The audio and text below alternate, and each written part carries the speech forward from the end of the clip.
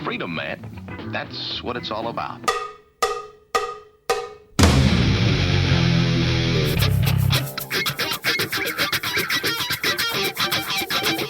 You've got to groove on freedom, like the good book says.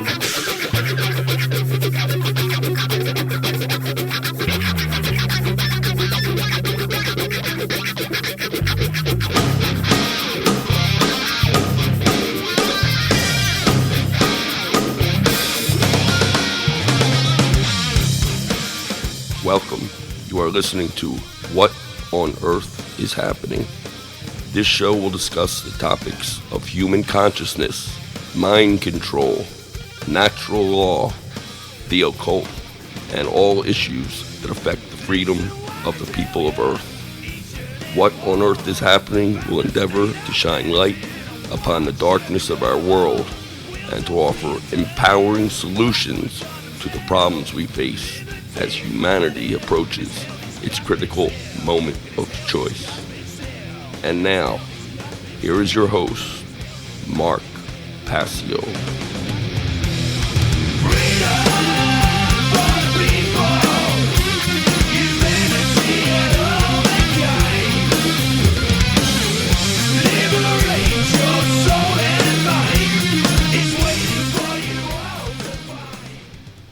Welcome one and all, you're listening to What on Earth is Happening. I'm your host, Mark Passio. My website, whatonearthishappening.com. Today is Tuesday, June 4th, 2013.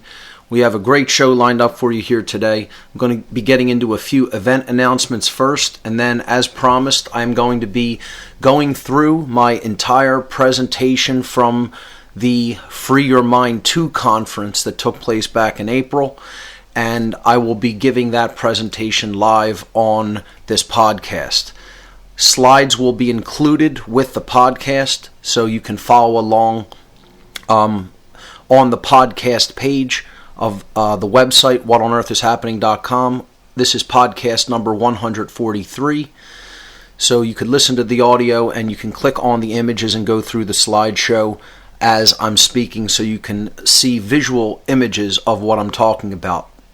That presentation is going to be coming up later in this podcast. I'm going to start with a few event announcements.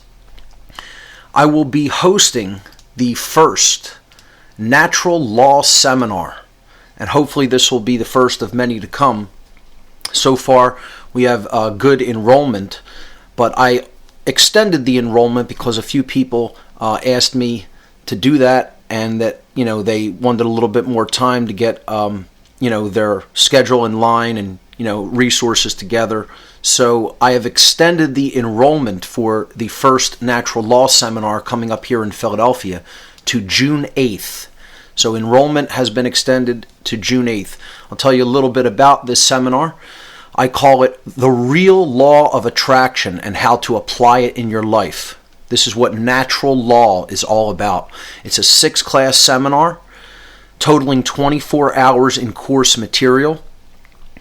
Included with that will be a thumb drive, a flash drive, 32 gigabyte flash drive with tons of information on natural law, books, audio, videos. That actually comes with it. It's going to be over 6 Saturdays this summer, starting June 22nd, the day after the summer solstice. Saturday, June 22nd, Saturday, June 29th, Saturday, July 6th, Saturday, July 13th, Saturday, July 20th, and Saturday, July 27th, from 12 to 4 p.m. I've also just been informed that the last session for July 27th, and I will have to send out an email to the people who have already subscribed for the seminar, actually has to be pushed back by a couple of hours because the room is not going to be available at noon on that day. So the last session will take place starting at 2 p.m. and it will go from 2 to 6 on July 27th only. Only July 27th, 2 to 6 p.m. That's a change in the schedule for the Natural Law Seminar. This seminar will be hosted at Liberty's Pub on the second floor of the pub. We have the whole second floor reserved. Liberty's is at 705 North 2nd Street in Philadelphia. That's the corner of 2nd and Fairmount Streets. Enrollment donation is $177.60. The donation method is a check or money order made payable to cash, and you can get more information on the flyer on my website in the news section about the natural law seminar, or you can actually get it right with this podcast. It'll be included in the images section. So that's the natural law seminar, and we have a great class shaping up for the very first one. Enrollment is still open for the next few days until June 8th. The next announcement is that I will be taking part in a panel discussion on the occult coming up in New York City this month on June 27th. So this is going to be taking place at the Meta Center in New York City in Manhattan. It's called The Keys to the Occult and the Evolution of Consciousness. Also taking part in this great discussion panel will be Pam Grossman, Curtis Davis, and Gary Jansen. And the panel will be hosted by Alan Steinfeld.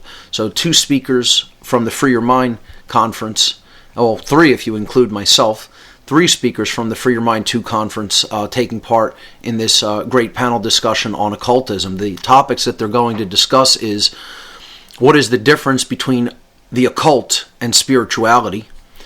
Do the occult sciences still have value today? Is there a reason for their secrecy? Why is this knowledge now emerging, and how can we use it? And is occult knowledge there to activate a higher potential in ourselves? These are the general topics of discussion that are going to be taking place at this panel. So this will be happening at the Meta Center in New York City on Thursday, June 27th from 7 p.m. to 9:45 p.m. For more information or to get tickets, you can go to Metacenter NY, METACENTERNY.com, MetaCenterNY.com. So really looking forward to that event, and I want to thank both Curtis Davis and Alan Steinfeld for their work in setting that up and inviting me to be a part of that.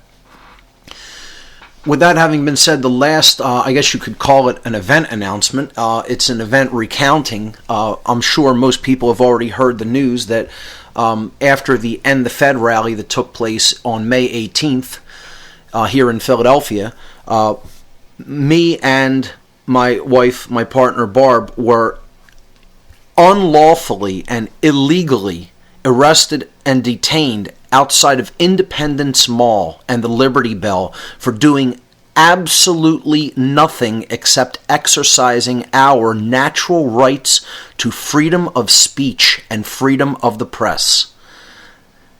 This is what America has turned into, ladies and gentlemen.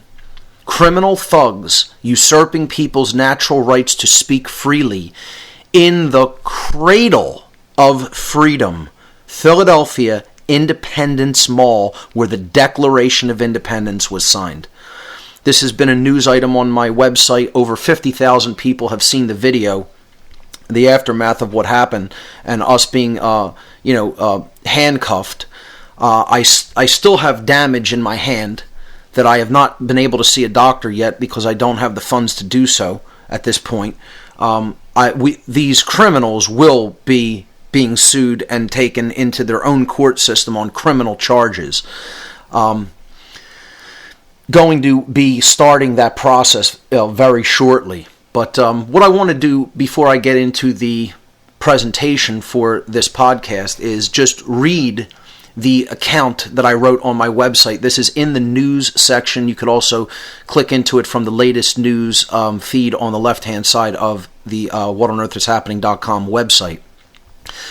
I called this article that I wrote a little summary about the event, "Free Speech Rights Are Being Shut Down in Philadelphia and Throughout All of America." So here is this recounting. I'm simply going to read this because, quite frankly, I'm almost tired of telling this story because I've been on many different radio shows talking about it. I'm sure other people who interview me are going to want to have a recounting on their show so they can get the word out to concerned Americans that this country is already a police state. Forget being turned into one. It is a police state now as we speak. And measures need to be taken to undo that by the citizens of this country. They need to grow the courage and the will to actually stop this police state. So I'll just read the account, and I'm also going to post this in PDF form on with the podcast as well. You can download that and distribute it if you see fit to do so. So here we go. On Saturday, May 18th at 3 o'clock p.m., I was walking with my wife Barb in Philadelphia from Market Street to Chestnut Street between 5th and 6th Streets, and handed out a few flyers about how the Federal Reserve Bank is devaluing our nation's currency to people standing in line at the Liberty Bell location, something that I have done almost 20 times in the past. I briefly spoke to a couple of them who asked me for more information. We then proceeded to continue to walk to Chestnut Street, where we were stopped by two parked police officers who said that I could not hand out flyers without a permit. I had already finished handing them out, actually. I had a few left in my hand and was in the process of leaving the area.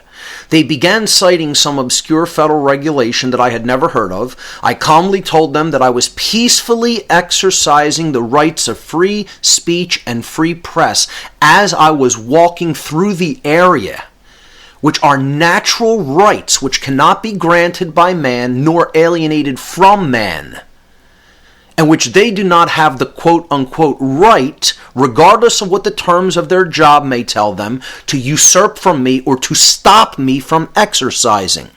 That is not one of their rights, regardless of what they think. And I'm adding on to this here. I'm stopping the recounting because they kept telling us, we're just doing our job. And I kept saying, no, you're not just doing your job. You are taking away free people's rights. You are usurping natural rights is what you're doing. You are taking other people's rights, which you don't have the right to do. And I was asserting that very clearly, which is what should be done when somebody comes over to you and tells you that you can't exercise a natural right. If you're not harming anybody, if you're not defrauding anybody, if you're not stealing anybody's property, then no one has the right to accost you and tell you to stop what you're doing. I was exercising that which is a right, a moral, natural right, peacefully engaging people with speech and information, which is every human being on this planet's right, everyone. And no other human being has the right to tell any other human being that they may not exercise that right. I don't care what anybody thinks. I don't care what anybody tells you. That's true eternally. I don't care what quote-unquote regulation says otherwise. It's invalid because it's immoral. It's not in harmony with the laws of nature and common sense, which is what these people don't have. No conscience. No common sense. They're order followers who will do anything to follow an order as long as they receive a paycheck to do so and some petty sense of thug power. Because that's all these people are, thugs and criminals. Continuing with the recounting. I informed them that the unalienable rights to free speech and free press were also guaranteed and protected by the First Amendment of the Constitution of the United States of America, which, as supposedly anyway, the highest legal document of American law, certainly trumps and negates any unconstitutional federal regulation which they were quoting to me, even under their own legal system. And to stop again for another moment, this doesn't mean I'm a constitutionalist. I don't believe in the authority of man, period. As such, I'm an anarchist. And that's the word I'm going to start using for it. Instead of anarchist, I'm an anarchist. I don't believe in master-slave relationships. I'm not a slave. I'm not your subject. regardless of what you think. I stand against the idea of there being archons, people who tell other people what to do, even if they're not hurting anybody else. That's called telling somebody else you're their master, and they have to obey your commands. Well, you're not the archon of anything. And people need to understand we need to do away with people who think that they're archons. This needs to be gone from the earth. It needs to be gone. This whole idea that anybody is an authority needs to be gone from the earth. We need to expunge this idea from people's minds that still believe in this crap. It's unbelievable. The year is 2013 and people still believe that there's kings and subjects, that there's masters and slaves. And most people support this crap because they're house slaves.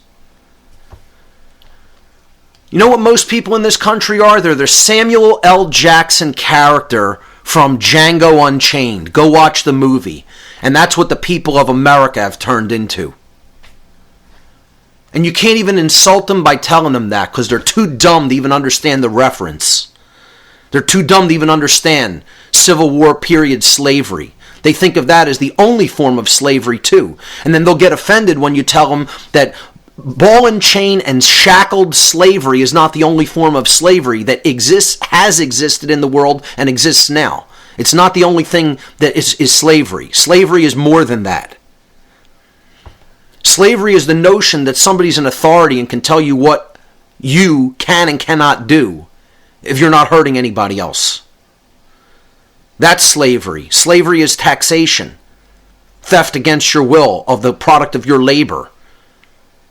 In ball and chain slavery, it just happens to be 100% and at the point of a gun. And it's still at the point of a gun if you don't do it today.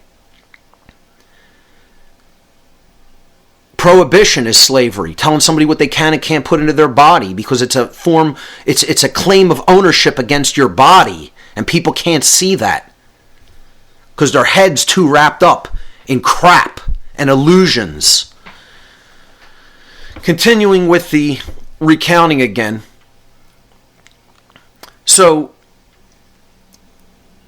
I informed them that they were violating natural human rights by even attempting to stop people from exercising these rights and claiming that our free speech rights can be invalidated by an obscure federal regulation, and by making the claim that I now needed to pay the federal government for permission. They were telling me I need to pay the federal government permission to exercise a natural human right of speech.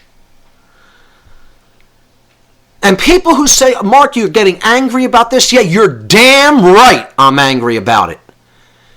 And something is broken inside of you if you're not angry about this happening. Something's been robbed from you. A natural human instinct for self-preservation has been robbed from you. And the preservation of your natural rights that are a birthright from the creator of the universe. If you're not angry when those things are attempted to be taken from you, your rights and your freedom, and you're not angry, you are broken. That means something's irreparably wrong with you, perhaps irreparably. And broken means you've been turned into a slave. That's what broken means. You're no longer even offering any resistance to your own slavery. Like when you break a horse, you break a wild horse to allow you to ride on it without any resistance, and the horse will go wherever you want to go if you steer him in that direction. That's called breaking. And when the mind is broken to a certain point, people become just like that horse. A willing beast of burden. Continuing. After informing them that they were violating these rights, I simply attempted to walk away toward 5th Street on Chestnut Street. when these park police told me that I was not free to walk away from them. And I asked them at that point, what have I done? Have I violated anyone else's rights? Have I done any harm to another person?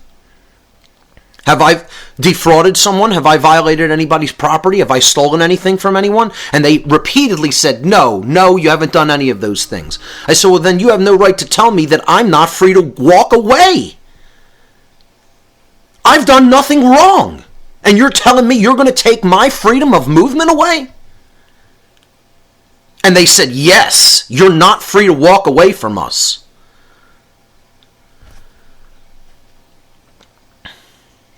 So they told me I was not free to walk away from them, even though I had long since finished handing anyone any flyers and had done absolutely nothing to harm or violate anyone else's rights.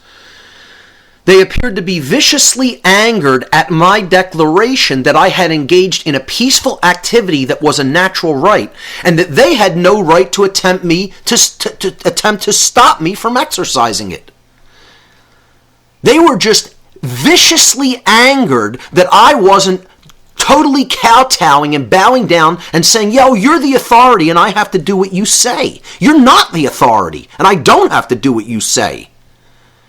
If I'm not hurting anybody else, you have no right to stop me from doing what I'm doing or especially to continue on my way in my freedom of movement. And this is America, ladies and gentlemen. This is America now, in front of Independence Hall.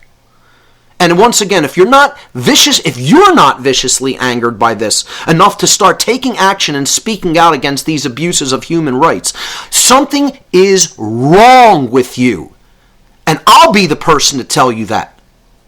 You are broken. There is something broken inside of your soul if you're not angry at this. And you need to get your head right if that's where you're at. Anybody that thinks that anybody can pass a law, this is a crime of every person at the federal level who voted for this. The nerve of somebody saying, we're going to vote in a law that says you have to pay permission to speak and hand out literature to someone else. And I'll tell you what the flyer said in a moment after I'm finished this account. So I'll continue. They appeared to be viciously angered at my declaration that I had engaged in a peaceful activity that was a natural right and that they had no right to attempt to stop me from exercising it. Along with many other park police who had gathered while I was speaking to the original two officers, they followed me and Barb onto Chestnut Street and violently stopped us from proceeding on our way. Put handcuffs on both of us and deliberately put mine on so tight, mine were applied so tightly that I have now lost feeling in a large portion of the top of my left hand and knuckles on my left hand. It feels like I've been given Novocaine and the part of my left hand has been numbed and the feeling has still not returned. This is a subtle form of torture that they do to people who don't obey them, like little broken animals, which I am not.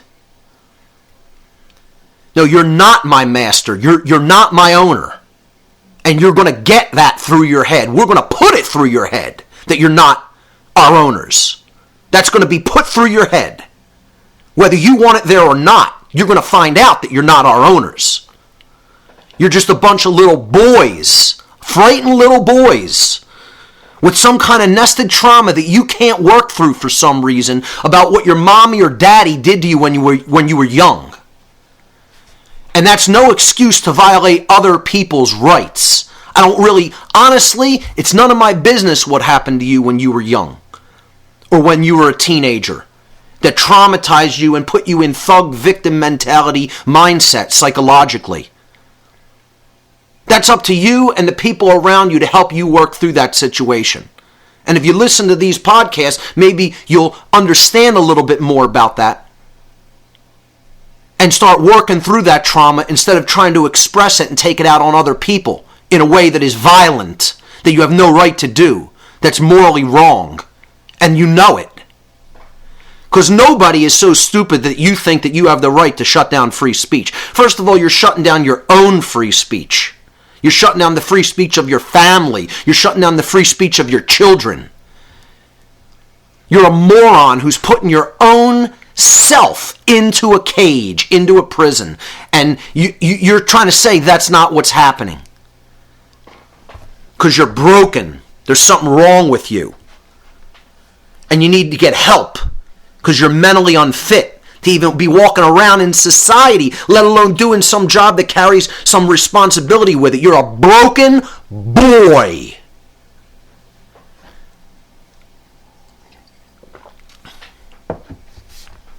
And for people who think I'm venting, I'll tell this to their face. I'm not just venting because I'm on the air. Bring some of these people in front of me.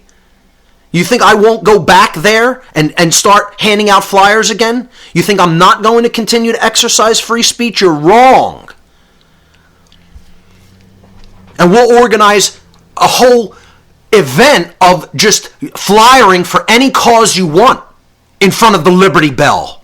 Because that's our right to do so. And you're not going to stop us from exercising it. We're going to stop you.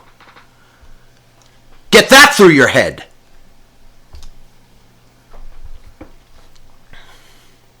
Continuing with the account.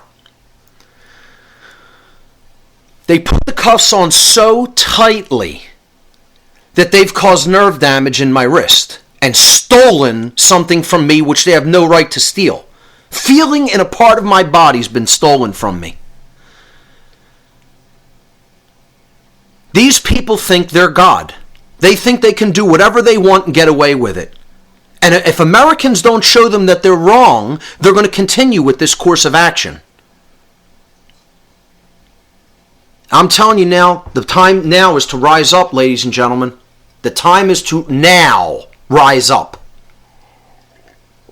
Because when they're putting down free speech, gulags are right around the corner.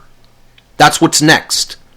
If you study any historical accounts of how an open society gets turned into a closed society, that's what's on the way next.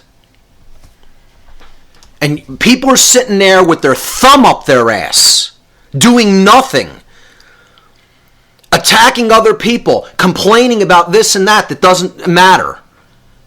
When your rights are being shut down before your eyes and you're still not speaking to other people.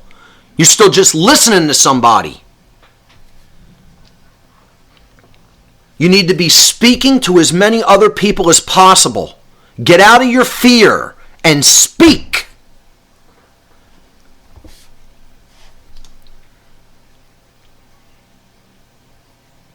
So mine were applied so tight that I've lost feeling in a large portion of the top of my left hand and will need eventually to see a doctor about possible permanent nerve damage. They unlawfully arrested our freedom of movement for over 20 minutes, keeping us there detained, in which I launched into a tirade about what was going on in America. And you can watch that in the video that is on the news section of the site. I'll post the video with this. They unlawfully searched my person when I told them I didn't consent to any searches, violating my natural rights, my constitutionally protected under the Fourth Amendment, rights that are constitutionally protected under the Fourth Amendment against illegal searches and seizures, because that was an unlawful illegal search and seizure. They stole my property in the form of the remaining flyers which I had paid to print, took them, claiming that they were evidence. Evidence of what? No crime had been committed. There's no evidence there to collect. And then adding insult to injury, they also stole a $20 bill from my wallet, which I discovered was missing when they returned it to me after releasing us. I mean, this is what we're dealing with.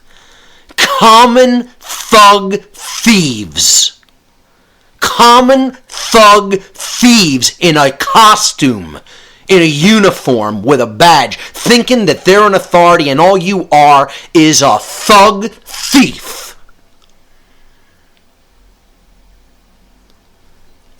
And people have any respect left for people in a uniform with a badge. And they think this is just a few. No, this is, you know what it is? It's total bullshit. That people think this is just a few bad apples who give the other people bad names. Bullshit. This is the common, everyday thing that takes place in America. This is the rule, not the exception. It's the rule. And the people who think this is an exception need to get their heads screwed on straight and understand this is the rule. This is a systemic infection that needs to be routed out and weeded out. It's a systemic infection. This is standard operating procedure and standard policy. Because these people think they're God who can get away with any crime. Because people think they're the authorities. That's where we're at in America. You got a criminal thug class that is there to protect the ruling class, thinking that they're gods and that they have authority over other people and can do any crimes that they want, including up to killing people, and get away with it. And the American citizenry is going to sit there on their ass and not show them that they're wrong. Well, I got news for them. They think that's what's going to happen, but trust me, you little boys, you little traumatized boys are in for a rude awakening in this country because you are totally out of touch with the sentiment that exists in this nation right now. You are out of touch because you're not paying attention. Your brain's scattered. You're totally scatterbrained, you're not paying attention, and you don't understand where the sentiment is at. Because I'm telling you, where the sentiment is at is very dangerous for you.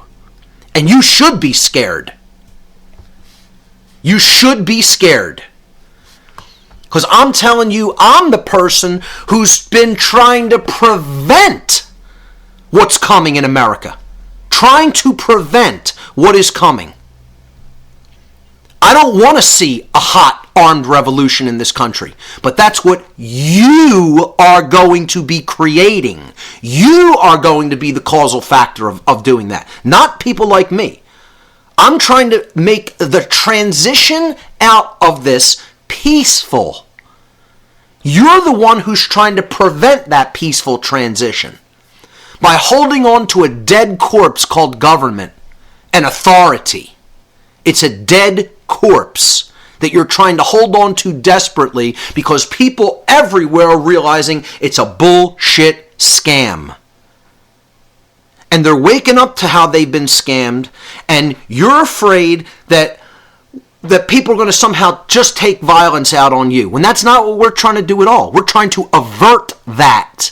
All the work I've been trying to do is trying to avert the violence. You're the one who's carrying out violence and then ensuring that a hot revolution is going to be coming. You're ensuring that by your very actions. Because I'm telling you, go out to, things like gun shows and talk to people, and the sentiment is very, very bad in America. People think I'm angry. You haven't seen angry. You don't know what is out there that people are ready to throw down at the drop of a hat, let alone something as extraordinarily important as the violation of speech rights. And I'm telling you, this is what the police are bringing on. They're the ones that are going to be bringing that on, not me. I'm trying to avert that with everything that is inside of me. To explain to people the difference between right and wrong. To help them to understand morality. Which is what the key to this whole thing is. Hence the natural law seminar that I'm conducting. About morality. The laws of morality. And these people are continuously breaking and violating those laws flagrantly, thinking that they're going to get away with it forever. And let me tell you something. America may have a very, very long fuse, but at some point, it's going to go. And look out when it does, because this country isn't some punk country out in Asia or Europe someplace that's allowed themselves to be declawed and defanged and devenomized. We're not those people. We're not those people. And you're going to find out how much America's not those people if you keep pushing and pushing and pushing and pushing. And it's not going to be pretty. It's going to be horrific. And I'm trying to avert that. I'm trying to give you very simple, common sense advice that you are absolutely setting off a bomb in your own living room. That's what you're doing. You are setting off a bomb in your own presence. Right in front of you, you're putting a bomb down and you're lighting it off. That's metaphorically what you're doing to yourself. Because you don't understand the powder keg that is this country right now, especially after all the crap with the proposed gun legislation. That woke up so many millions of Americans. I'm telling people, you better start talking more to people who are in the police and break through them somehow. Talk to family members who you know that they're family members of police. Because this is what the occultists want. The occultists want big bloodshed. They want human sacrifice. And they're going to get it because they're going to push people into a corner. They're going to back them up against the wall. And then they're going to come forward and the bloodshed is going to begin. And I'm trying to avert that. Once again, I can't say that enough. My goal is to not have to be a hot second American Revolution. Because I don't want to see all the deaths that are going to result in something like that. I want people to understand the difference between right and wrong. And when you say this to people, they get offended. People think that they understand it now. And you don't. Most people do not understand it now. I want to get into that in a minute, but let me continue finishing this account.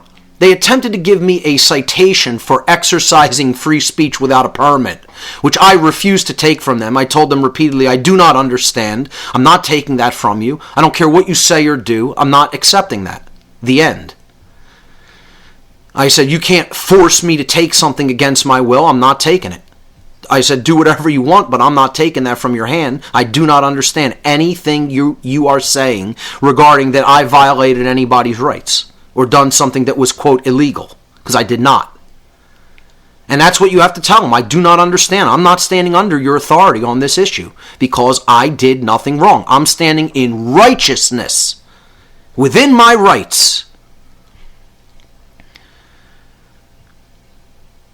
I said, I refuse to take it from them because I will not admit that I did anything morally wrong or I will not have my time wasted to, quote unquote, defend myself as my actions harm no other being. And I was doing my duty beyond a right. A duty goes beyond a right, ladies and gentlemen.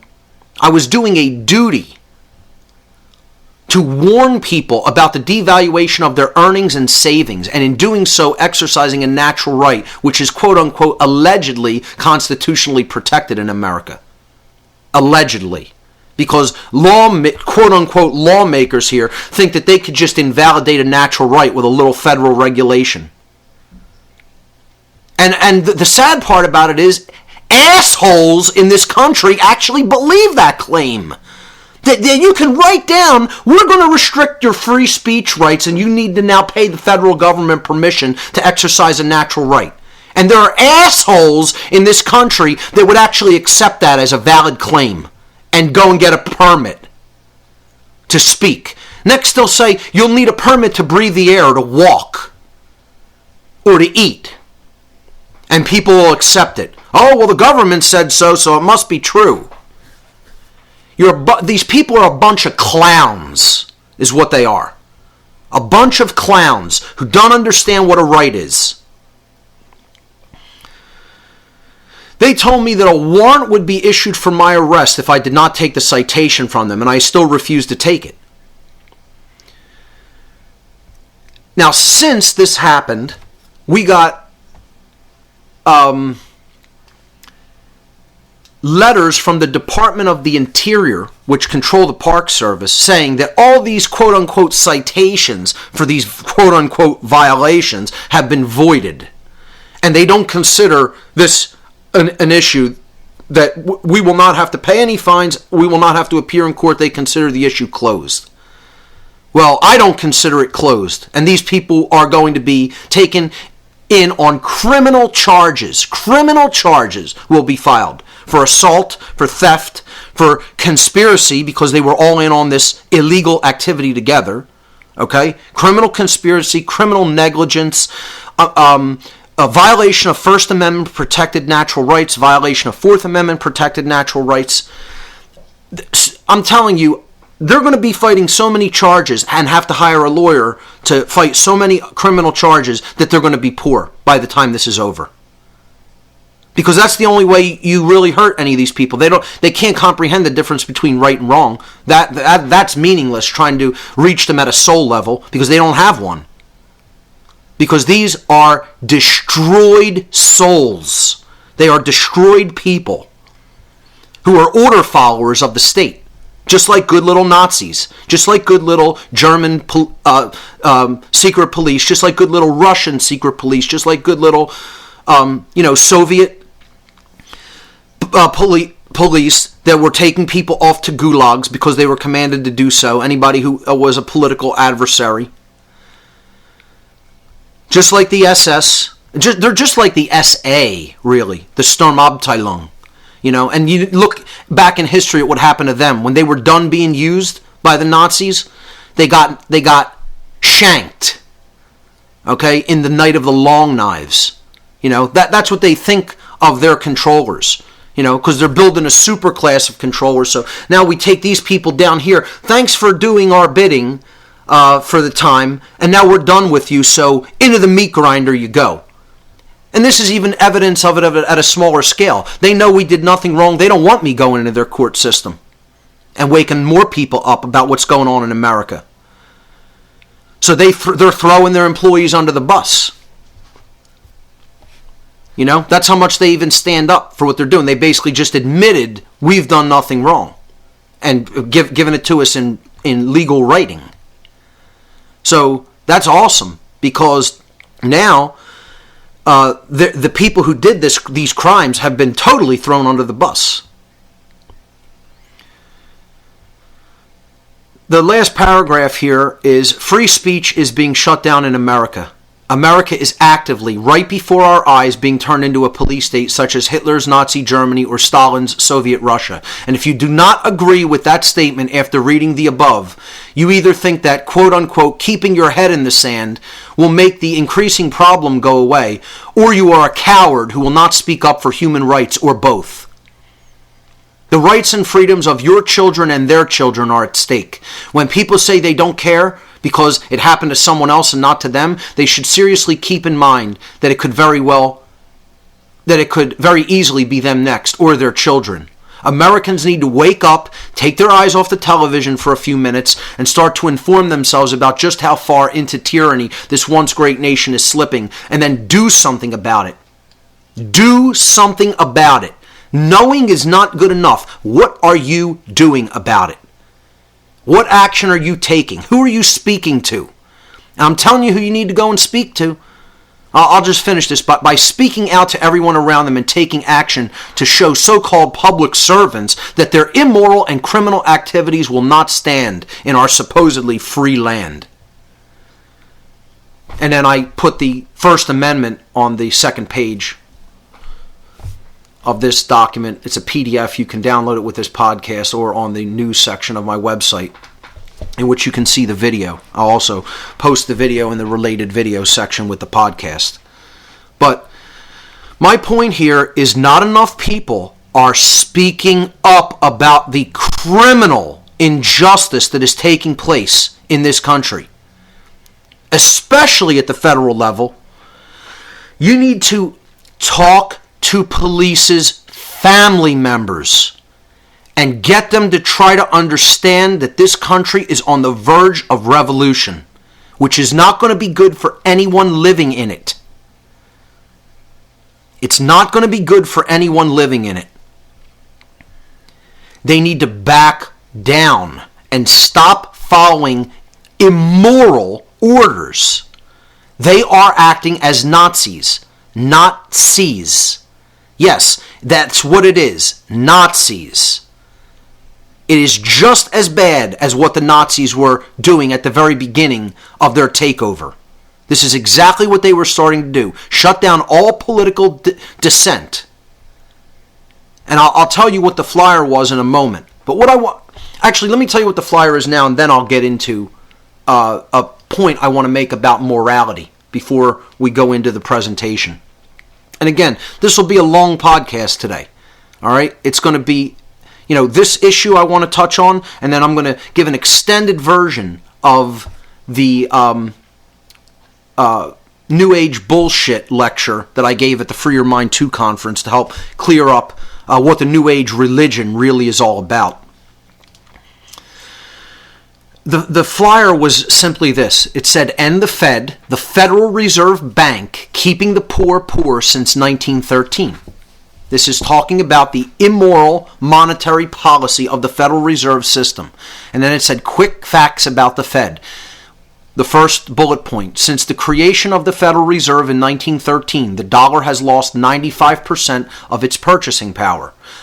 Second bullet point, money creation robs people of their savings by causing the hidden tax of inflation. Third bullet point, most of the personal income tax pays interest on the national debt directly to the Federal Reserve. Fourth bullet point, the Federal Reserve enables Congress to pay for unlimited warfare by giving them the power to borrow money without the people's consent. Fifth bullet point, the Federal Reserve concentrates power into the hands of special interests and removes it from the people where it belongs. And then underneath that, it says, get involved, truthfreedomprosperity.org and cfliberty.org, citizensforliberty.org, cfliberty.org. So those two websites, and that's it. That's all the flyer had on it. Now, this is what they're saying, and I've received emails from other people saying that they're trying to shut down their speech, like Christian preachers and things like that, who want to hand prayer tracts to people, which is their right to do so. I may not totally agree with modern forms of Christianity. I consider myself someone who follows the esoteric principles of Christianity, of original, early Christianity, or what I would call simply esoteric Christianity, the heart of the Christian tradition. But I don't believe in modern religion, which is a control system just like every other form of religion. Christianity, Islam, Judaism, Hinduism, Buddhism, it's all a control system. There's good core principles in every one of those things if you ignore all of the astrotheological trappings that they're wrapped up in and ignore all the dogma that they're wrapped up in that's all about controlling people and controlling their minds and what they're willing to look into and helping them making them not understand natural law is what religion's all about, because it's not really thinking for yourself, coming to your own conclusions, and deeply and definitively recognizing the objective difference between right and wrong, morality, which is the core of every one of those traditions, but that's been lost, that's been ignored, because you're getting all lost in all the trappings that are all nonsense and all the dogmatic crap that the religion is wrapped up in, and you can't see the forest for the trees, You can't understand the simple core principles, like the golden rule. Don't do unto others that which you would not want done unto yourself. Don't abuse other people's rights. Don't treat other people in a way that you wouldn't want to be treated yourself. Now, we lose sight of that because it's all about, hey, don't eat this on Friday of Lent, or, make sure you sing this hymn in church. See a priest to act as an intermediary between you and the Creator to go confess your sins to. Or somehow you're unclean, you're dirty. Yeah, all of those things are about what real Christianity is about. Forget the objective difference between right and wrong. Forget knowing that. Forget really understanding the golden rule and its application in your daily life. No. Go follow all the dogmatic crap. It's all about belief, not about right action. I love that.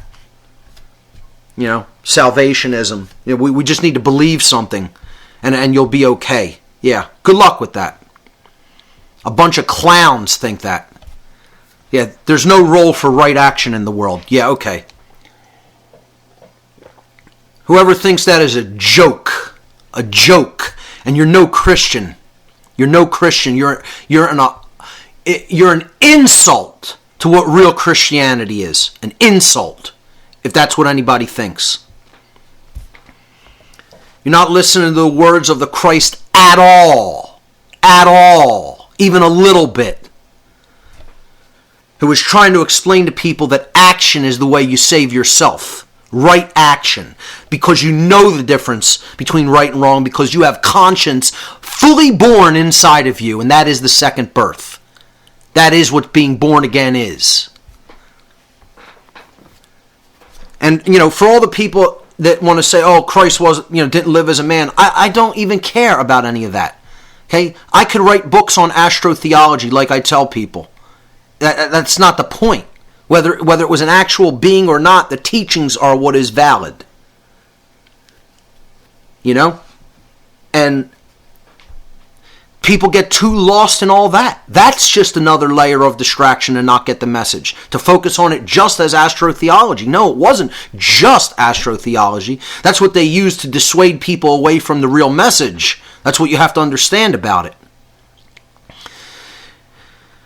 There's a core truth that lies at the heart of it that's all wrapped up in astrotheology. That's there deliberately to try to get people not to look at the core principles. And it's the same in every other religion.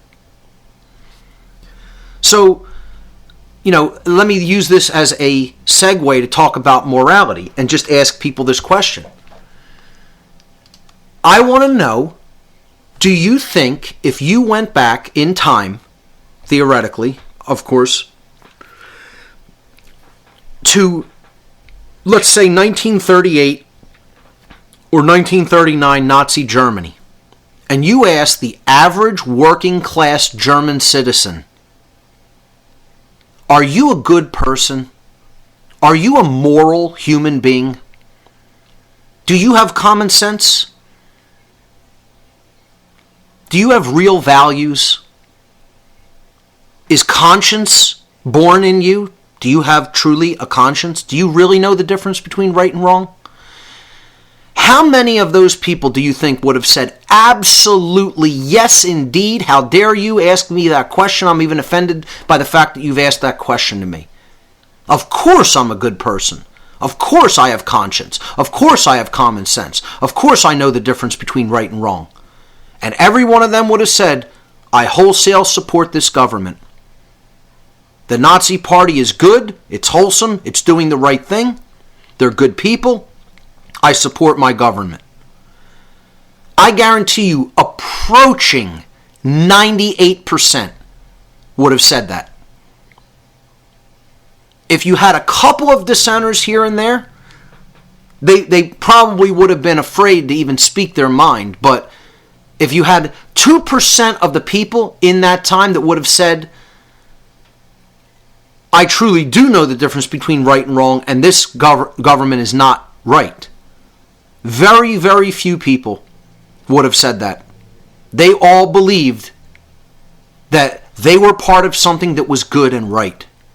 This is how brainwashed they were. And Americans are no different. They're no different. No different whatsoever.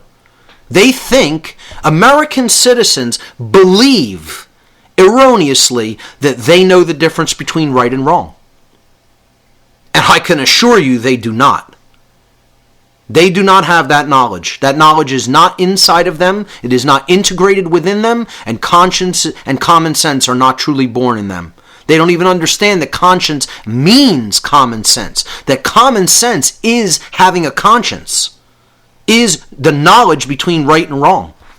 And you know what? It's beyond that. We're beyond Nazi Germany, ladies and gentlemen. We are in a worse position than Nazi Germany.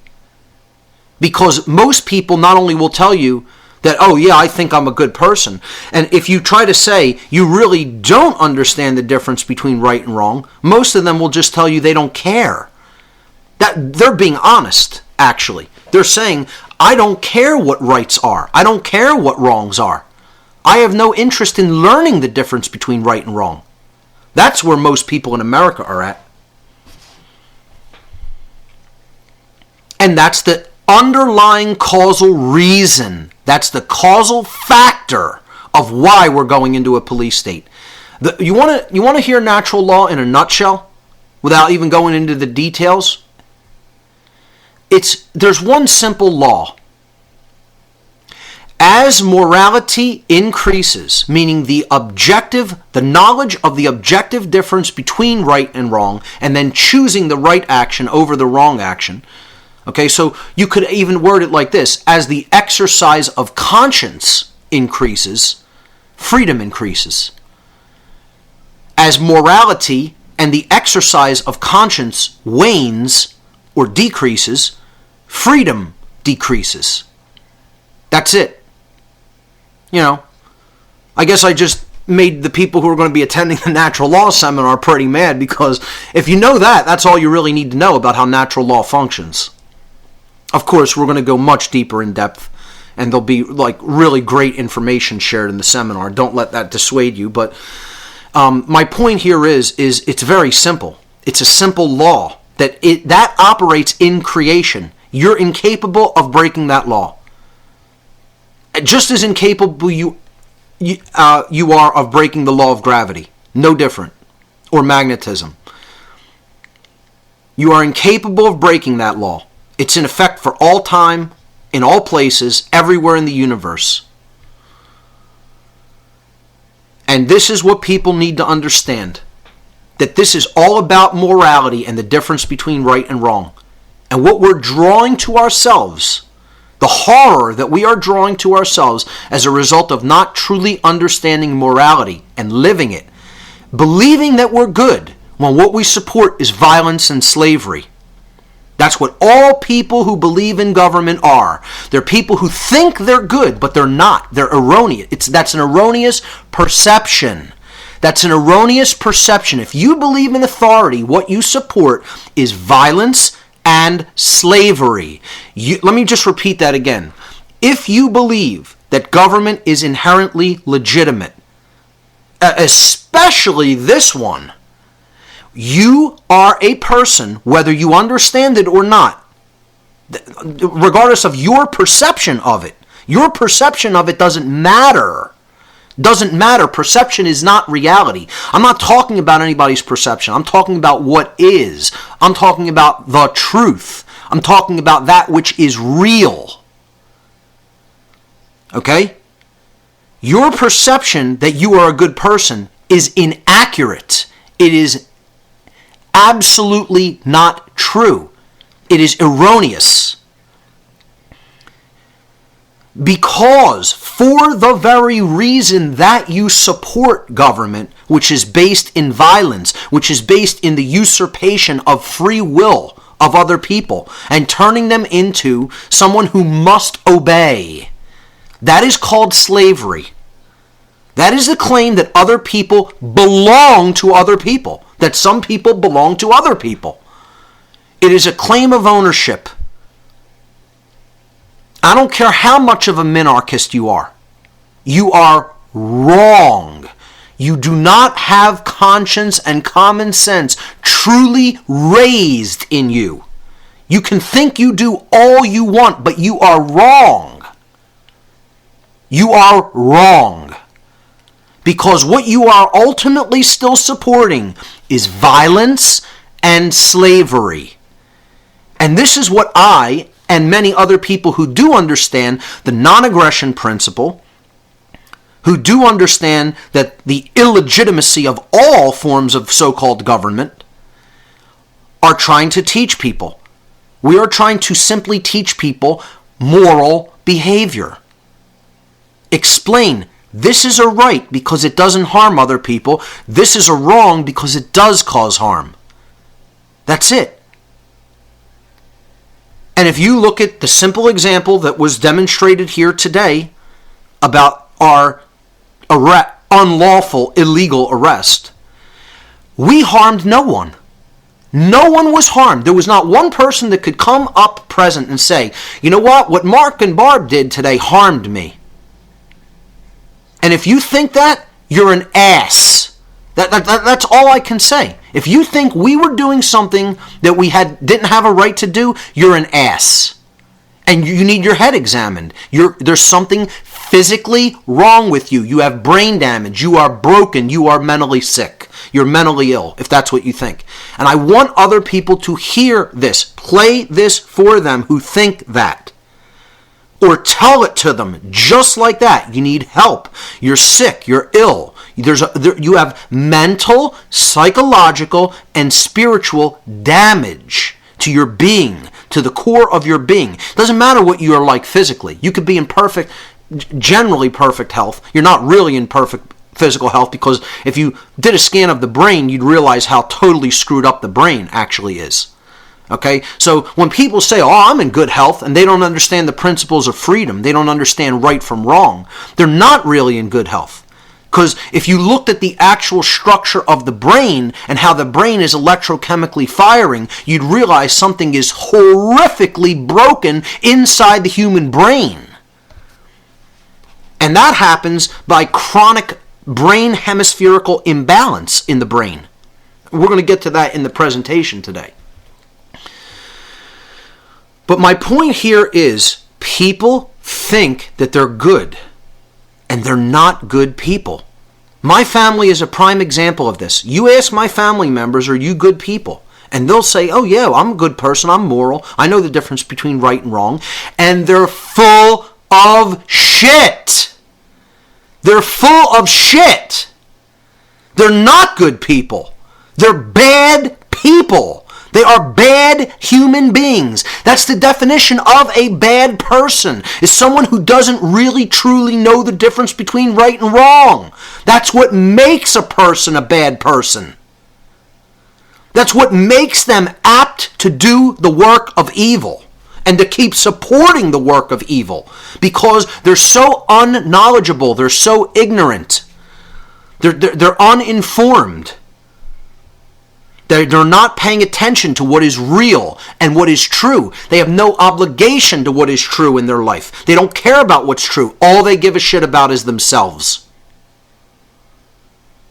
Thinking that somehow that's going to lead to prosperity. When in fact that's the path directly into the cage that you're going to live in forever. Until people get their head out from up their ass and realize, I can't continue to only care about me. I have to care about what's true. I have to care about what's right. I have to care about what's really taking place in the world that is going against truth and goodness and morality and rights. And then get involved and share that and speak it to people. The reason this police state keeps coming on is because, again, there's not enough people speaking. The chorus of voices needs to be so loud and so omnipresent that it is completely unavoidable everywhere you walk. That's what the great work is, ladies and gentlemen. And people are loath to do it because they're worried about what my family member is going to say about me. What's this guy going to say at me? What's this guy at the bar going to say? What's the people I hang out and go to the ball game with going to say? What is any of that going to matter when you are going to be living in a prison? And in fact, you already are. Get out of that fear. By whatever means you have to do to take yourself up out of that level of fear, do it. Just start speaking. The fear will leave automatically, organically, once you start actually speaking. And I'm telling you who you have to reach. You have to reach the police. You have to reach them so that they begin to understand that they're not the good guys. You think you're the good guys. You've been led to believe you're the good guys, and you're not the good guys. Look through all human history. Why do you think they even call it a police state? It is called a police state because the police are the people who implement the totalitarianism. It isn't called a politician state. It isn't called a judge state. It isn't called a lawyer state. It isn't called a banker state. It's called a police state for a reason. They're the people who actually do it, who actually implement it. And to all the military who's listening, who may happen to be listening, or if you have people who are in the military, they need to understand they're going to need to step up and come and join the side of right instead of thinking that you're all about following orders. Well, all the people you say you have an allegiance to that are your brothers in the military, their rights are getting usurped. They're people that are having their rights put down just like you and your family. And you think you're doing something good by going and fighting a war 10,000 miles away? The war is here. It's right here in America. Because this country has been taken from the inside. It's been taken from the inside. And people who are order followers, and that's all they care about, I'll follow this order for a paycheck, you don't even understand that this country's been taken from the inside. You're not seeing the picture. And some people in the military are waking up and realize that they've been used and abused like the dogs that their owners call them and thrown away. Here, we gave you a set of dog tags because we consider you a dog. And you don't even understand the symbolism. People are wearing that as a badge of honor, thinking that it's a good thing. They have shirts. Maybe I'll post the shirts that are coming out with military people depicted as dogs on them. And they buy them like it's something to be proud of. You are being directly insulted to your face. Directly insulted to your face. And you say you fought for the freedom of this country? Bullshit.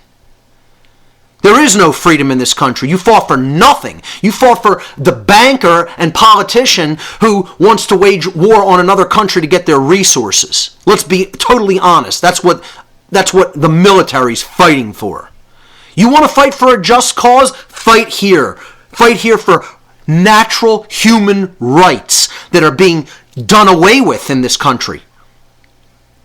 Open up a book for once in your life and start reading about police states through history and understand that's exactly what is already taking place here. People got to wake up fast. We're out of time. Forget time left. There's no time left. We're out of time.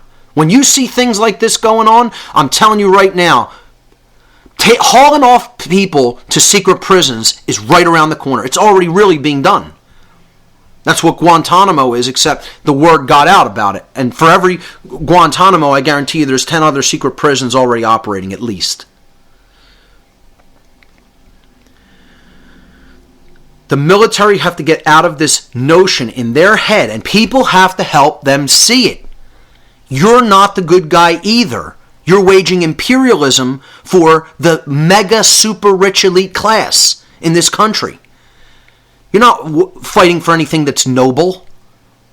If you were fighting for something that's noble, you wouldn't even be going into the military. You'd be getting involved in the fight for freedom, justice, and human rights right here in America so we can make this country a beacon of freedom for the rest of the world and set a shining example of what their people should do.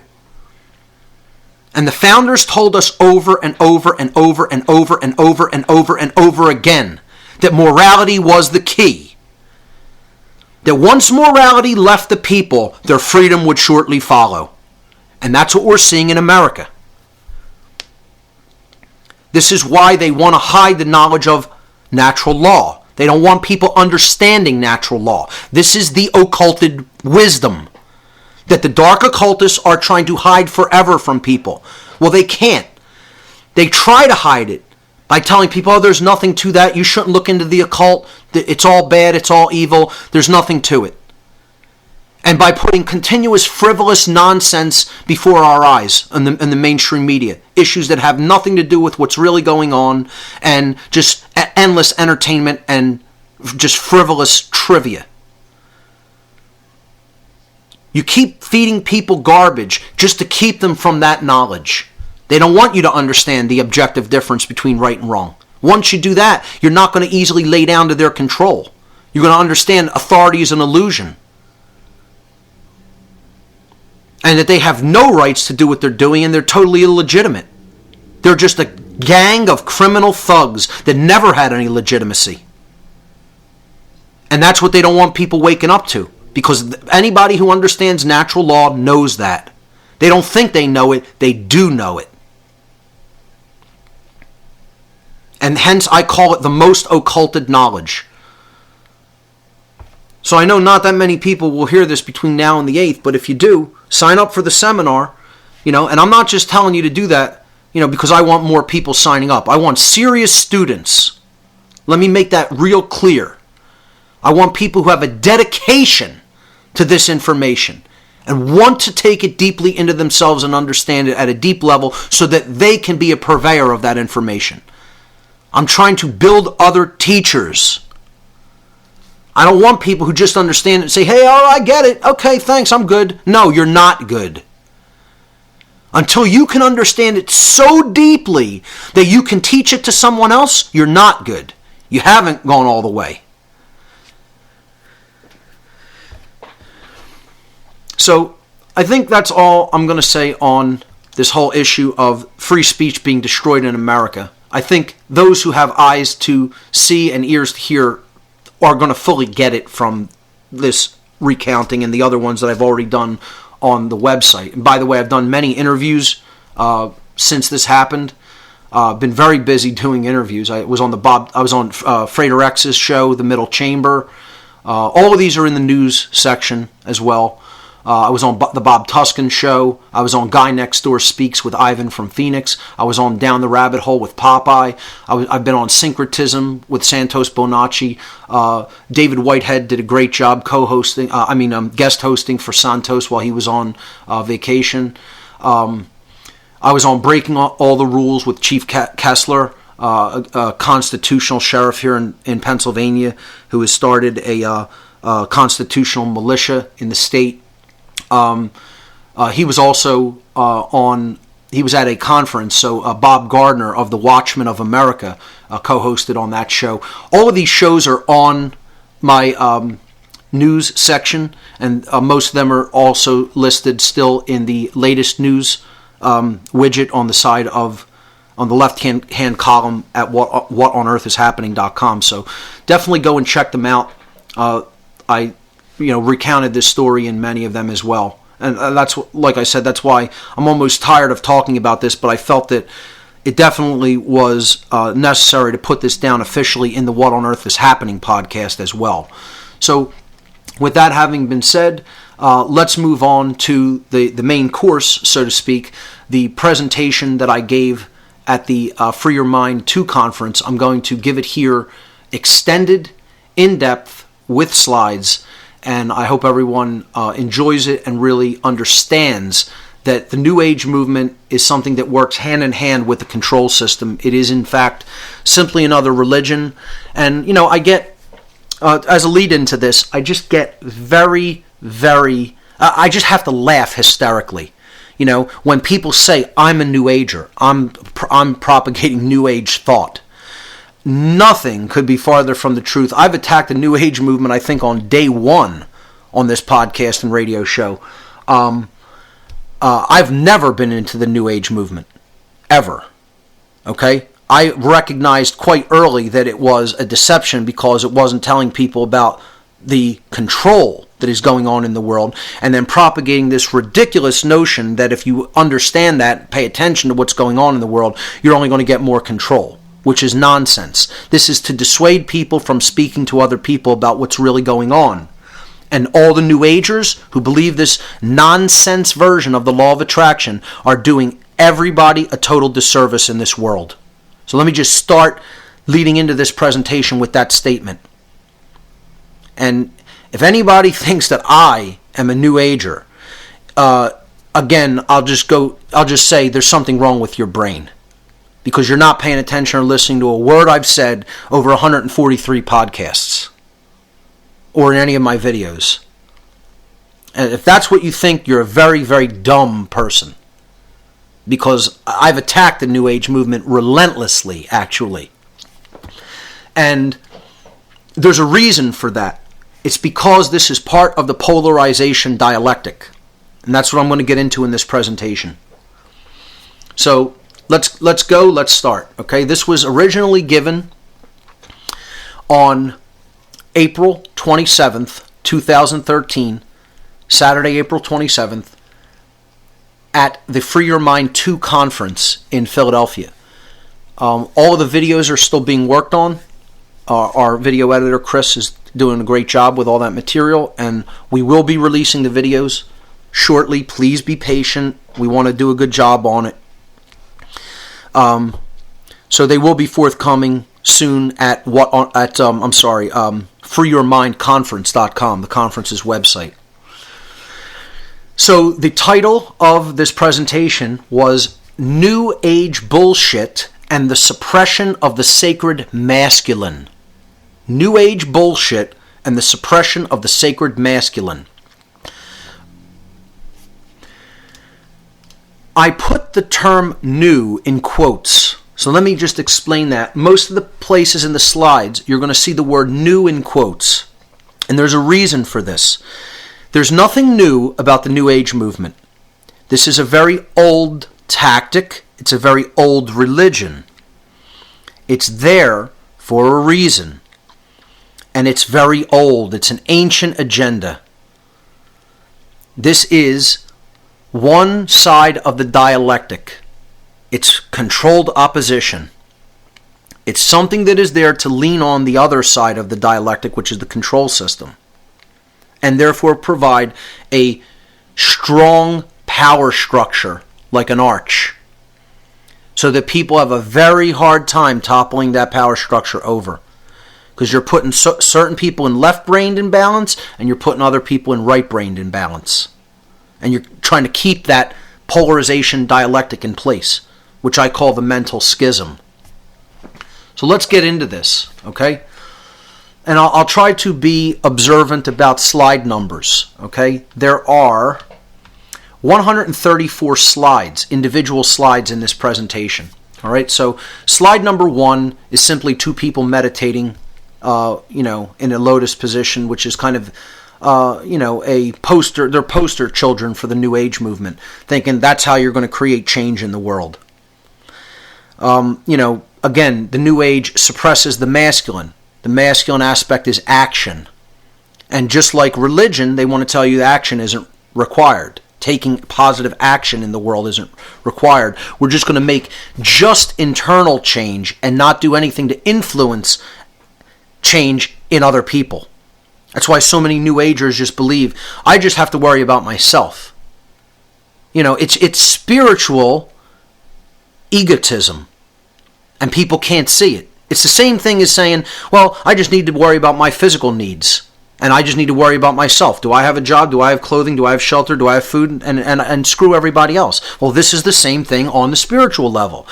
I just got to know that I understand spirituality, and then screw anybody else that doesn't get it. It's the exact same thing. It's spiritual selfishness and spiritual egotism. And, not saying these actual people in this image, but it's possible. I'm saying this is a general archetypal image that I feel represents the New Age movement and the New Age community. That they're sitting there meditating, and don't get me wrong, I'm going to talk about meditation as something that is vital and important and can help balance the brain. So I'm not attacking meditation. Okay, I'm attacking people who think that's all that's required. I'm saying you're wrong. That's not all that's required. A lot more is required if we're going to heal the problems that are taking place in our world, in our society, than simply meditating in a corner of your house. So slide number 2 was the title slide with the words, with the actual presentation title and the information about where this was originally given. Let's move to slide number 3. Slide number 3 shows the neocortex, or the human brain, the highest part of the brain. the newest part of the brain. And we need to understand how the brain plays a vital role in consciousness. It's not where consciousness comes from. Consciousness exists regardless of whether the body exists or not. The brain is sort of the antenna for consciousness. It's sort of the receiver-transmitter for consciousness. Through the brain, we express consciousness. And as we'll see, through the brain and the heart, we express consciousness. So it's a vehicle for the expression of consciousness. It is not consciousness itself. So people shouldn't get that confused in this slide, because I'm talking about consciousness as being aware of patterns, the ability to recognize patterns, both within the self and in the realm in which the self operates. That's how I've always used the definition of consciousness. That's been the working definition for consciousness since day one on this podcast. So the brain is bilaterally symmetrical, the neocortex or higher brain, the human brain. It's bilaterally symmetrical. The left brain hemisphere is the intellectual part of the brain, or what we would call the masculine hemisphere. And I put the symbol of the upright pointing triangle, which in the ancient world was known as the blade. Okay? It represents a blade or a phallic symbol representing the masculine in the upright pointed direction. Very simple archetypal symbol. The left hemisphere of the brain largely, and again, the neuroscience is a lot more complicated than this very oversimplified model that I'm presenting. This is called a model that is true enough. Neuroscience is a little bit more complicated than what I'm talking about here. But in general terms, the left side of the brain makes possible logical thought, analytical thought, scientific thought, and mathematical thought. Okay? Linear thought, linear progression, physical tasks and activities, logic. We're not talking about super big picture theory, big picture thinking and uniting patterns. We're talking about laser-like focus, concentration, logical thought, language, math, science. That's what the left side of the brain generally governs and makes possible in a human being. And that is what we would call the intellect. That is the intellect. Now notice that I didn't say that that's intelligence, because I'm going to make the distinction between intellect and intelligence in a moment. Let's look at the right side of the brain, the neocortex. And again, this is review for those who have listened to this show. But again, I want to put on record and go into depth and make an extended version of this podcast, because I have the forum to do this, this presentation, because I have the forum to do this in the form of this podcast. So again, I'm going to take my time and I'm going to go through this material, and it'll take as long as it takes. So the right side of the brain, the right brain hemisphere, is the intuitive or feminine part of the brain. And I have it depicted here in blue with a symbol known as, in the ancient world, the chalice. This is an ancient archetypal symbol of the feminine womb. It was called the chalice. All right?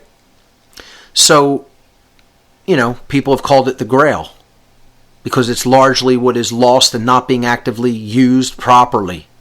It's been usurped, it's been taken over, it's been directed in wrong ways. We really get in touch with the true aspect of the sacred feminine, then we're going to understand what needs to be done.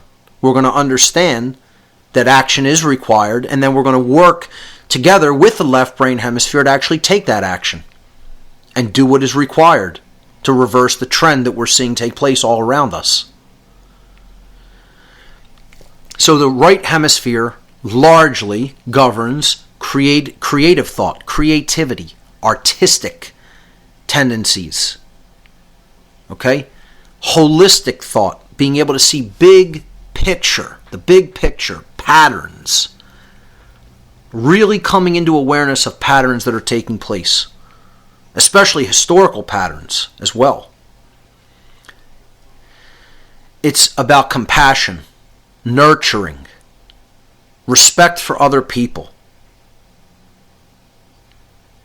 understanding what rights are, extending rights and freedom to other people, not intruding on them, because you have compassion and you want people's rights to be respected.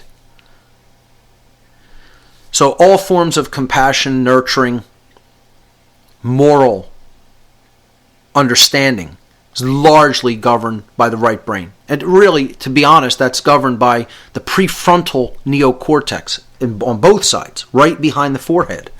It's often why people depicted the third eye being the spiritual center of the being right on the forehead.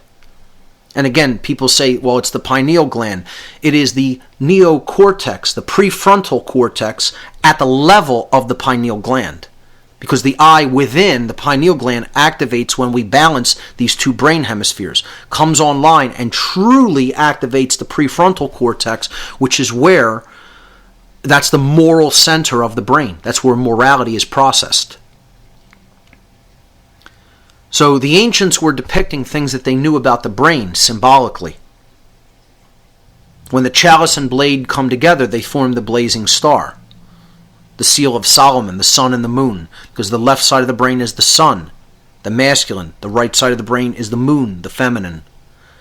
You put them together, it becomes the Temple of Solomon, sun and moon together, Sol, Mon, sun, moon. That's the awakening of the third eye, because now the brain is communicating across the corpus callosum, between the brain hemispheres, and then the prefrontal cortex is truly electrified and awoken. And that's where morality is born. That's where the true, objective knowledge of right and wrong is integrated and processed into the being. So let's move on to the next slide. What controllers want, any form of a controller that understand that this is how conscience is born through a balanced brain, what they want is to keep people in schism, in a mental schism. And this is also a spiritual schism. It's a schism with the heart. It's a mental, emotional, psychological, spiritual schism. And a physical one, because the two hemispheres of the brain aren't operating together as they should. So it's a schism on all levels. It's polarity on all levels. This is slide number 4. I simply referred to it here as the mental schism, but again, we need to understand it's mental, psychological, physical, emotional, and spiritual.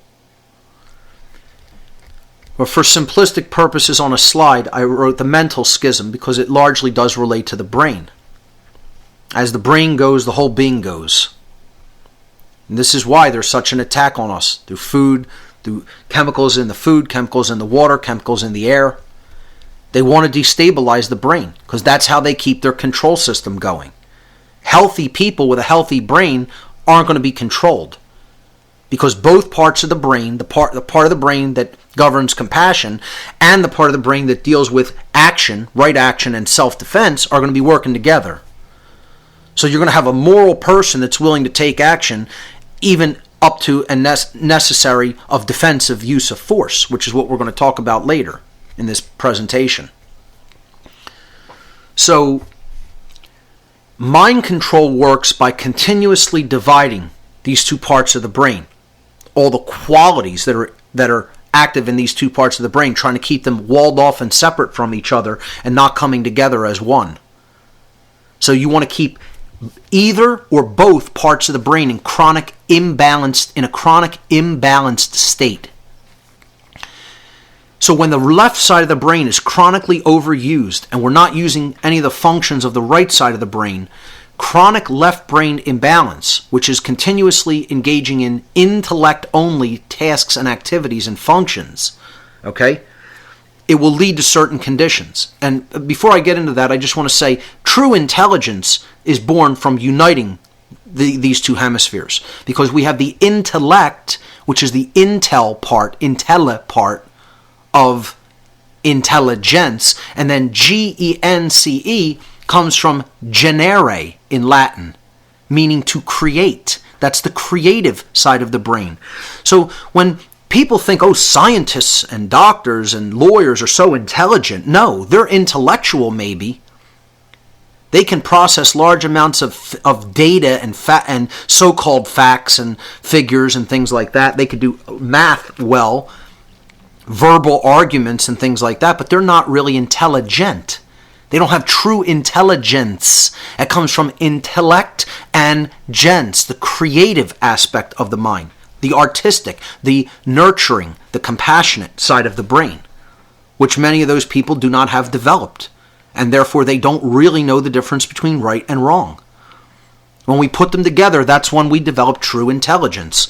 So a dominator, a controller, one who is at the helm of the control system, of course, wants a polarization effect. They want people imbalanced toward one brain hemisphere or another. I call this polarization dialectics. Okay? You're keeping things apart. You're creating that arch structure that is very hard to break down, because you have some people here who are on the left side dominant and they're becoming like controllers, and then you have the other side that is right side dominant and they're exercising slave think. They're going into slave think, thinking that this control system can never be brought down, or we deserve this, etc. And just thinking like a slave who believes that he's the rightful property of the master would think. So that's how the perpetuation of the control system works. You keep one aspect of the population in left brain imbalance, and they become control freaks and secondary psychopaths, and then you can keep the other side in right brain imbalance. So let's talk about what these states of imbalance look like. The intellect, the masculine side of the brain, the left brain hemisphere, if it's continuously engaged and the right side of the brain is not engaged, when you're in chronic left-brained imbalance, this will lead to things like rigid skepticism. Okay, not real science, but just out-of-control rigid skepticism that becomes like a religion. Okay, you're not willing to look at the evidence even. You actually have a belief system because this is the protocol. This fits in with what the scientific community is saying is possible, even if there's evidence to the contrary. So rigid skepticism. Scientism. Again, this is science as a religion.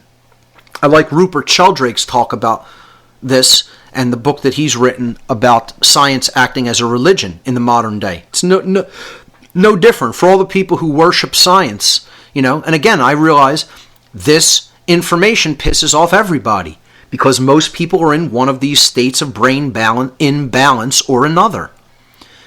The people who worship science and think it's the be-all, end-all, they're in a form of left-brain imbalance. The people who, are all super religious and think that their religion is the totality of the truth, they're in right-brain imbalance. This has nothing to do with science or religion. This has to do with truth about what is and what is going on within us and around us. And that can be known. And that's the knowledge that's worth pursuing. That's the knowledge that is most worth pursuing. Knowledge of self and knowledge of what is taking place in the realm in which the self operates. If we don't know that, we don't know anything. All other pursuits of knowledge are secondary to that. Not to say that they're not worth pursuing at all. I'm saying knowledge of self and the universe are worth pursuing first. And the knowledge of self has to come first. And understanding the brain and how it operates, the general ways that it operates, you can get lost in the details and the specifics, because there's so much about the brain we do know and don't know, more about it that we don't know.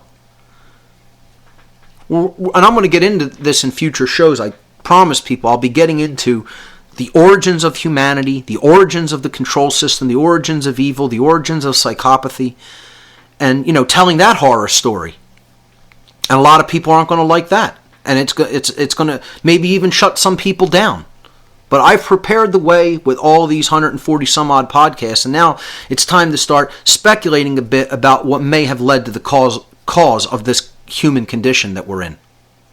the sick condition. Because until you can acknowledge the condition, many people are not even ready to hear what the causal factors may have been. Because of what it's going to force us to reevaluate our entire belief system about what happened here in the ancient past. And what has traumatized us to the extent that we are traumatized that we can't seem to get out of this condition.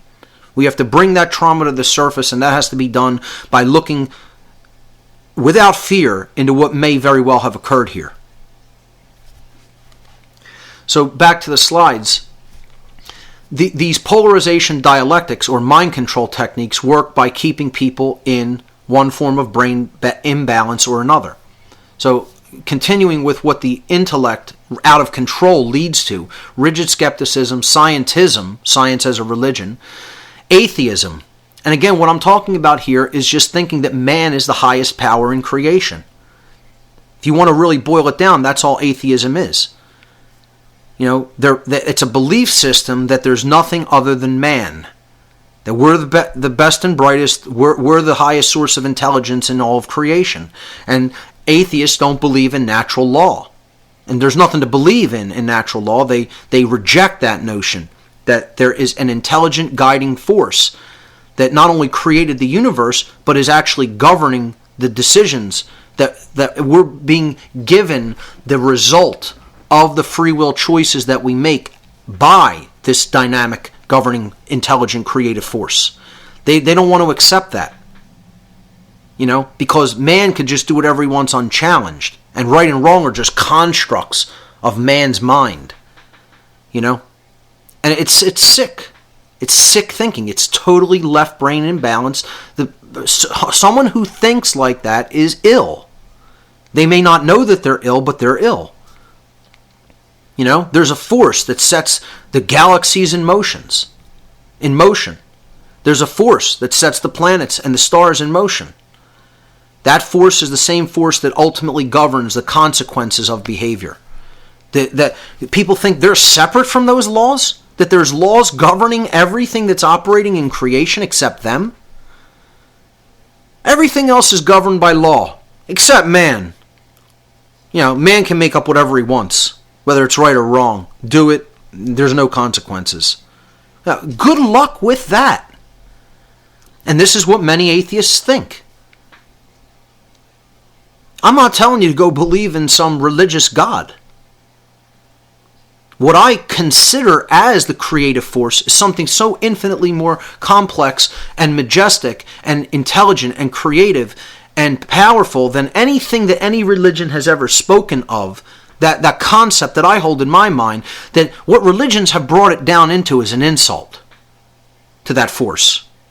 And make no mistake about it, no man or group of men is it. We may be a tiny, infinitesimally tiny part of it. That's not to say that we're not an important part of it, but, basically what atheists are claiming is that man is the authority. That there's no higher power that's governing what we're doing here. Well, I think that's extreme short-sightedness, it's arrogance, it's ego run unchecked, which is what the left brain is all about. And when we engage in these chronically left-brained dominant ideologies that have no bearing in truth, it leads to authoritarianism. Because if there's no higher power than man, then hey, man can do whatever he wants. We can get to make up morality. That's a construct of man that doesn't exist in nature, That's what most people think. You just do that experiment. Go ask people, is there such a thing as objective right and wrong that exists in nature? Or just ask them, they don't even understand what the word objective means. Just say, if all humans suddenly disappeared from existence, there was no Earth, let's say. The Earth just vanished along with everybody on it. And there was nothing where the third planet from our sun in our solar system was in a flash, in an instant. Would right and wrong still exist?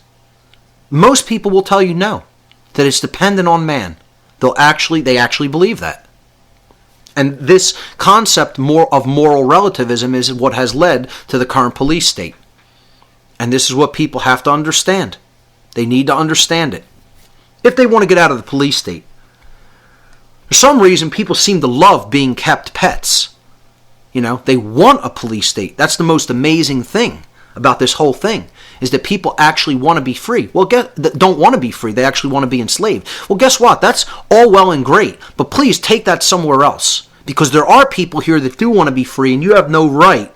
You have no right in your ignorance to be allowing this police state to come on unchecked, and therefore putting people that don't want to be in that cage with you in there with you. Make no mistake, you have no such right. You have no such right. People who think, people have the right to think anything they want, including that slavery is okay. Absolutely wrong. You have a right to think anything you want as long as you're not advocating that other people have violence done to them and be held in slavery. Once your thoughts go there, you have no right to think that. And I'll tell you what, there are people who will openly come out and admit, I don't care if there's slavery. I'll do nothing. Members of my own family admit this. And seem to be proud of it, wearing it like a badge of honor. See the police state coming on and say, I don't care. And these people have children. They have grandchildren. And people don't think people are sick, that this is an illness. That this is an illness born of total imbalance of the brain and the heart. We need to understand it's an illness. So that's what happens if the left side of the brain is in balance. Let's move to the right side of the brain. Okay? The feminine side of the brain, the intuitive part of the brain, the creative part. What happens when it becomes chronically dominant? Chronically imbalanced. We're constantly using those aspects of the brain, but we're not exercising the left brain. We're not thinking logically. We're not looking into truth discovery methods, of which the scientific method is perfectly a valid one. You know, we want to just let other people do whatever they want, never challenge them. You know, never openly say, hey, what you're doing is wrong. You have no right to do this. Not standing up for ourselves, not standing up for our rights. Believing in anything. Any new age mumbo jumbo that comes down the pike, I believe it and I start trying to practice it. You know, this is all forms of right brain imbalance. So this state of right-brained hemispherical imbalance can lead to total naivete. You're not streetwise. Okay? Being very naive like a child.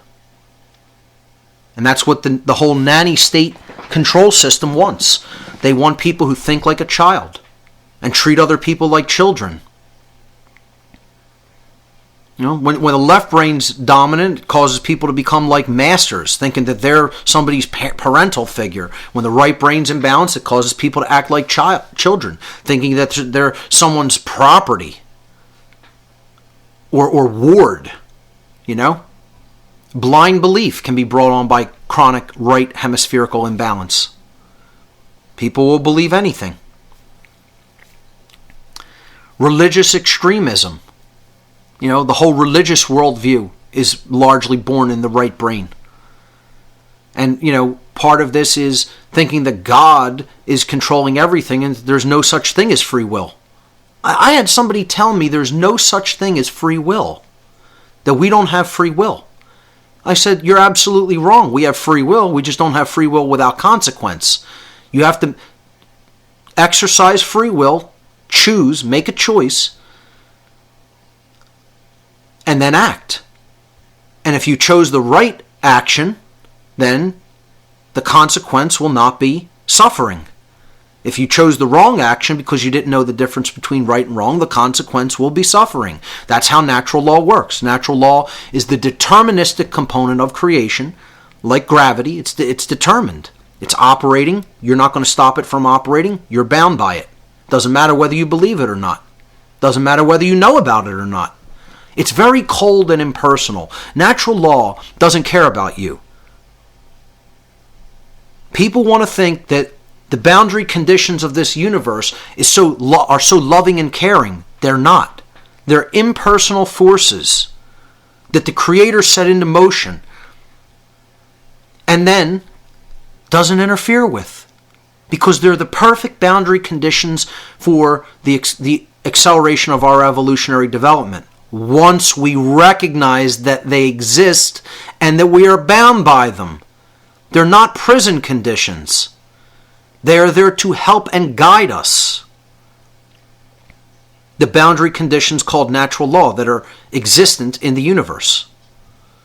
Though that's the deterministic aspect of creation. This war between determinism and randomness is also dialectics. Both are present. Again, I talked about this on day one or the second show. The deterministic component of creation is natural law. The randomness aspect of creation is free will, which we are gifted with. Because the Creator does not interfere with our choices. We have free will to act how we will. But it is governed by the deterministic aspect of creation called natural law,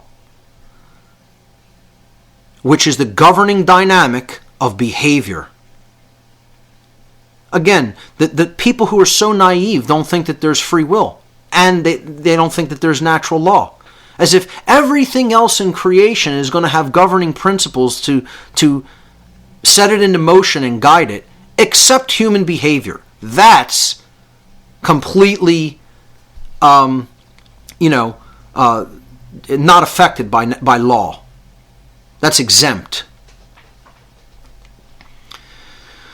So this religious extremism as part of right hemispherical imbalance, comes largely from this determinism that people believe in.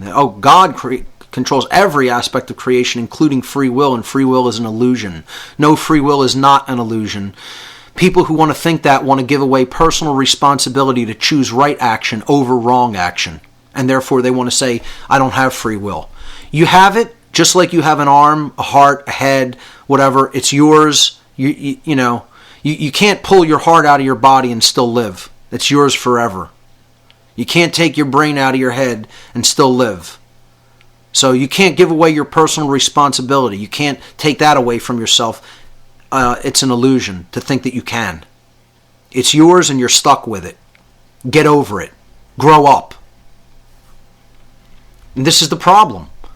That people actually believe these things. They actually believe that there's no free will or that there's no natural law. The people in super left brain imbalance don't believe that there's any such thing as natural law. The people in super right brain imbalance don't believe there's any such thing as free will. And these things play off against each other. You have people like Stephen Hawking in such left brain imbalance thinking that he's intelligent. He doesn't have a drop of intelligence. Not a drop. Stephen Hawking is a super intellectual. Maybe far beyond anybody else in the world. But he has not a lick of common sense or real intelligence. Not a lick. And I'd tell that to Stephen Hawking's face. The book he just wrote, talking about in the very first chapter that there's no such thing as free will. That free will is dead like God is dead. I mean, you got to be joking. And people look up to this guy and think he's intelligent, that he's smart. Not a drop of intelligence. You got no common sense there, Stevie boy. None. I don't care how intellectual you are. That's not what intelligence is. You don't understand how it works and you think you do. Because you are a worshiper at the altar of scientism and the primacy of matter. Hey, we'll look deeper into the core of the atom, the nucleus of the atom, and we'll find all the secrets of the universe. Good luck with that, Steve. Enjoy what you get. Because you're not looking into the place that's the only place you're ever going to find that answer, and that's the human soul. So, continuing with what right brain imbalance is it leads to slave think. When you're in this state of mind, naive, like a child, believing anything, okay, you are apt to accept all kinds of erroneous claims by dominators and controllers. And therefore you will go into the state where you don't exercise your free will, where you don't exercise your rights, and you just accept. And this is key to this whole presentation, is understanding this part of the brain, the imbalance generated by the right brain. When you're chronically in the right brain and never are engaging left brain functions, You'll never stand up for yourself. You will accept slavery. And this is what the New Age is all about, which is why I say I find the New Age movement infinitely more dangerous than Satanism. When people are reeled in by LaVeyan Satanism or Satanism a la the Temple of Set and other schools of ideology such as that, it's dangerous. It's a very dangerous ideology. But let me tell you something. At least Satanists don't think that they're slaves. They want to be the masters. You know? Not that I'm saying that's right either. But I'm telling you, if everybody thought like that we're all masters and we're all kings and I don't want my rights trounced on, the world might get a little bit ugly, but it wouldn't be as bad as having the super form of right brain imbalance when you won't stand up for your rights or even think you have any. You know, I'll take people who believe in Satanism in the modern day, the mini-me version of Satanism, as I call it, not the super elites, you know, Satanism and Luciferianism. I'm talking about people who buy into the interface at the ground level, at the level of the public, that is called Satanism. The recruitment system. I'll take those people any day over the New Age movement. And what the New Age movement doesn't understand is their religion is put into effect at a higher level by the Luciferians that are ultimately controlling the whole planet. They're the ones who are putting these erroneous notions about the laws of attraction and natural law and spirituality into the world, so that real spirituality will never actually be fostered. And therefore their power structure will never be challenged because they're holding people in right brain imbalance by propagating this new religion, this quote-unquote new religion. There's nothing new about it at all. It's a eons long strategy. And they've been doing it for thousands and thousands of years. Putting people into right brain imbalance through religion. And this is just the New World religion. That's it. The old religions aren't working anymore. They need to come up with something new. That's all the New Age movement is. Hence, quote unquote, new. Because it's just another religion. And religion means to buy or to tie up, tie out of the way, hold back, thwart from forward progress. We'll get into that in a moment.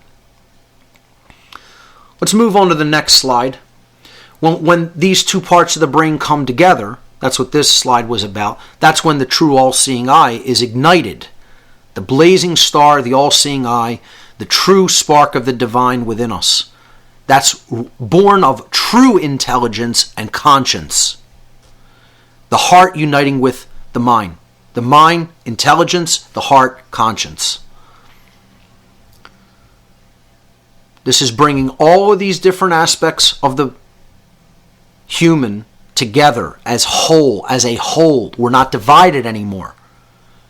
Becoming a true individual means you're whole, individuated, non-divided, not separate. You become one with yourself, with the higher aspect of the self. And only when we do that are we truly activating the heart as well. So I don't want people to think this is just about the brain either. This is about activating care within yourself. What you care about, what you pay attention to. And that does feed into the law of attraction. Not the way a lot of people think it does, though. Let's look at that was slide number 5. Okay? Slide number 6. Again, simply explaining more about mind control via brain imbalance. Let's look at the other structures of the brain. We're talking about the neocortex, which is supposed to be the executive command function of the brain. It's supposed to be the command center of the brain. This is where we're supposed to be guiding our actions from. When there's a specific form of brain imbalance, one of the other two complexes within the brain exerts what you could probably just simplify and call executive control.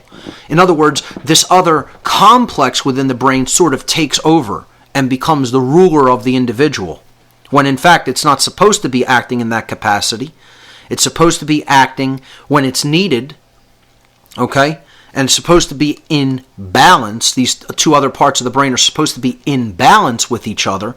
And when one side of the neocortex goes into a form of chronic imbalance, we'll see, one of these other parts of the brain become chronically dominant among the whole triune part of the brain, the whole triune complexes within the brain. So these three complexes are the human brain, the mammal brain, and the reptile brain. And all of them are important. None of them should be downplayed. They're all necessary for our growth and development and interaction here in the physical form. This is what we need to understand. It's not about destroying any parts of these complexes of the brain. It's about using them in their proper aspect, in their proper role. And again, this is the temple, the so-called Temple of Solomon. That's why you always see 3 stages to any initiatory mystery traditions. It's a reflection of these 3 parts. It's a reflection of the 3 components of consciousness: thought, emotion, and action. Thought, governed in the higher order thinking of the human brain. Emotions, largely governed in the limbic system, the mammal brain, the mammalian brain. And then action, movement, survival instinct, governed by the R complex. All necessary components to function and to express consciousness.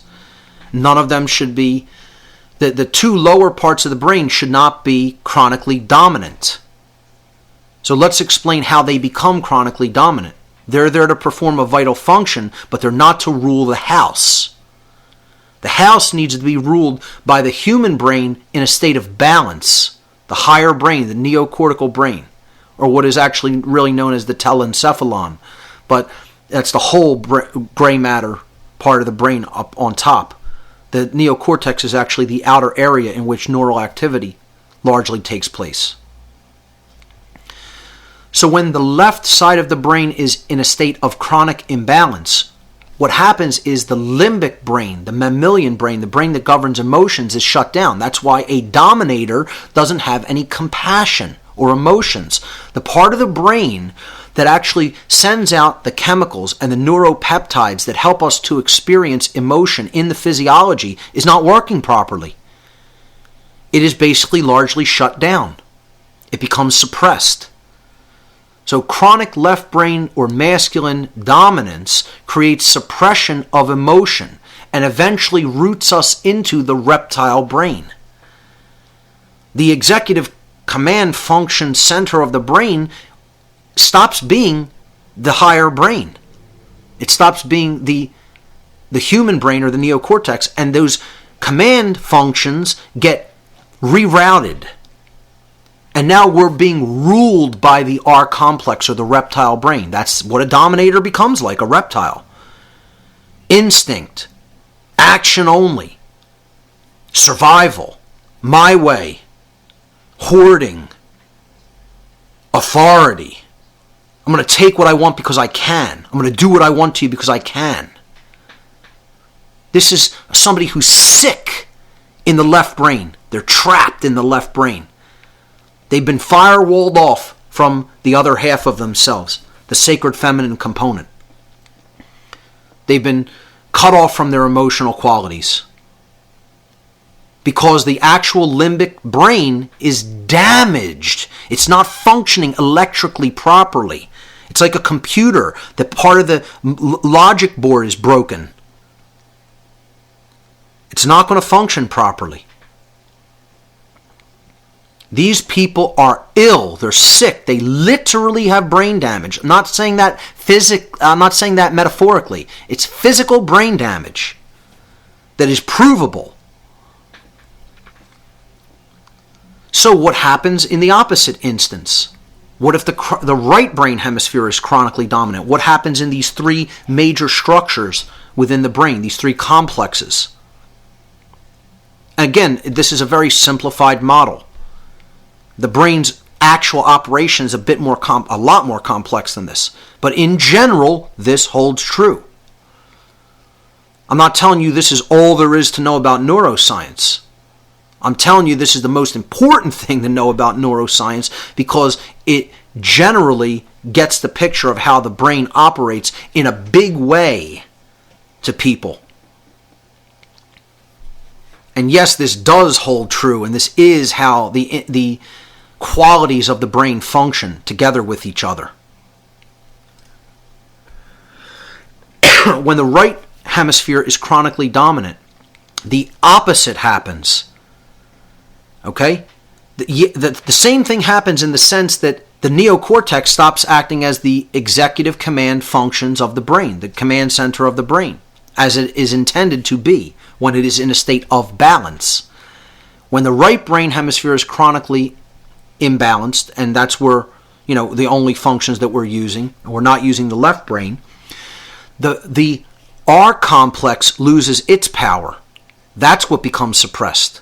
So the survival instinct is suppressed, the person won't stand up for themselves or their rights, and the kind of executive function of the brain gets shunted to the limbic brain, or the emotional part of the brain.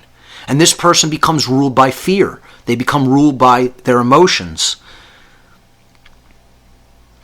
It's the kind of person who will take offense to everything you tell them, try to tell them. It's the kind of person who gets scared real easily at the first thing that they hear that's unpleasant. The person that doesn't want to look at unpleasantries taking place in the world. They think that by ignoring them or putting their head in the sand, somehow that's magically going to go away. They bought the New Age, total New Age bullshit notion that, by paying attention to something and becoming aware of its existence, you're somehow magically giving it power over you, which is total nonsense and could not be further from the truth. So the chronic right-brained dominance, the feminine side of the brain, creates the suppression of our survival instinct. And it eventually roots us in the mammalian brain, in which we are ruled by our emotions. And you'll notice, if we're ruled in either one of these other centers, these other complexes of the brain, either the reptile complex or the limbic brain, what are you largely incapable of doing? Thinking clearly with the higher part of the brain that governs higher order thinking.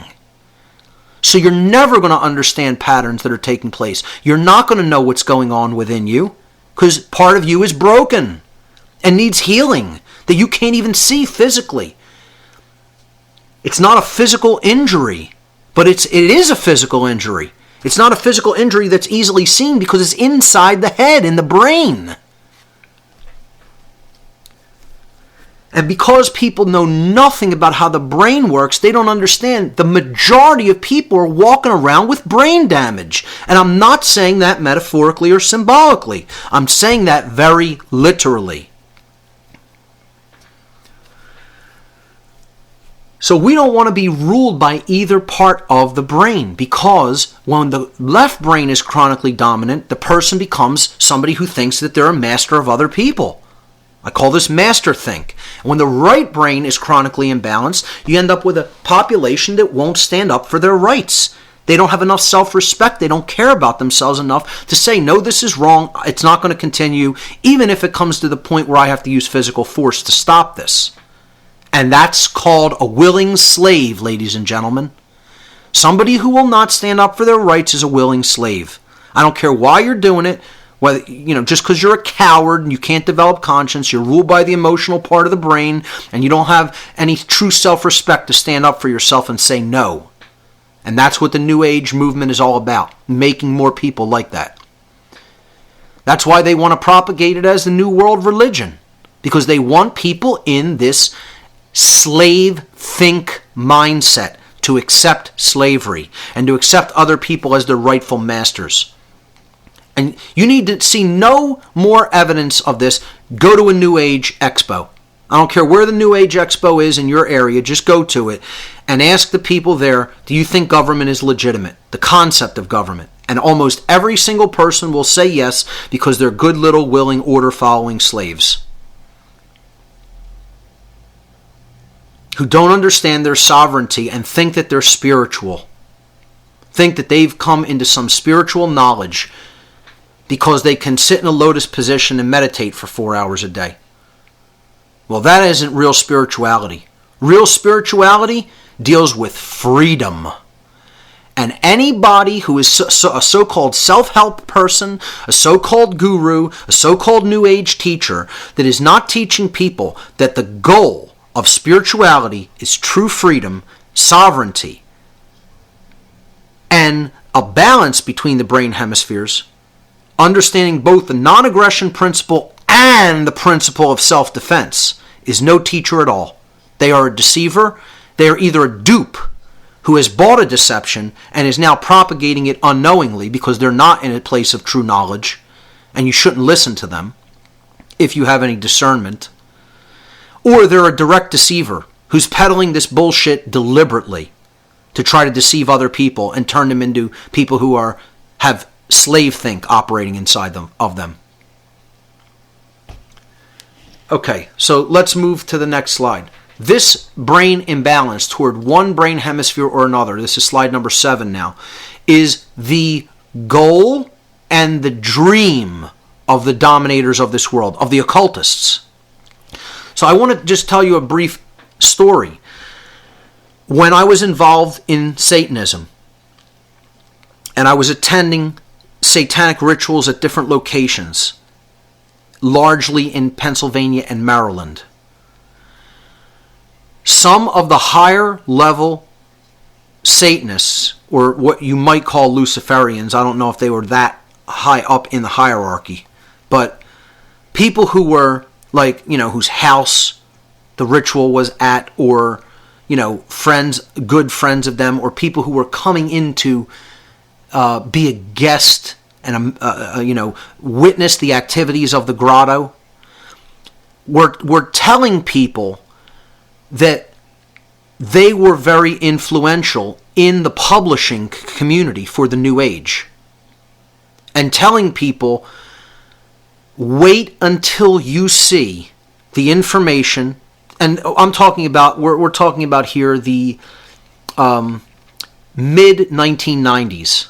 The mid-1990s. Telling people about all the books and all the information that they were going to be publishing and peddling through the so-called New Age movement. And they said, we're behind this. We're doing this because it's pushing people into the form of imbalance that we want to push them into. I didn't understand it at the time because I was still in their minds. I was still in the mini-me satanic mindset. This form of Satanism that is pushed to the public. Again, it's a recruiting center. It's recruiting grounds for psychopaths, for people who have psychopathic tendencies. Which at that time, yeah, I would admit I did have tendencies toward becoming a secondary psychopath. My brain was messed up before I was able to heal it. And they were telling some people in side conversations after the ritual, because somebody brought up what New Agers think and believe, and openly telling people, we're responsible for a lot of that material. We're putting it out there. And I believe them because they said, wait until you see what will be coming out in the next few years. We are going to give people completely erroneous notions of the laws of attraction. We're going to give people completely erroneous notions of how people create their reality, because they know how this works. They know natural law. They know how it works. See, these are people who are so hateful of the fact that natural law exists. They look at it, their worldview is, we're in a prison because we can't do whatever we want unchecked completely. We want to be able to kill, rape, pillage, murder with no consequence to us at a soul level or even in the physical domain. No consequence. That's their goal. Their goal is we want to be God. We want to be the creator. They're trying to usurp the position of the creative force in the universe by taking down natural law and replacing it with their law. That's what the Luciferians and the Satanists are attempting to do. They want to topple natural law. And they're actually very successful and very close to being able to do that which is why I don't underestimate these individuals at all. And I have respect for them as an enemy. And so should everybody else. Because they're the most intellectual people walking in the world. While I wouldn't say that they have true intelligence, so few people do on either side of the spiritual battle. They are very intellectual and very well-read individuals, and they do understand natural law. They know that it's in place and how it works. And that's why they're trying to insulate themselves from the consequences, because they're trying to become God. And they do that by getting other people to carry out their behavior for them. They don't actually do the action. And therefore the karmic brunt of the consequences is not theirs. Again, people need to understand who bears the brunt of moral culpability, the order giver or the order follower. Well, these Satanists, more likely than not, never actually did physical harm to someone else. They're getting other people to do that dirty work for them. And hence why they call the military and the police their dogs, because they're on the chain and following the command. They'll sit when they tell them to sit, they'll speak when they tell them to speak, eat when they tell them to eat, attack when they tell them to attack. Therefore, they consider them their animals, their pets. They're two phrases that Satanists in my presence, when I was involved with this, called the military were our pets and our dogs. That's it. Never referred to them as military men, military women, never referred to them as the armed forces, never. Our dogs. Never said the police department, the police forces, the law enforcement officers, never once referred to them as any of those things. They called them our dogs, because that's what they think of people who do that job. They are our order-following dogs. We have them well-trained. And also told me, you think you're going to tell people and they're going to accept that from you? They said if we came forward and told them that we're their owners, they wouldn't accept it from us. That's how perfectly programmed they are. And they're right. They were right. I can admit when I'm wrong. I'm telling you, they told me exactly what the truth was. So in a way, I don't really have a lot of built-up anger and resentment and hostility toward them, okay, because they are honest about what they're doing. They're very honest. It's a lot different than a person who says, I think I'm doing the right thing, and yet they're carrying out the work of these psychopaths, these madmen. I have a lot more bitterness and resentment against those people because they have the gall and the audacity to say they're doing something that's right. And they don't know the first thing about right. To somebody with a totally black, sick heart that wants to do evil and is telling people the truth about how they're doing it, I actually have quite a bit more respect. And guess what? I don't really care what you think about that. I don't care whether you think I'm wrong for thinking that way. I can respect that level of unity in consciousness. So I don't have a lot of ill will against them or want to see anything bad happen to them because they're not the ones who are doing it. They're not the ones taking the action. The police are. They're the ones who are following these lunatics' orders. Because they're in a state of chronically imbalanced brain hemispherical action. They're both imbalanced in the left and the right brain because the police want to follow orders. That's right brain imbalance. They're imbalanced in the right brain as well as the left. Their brain's just totally destroyed. They want to be somebody's master, but they're someone else's slave at the same time. And that's what evil really wants.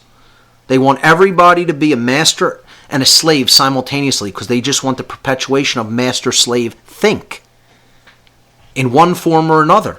They want the perpetuation of slavery. So these people told people in these grottos that we are going to be putting forward tons of deception. We're going to flood the market with deception about these concepts so that people can't discover the truth about them. And they did it. They didn't just say that they were going to do it. They did it. And I'll bet you they threw a lot of this information right into people's hands and say, here, put this out. This is what people want to hear. You'll make a killing. You'll make a ton of money doing it. They were behind it. Guaranteed.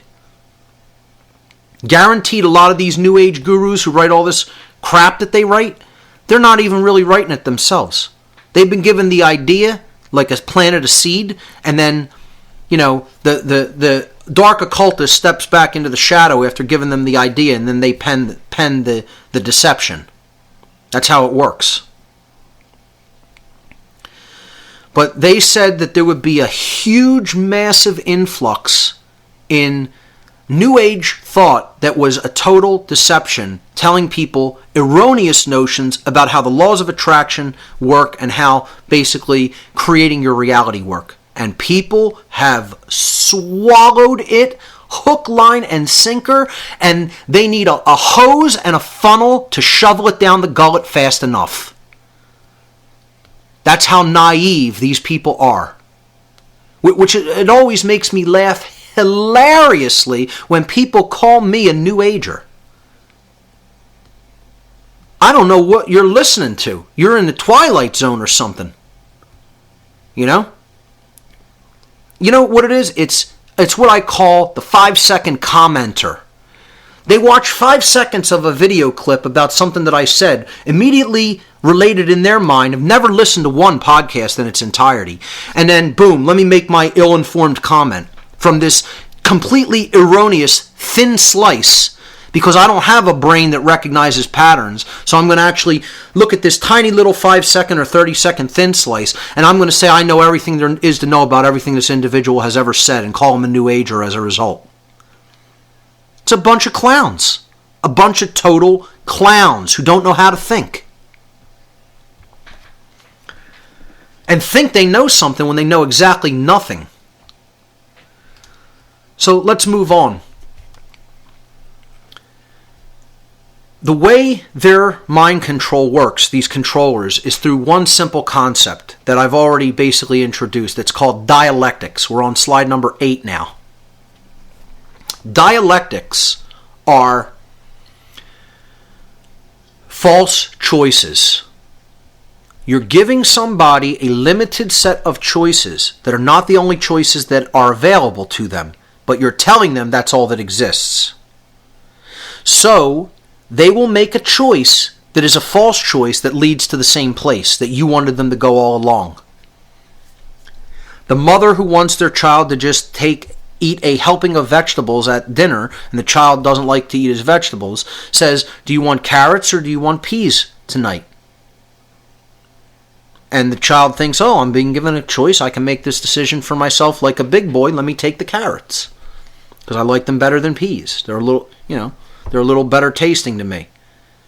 Well, the mother didn't care what he chooses as long as he gets a serving of his vegetables. That's it. So that's a dialectic. And that's what we're seeing with government. That you're presenting somebody a choice that always leads to being ruled. And ultimately to being killed or have violence done to you. So this picture here is a little political cartoon about Republicans going one side, Democrats going the other side, and it's a cow being led to the slaughterhouse. It doesn't matter which way he goes in, it all leads to the same place. The illusion of free choice when it comes to a dialectical choice. That doesn't mean illusion of free choice at a mass cosmic level. That's not what I'm talking about here. I'm talking about controllers want to give people a choice that they say is a choice, but it's no choice at all. It's a false choice. The words I put there on slide number 9, false choice. That's what dialectics should be seen as. You're giving someone a choice that isn't a real choice. They're not really exercising choice to choose something different. It's like saying, do you want wine, beer, or whiskey? Well, if you don't want alcohol, you don't want any of those things. You might want some seltzer water. You might want some filtered water. You might want a cup of tea. There's other choices than those 3 things, which you're being presented with. Say, do you want wine, beer, or whiskey? Well, I don't want any of those things. Well, you have to choose between one of them. That's a dialectic at work.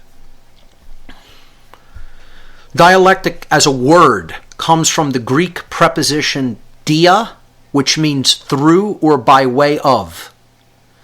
and the Latin noun lectus, which means choice. And that's how dialectics operate, by way of choice, by giving people a false choice. And as we're going to see, the New Age movement is another one of these dialectics. It's a false choice. Well, it's saying, well, you didn't like these religions, you know? You didn't like Hinduism, Taoism, Buddhism, Shintoism, Christianity, Islam, Judaism, etc. You didn't like any of those. So, here's another choice.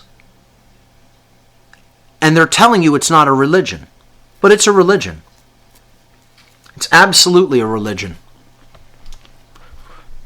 And there's a lot of people trapped in it.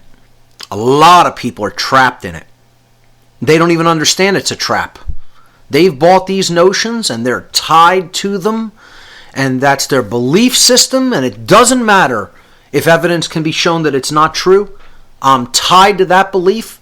It doesn't have to make sense. It doesn't have to be practical in the real world. That's a belief. I'm sticking with it, and that's it. So let's move on to slide number 10. We'll start to look at how these mind-controlled dialectics work in the world. There's two overarching dialectics, false choices, that they want to keep people in. For the chronically left-brained, you have to continue to be believing in government. Government is the first dialectic. It works through the left brain and binds the right brain out of the way. Because it's all about being a dominator, okay? It's all about maintaining control over other people. And compassion doesn't really enter into this. Creativity certainly doesn't enter into it. Government creates nothing. Government exerts control through violence over people who disobey it. Whether what they're commanding is morally right or wrong, it doesn't matter to them. It's called our way or the highway. If you don't obey, violence is done. And anybody who doesn't see it as that simple, you're wrong. You're not perceiving things properly. There's something wrong with your brain. I don't really care how much offense you want to take at that. Go right ahead. That's the truth. Government works through the left brain. It binds the right brain out of the way. It is based upon the erroneous and dogmatic belief, not reality, not truth, but a belief. Okay, and as such, it is also a religion. Government is a religion. So see, when it really boils down to all of this, the whole problem is belief and religion. This is what they did to people in the past. They dissuaded them away from looking into truth and tried to convince people truth doesn't even exist. You cannot really ever know. Solipsism in general. So formulate a belief and an opinion, and that's what you want to hold on to. When it's all nonsense and it's all religion. We got to throw opinions away. We got to throw beliefs away. The only thing you need to believe in is that the truth can be discovered, and then go out and do it. Because it's there and it's staring us in the face and we're ignoring it. And as a result of that ignorance, we're already in a cage. Not going into a cage, we're going into the slaughterhouse next. And let me tell you, a lot of people will resist it. And there's going to be slaughter on both sides if we don't wake up.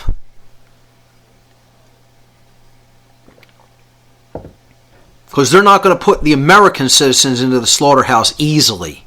Not without consequence and not without resistance. You can bet your ass on that. So it's based on this dogmatic belief. A religious belief. Dogmatic belief is religious belief.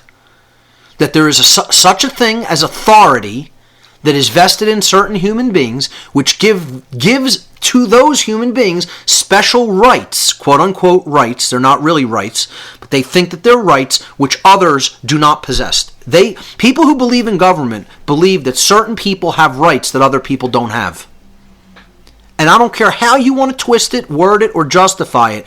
That is what the belief in government is. The belief that some people have rights that other people don't possess. When the truth is, everybody has the same rights, because rights do not exist in the perceptions of man. They exist in nature. They exist objectively and independently of man in reality. Therefore, a right can never be turned into a wrong, and a wrong can never be turned into a right. So, next slide is slide number 11. The left brain form of imbalance eventually creates psychopathic tendencies. When we stay in this state, we become at least a secondary psychopath. Now, I'm not saying you could become a primary psychopath. I'm saying, yeah, that's what we become, a secondary psychopath. Even in people who are not born psychopaths, a born psychopath is called a primary psychopath. They have psychopathy from birth. There's something broken in the human genome that actually creates born psychopaths in about 1% or less of the I think it's less than 1% of the population. That number is not accurately scientifically determined. But I would place the number at less than 1%. However, secondary psychopaths probably comprise over 10% of our society. And I'm being generous. I'm being kind in saying it's that low of a number. It's probably a lot higher than that. I'm trying to give people, not make people totally shut down and saying that my guesstimate is around 10%. So this form of left brain imbalance creates psychopathic tendencies, leading some to the belief that they have the right to rule over others through violence, that they can do violence unaccosted, that they can do violence unchallenged, because they have special rights that other people don't have. I can do this and not be punished, whereas somebody else does this and they'll be punished or jailed. Like the nerve of these sick psychopathic thugs that dared to put me and my wife in handcuffs for speaking and communicating to people with information. They think they have a right to do that, when if somebody tried to do it to them, they'd call it assault. Well, that's what was done to us. They're the criminal. They assaulted us. They don't have any special rights that other people don't have to say you may not speak or peacefully engage people with information just because they're wearing a uniform and a badge. It doesn't give you a right that doesn't exist for another person. Are you insane? Is anybody insane for even believing that could be? To believe that claim is a form of insanity. Anybody who believes that claim is themselves insane. That themselves, their brain is broken and not functioning properly. So, let's look at the opposite dialectic. The dialectic that plays off against the left brain form of the dialectic. This is the right brain dialectic, which is called religion. Slide number 12. Religion is the opposite, dynamic in the mind from government. Okay? Government is a religion, but it works through the left brain. Religion itself works through the right brain. That's why people who believe in government are imbalanced toward both sides of the brain. People who act within the capacities of quote-unquote government are really imbalanced toward both sides of the brain, because they believe they have rights that other people don't, and they also believe in the religion of government. They believe in its legitimacy, which couldn't happen if you weren't also imbalanced in the right brain hemisphere. So they're sick in both parts of the brain, because government is also a religion, and that comes from belief in religion comes from right hemispherical imbalance. And this is where the large majority of the population is also in this form of imbalance. Yeah, we're imbalanced toward the left brain hemisphere too, but more and more you look at the dynamic, people accept some form of a religion and control system. That's what religion is about, accepting control. Not believing that not knowing that you are sovereign. You are not a slave. That's what the word sovereign means. From Latin, super and regnum. We'll get to that in a moment. Religion works through the right brain and binds the left brain hemisphere out of the way, the logical functions. Because with religion, you want blind faith. You want naivete and blind faith, which are hallmarks of right brain imbalance, which is what everyone who believes in government accepts. They accept its claim of authority.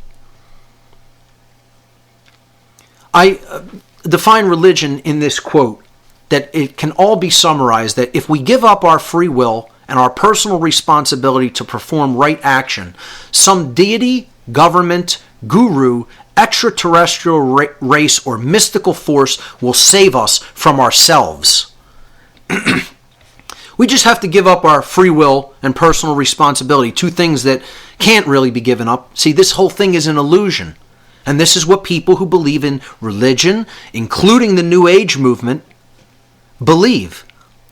Again, I told you, somebody just told me that there's no such thing as free will, and kind of debunks personal responsibility as the way out of this mess. Thinking that we can somehow be rescued from this condition without accepting free will and personal responsibility as something that we have to hold for ourselves, never attempt to give away, and use wisely. Because that's hard work from where we're at. No, the Andromedans are going to rescue us, ladies and gentlemen. Don't you know that? Oh yeah, the ships are they're hovering in orbit, waiting for the word from the commander from their home base. Yeah. Mithra's coming down to save us, one of the ancient Persian sun gods. Don't you know that? The return of Mithra is imminent. Just like the return of Jesus is imminent. You know, the sun savior is going to come and rescue us from ourselves. No, we don't have to learn the actual teachings of morality. We don't have to learn how natural law functions. You don't need to do a bit of real digging into the self. No, there's going to be an external savior. Yeah. Yeah, right. Sure. Good luck, folks. You have been punked. You have been taken for the clown that you are, wearing the big red floppy clown shoes. Okay? If you buy into any of that nonsense, I feel horribly sorry for you. This is the same thing people believe. Oh, you only need to believe on Christ as the Savior, and that's it, you're saved. I mean, how could people possibly even be that stupid? No, because that doesn't involve any personal responsibility to act correctly. You're not putting the teachings of Christ into effect in your life, if that's how you think. And they'll be the first person to support government, quoting Romans 13. It's called a fake-ass Christian, is what it's called. Yeah, and notice that book, that quote comes from the book called Romans. Okay? The authorities of their day. Yeah.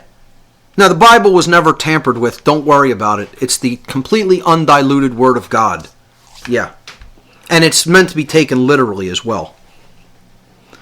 This is a child's view of ancient writings. A child's view. That's why they believe in a religion, because they're a child. Again, the hallmark of right brain imbalance is naivete, like a child. And believe me, I know there's even a lot of people who have listened to my show, who hear me on other radio shows. They're in this state. I'm talking about you. Some people have grown up and understand how this dialectic works, but not many. Let's move on to the next slide. Slide number 13. Right brain imbalance creates blind acceptance and collectivist groupthink. Again, blind acceptance, naivete, and blind belief. Collectivist groupthink. Leading to a condition in which willing followers will readily submit to, quote, authority. And this is where they need to keep the population, in this state of right brain imbalance, believing in religion like the New Age movement, believing in religion like government.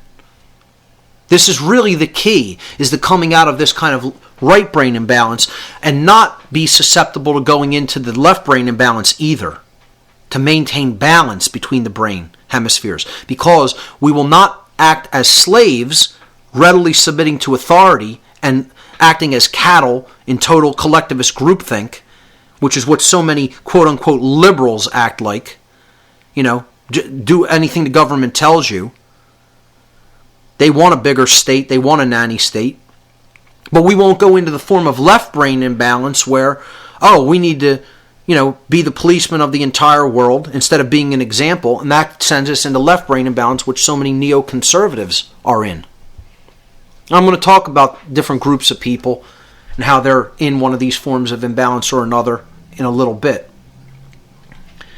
So let's move to the next slide, which is number 14. When you put both of these things together, when you put government together with religion, now you have a totally imbalanced mind.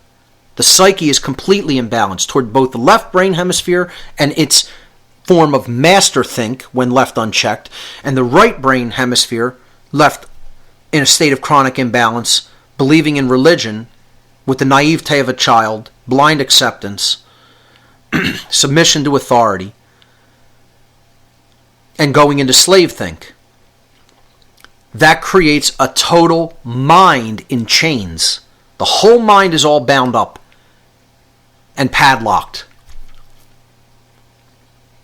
And the key is creating balance. The key, which I deliberately depicted the keyhole as green, lies in the balance between the two hemispheres of the brain. The color green is the frequency that exists between the two extremes of visible light frequencies of red and blue. The red's frequencies are toward one end of the visible spectrum, the blue frequencies are toward the other end of the visible spectrum, but green sits at the very middle of the visible spectrum because it is the color of balance. That's why it exists in nature. That's why the best foods for you to eat are green. It is the color of the heart chakra, the Anahata chakra in the Vedic tradition. It's the center point of balance in consciousness, in the physical world as well, in the world of light. So the key to unlocking that is balancing the brain hemispheres, not falling into either of these forms of brain imbalance or both. We have to use the whole brain and become a whole person, and that's how we will get it out of chains. It's chains. When, moving on to slide number 15, when the individual units of consciousness expressing themselves on earth, individual people, are largely in that state of consciousness by which the brain is bound, because it's in these two forms of brain imbalance, we will get a world that is bound in chains. This is the concept of the principle of correspondence, one of the principles of natural law. That as the microcosmic units, called the people, go, so goes the whole society, the macrocosmic unit. That's how a police state gets created. You have to imbalance people's brain in the ways that I just explained. And that's how you could put an entire race of beings into a prison, which we're not heading toward. This is the state of humanity now. We're in these chains.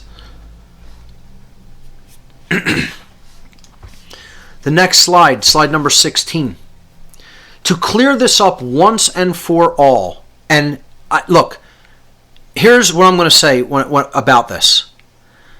If anybody sends me an email about this, I will delete the email immediately without reading it, and you will be blacklisted. I will blacklist on the server your email address so that no message that you ever send me again will ever be seen. You will be typing it and wasting your time for no reason. I'm going to preface this slide, these next two slides, with that comment. If anybody sends me an email attempting to debunk the etymology of this word after I do these two next slides, your email, if I just get the notion that that's what you're trying to do in the email, it will be deleted immediately without me reading it any further, and your email address will be blacklisted, because I do not want my time wasted with bullshit and nonsense. Don't waste my time like that. Okay, I am busy. I have things I'm actually doing. Unlike most assholes sitting at home trying to debunk an etymology. I have better things to do with my time than to write to somebody when the world is in a police state to try to debunk an etymology, which first of all is true. And I'm going to explain deeply and take some time to actually explain the reason it's true. And again, I don't care if this podcast goes for 6 or 7 hours. I told people I would extend certain podcasts since I'm using this type of a forum, that certain things that I will want to go into and explain in depth, I will take my time with. So if you have to listen to it in sections, fine. So let's look at the actual word government. The etymological roots of the word government come from Latin. The Latin verb gubernare, okay, now there was no V in classical Latin. So the sounds, the consonants that the letter V come down to us from were P and B. You could see that they're similar in the phonetic way that you actually make the sound with your lips of P, B, and V. All right? So in Latin, English words like govern, right? The V would not have been a V then, because again, there's no V in classical Latin. You would see it rendered as B or P. So just like in the word sovereign, there's no V in Latin, the sound would be a P, super, okay? And that becomes sover in the word sovereign. In the word govern, the word in Latin would be gubernare, Gubernare, gubernare. That's the infinitive form of the verb. The first person present tense is guberno. Guberno, gubernare. And again, in certain Latin texts in the modern day, you might see this rendered as governare, because the B and V are interchangeable phonetic variants of each other. So if you look up guvernare, Guvernare, in a good Latin dictionary, it will tell you that this word was rendered classically as gubernare, Gubernare. For those who have never studied Latin, they wouldn't understand any of that. I, however, have studied it pretty intensively. So, the word gubernare means to control. That's uncontested, and that is where the word govern comes from. To control. To externally control someone else. To govern. So, this is where we get the term gubernatorial. A gubernatorial election comes directly from the verb gubernare. Gubernatorial means related to a governor or a controller, a governor of a state. And when people elect these people who think that they're authorities, that's called a gubernatorial election, the election of a governor. The second part of government, M-E-N-T, is where the morons of the world want to hotly contest and endlessly debate the etymological root of the word meant, of the part of the word meant in any given word. Okay? Not just government. This word, this root component of a word, meant, a suffix, comes from the Latin noun mens, M-E-N-S. It's where we get the word mental from, M-E-N-T-A-L, mental. Because the word mens means mind, the psyche. Okay? So, why would they use the term mens as the suffix to mean the state of or the condition of?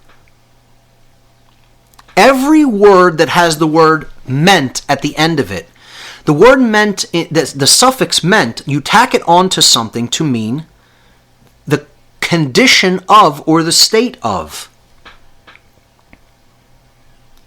So bereavement is the condition of bereaving something.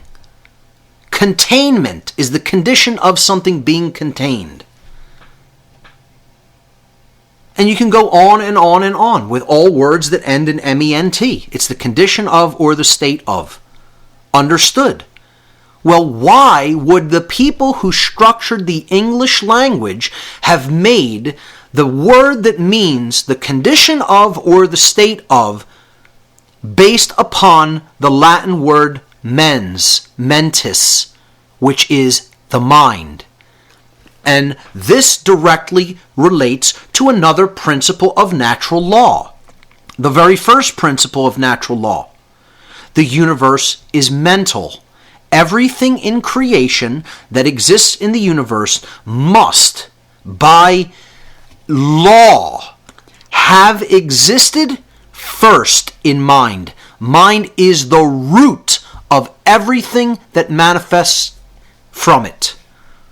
Everything must flow from mind. The universe flows from the mind of creation itself, from the Creator, from God, if you want to call it that. Fine. Every single condition that exists flows from a mental condition first. I'm speaking into a microphone, which is a piece of technology. This microphone had to exist as an archetypal construct in the mind of a human being before the technology ever came into manifestation. So the condition of this microphone existing is a result of a pre-existing mental condition and a mental construct that thought about the need for such a device, for the capture of the waveform that comes out of a human being's mouth when he speaks, and converting that into information that can be recorded and then played back. That happened, that state happened because it was first held in the mind. Well, a state of control can only first come about when that idea of controlling people occurs in the mind. And it is perpetuated through the control of the mind, which is exactly what the word government means. The verb to control is at the beginning, and at the end, the word mind. So you can say the state of mind that leads to control, or you can say actually controlling the mind and therefore creating the control that manifests as a result of controlling the mind. However you want to look at it, it's still valid. That is a valid etymological breakdown of the word government. And it's more clearly helps people to understand that any noun that we use that ends in ment means the condition of or the state of, because that condition or state had to first exist as a mental construct. Hence, the makers of the English language deliberately chose the noun mens as that suffix. I mean, I don't see how anybody can have such little understanding of language as to not comprehend that easily. Because people don't study language. They haven't looked into linguistics a day in their life, let alone looked into ancient languages to find out where words that we speak on a daily basis came from. So, look, personally, I don't care where else you want to go to argue this point. Don't do it in my email box. I'm not interested. I don't think I know or have an opinion that I know where this came from. I know it. I don't want to hear it anymore. Okay? You want to think that that's my belief? I don't care if that's what you think. I know where the word came from and what it means. Because I know why the people who chose that suffix chose it. Because they understood that first principle of natural law. That everything that exists is a product of the mind, a manifestation of mind. So, do not send email contesting this. If I don't care if you believe that that's not the case. Go believe whatever you want. Do not put an email into my email box, because it first of all, to blacklist the email takes me literally 1 second to do. I got a script, I paste it into the script, boom, it's done. It's gone. It takes no time from me. You're not taking any time from me. You're wasting your own time doing it.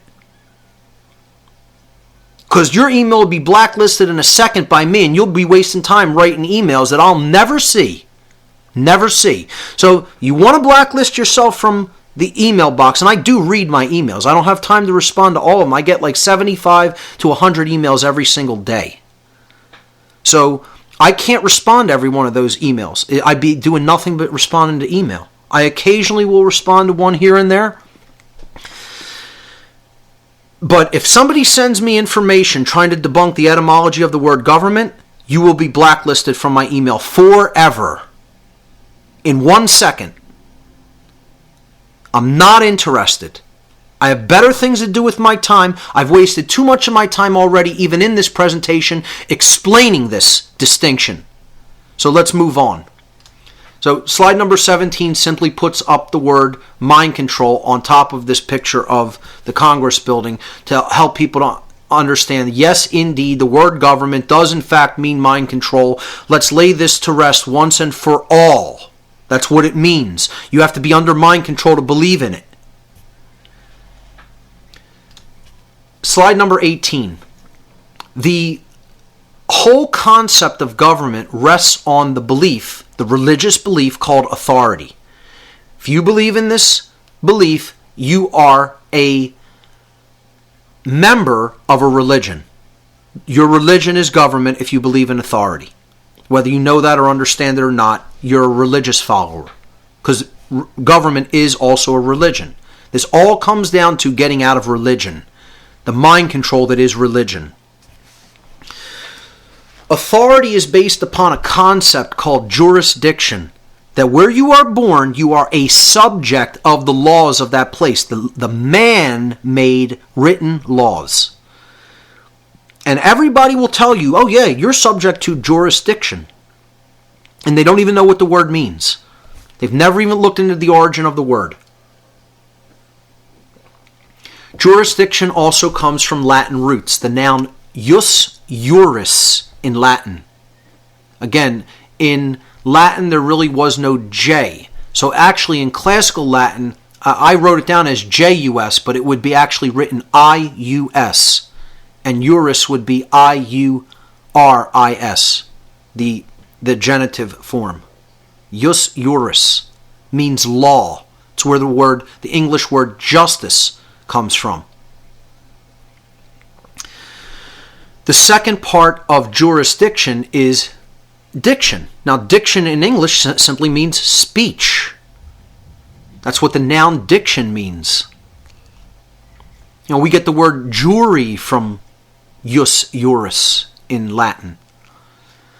Second part, diction, comes from the Latin verb dicto dictere. Dictere means to speak or to say. So what jurisdiction actually means, based upon its etymological roots, is to say the law, to speak the law. Literally, it means the law is what we say it is. We speak the law. Literally, that's what it means. We say what the law is. And again, this is the notion that man is God and man is the maker of law. We are the authors of law. We are the makers of law. Forget the law that exists inherently in creation called natural law, the laws of morality, the laws of God. No, we make the law because we are God. There's no higher force than us. Right and wrong are constructs that exist in our mind, And we get to determine what they are. Not to discover them and live in harmony with those laws. We're going to write them. We're going to make those laws. We're lawmakers. We have jurisdiction. We say what the law is. And then we punish anyone who disagrees. Doesn't matter if our law is out of harmony with natural law. That's the word of God that is man. That's it. And people in religion don't understand this. People who say, I have a religion. I believe in Allah. I believe in Yahweh or Jehovah. I believe in the God the Father of creation. And you would dare to say man is the lawmaker. I mean, you got to be kidding. I mean, that's direct cognitive dissonance. You're saying God is the lawmaker and we have to follow his laws, and then you're saying I believe in government. Well, this is the whole concept in the Bible, that you cannot obey two masters simultaneously. You either know and understand the laws of creation, which are natural law, about the difference between right and wrong, and you live that in every moment of your life, or you believe that man is the lawmaker. Man is God, and his laws are the laws of the universe. Because there's no such higher power as man. And this is what anybody who believes in authority believes. Whether they know it or not, whether they accept that or not.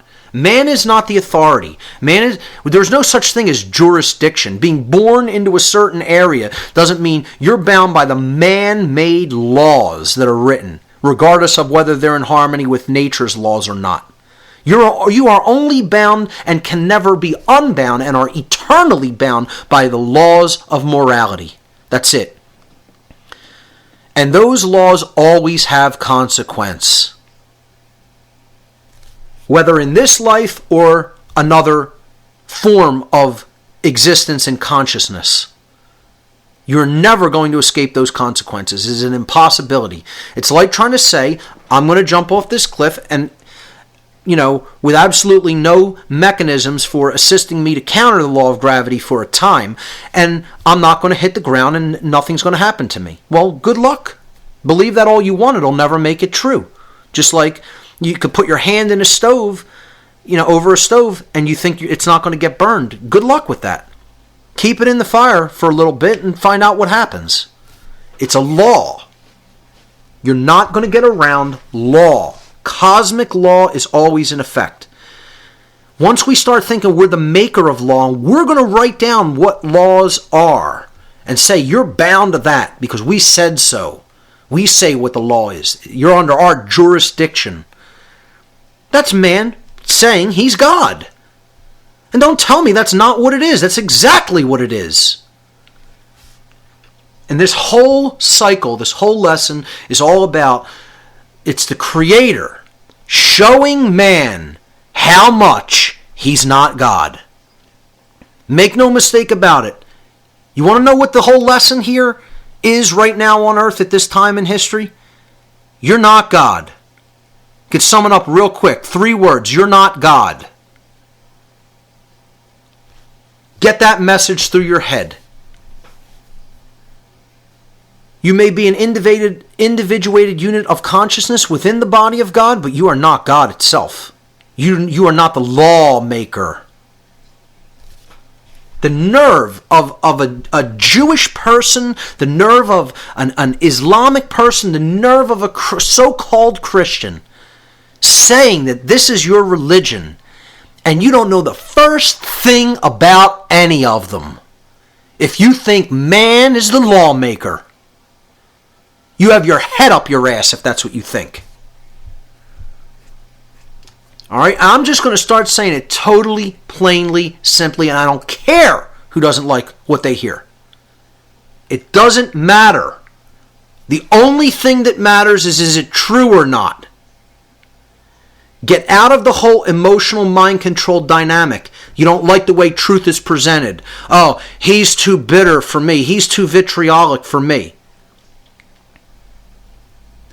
It's the same kind of people that can't hear a word somebody like Gerald Celente says because he gets riled up in saying it. I love the guy. You want to know why? You want to know why? He's telling the truth to people. Vitriolically. But nonetheless, it's true. I can sit there and listen to Gerald speak for an hour because I don't get offended emotionally when somebody's saying what's true. I only care about the content of what they're saying. So I can listen to somebody scream through a bullhorn all day long as what they're saying is true. The notion that you have to sugarcoat truth to get people to accept it is the problem. This is what the New Age is trying to say. This is the problem, that people accept that and believe it. The New Age movement won't call anybody on their bullshit and tell them that what they are doing and believing in is wrong. And hence the wrongdoing goes on unchallenged because they want peace. They value peace more than they value truth. They don't want to rock the boat. But they don't care that the truth's being buried and with it their freedom. No. No confrontation. No confrontation. And if the truth goes down the drain as a result of no confrontation, oh, well, so be it. No, you could have done something. And you're sitting on your ass doing nothing. Again, what this all boils down to, moving on to slide 20 now, is slavery. That's what this is. The concept of authority, that some people are the masters, who make up the rules, who say what the law is, and other people have to obey them. It's called slavery. I don't care whether your notion of slavery is just the ball and chain version and you think that's the only form. You're wrong. The concept of authority is slavery. The concept of government is slavery. The concept of taxation is slavery. The concept of prohibition is slavery. The concept of not being allowed to exercise your rights because somebody else tells you can't, and they're saying you have to obey them when they say you can't exercise that right, is slavery. You're living in it. We didn't defeat slavery because we defeated the ball and chain version of slavery. You're still in slavery. The concept of authority, quote unquote authority, is an illusion. It is not real. It is an illusion. It is based in belief. It is not based in nature. It is an illusion of a diseased psyche. In other words, a diseased and imbalanced mind that is based entirely in violence and built upon the erroneous and dogmatic belief, not truth but belief, that some people are masters who have the moral right to issue commands while others are slaves who have a moral obligation to obey the masters. That is what government is, that is what authority is, and there is no better definition for slavery than that. Some people are masters who have the moral right to issue commands, and other people are slaves who have a moral obligation to obey the master's commands. That is the very definition of slavery. And if you can't conceive of the notion that this is what slavery is by definition, again, I will only say there is something wrong with your brain. You need help. You're sick. You're not just not... when people say, you say that something's wrong with me or I don't understand because I don't get it. No. I say that because it's true. That one thing means another. One thing actually means another thing. You can understand where a person's brain is at by the nature of what they say they believe.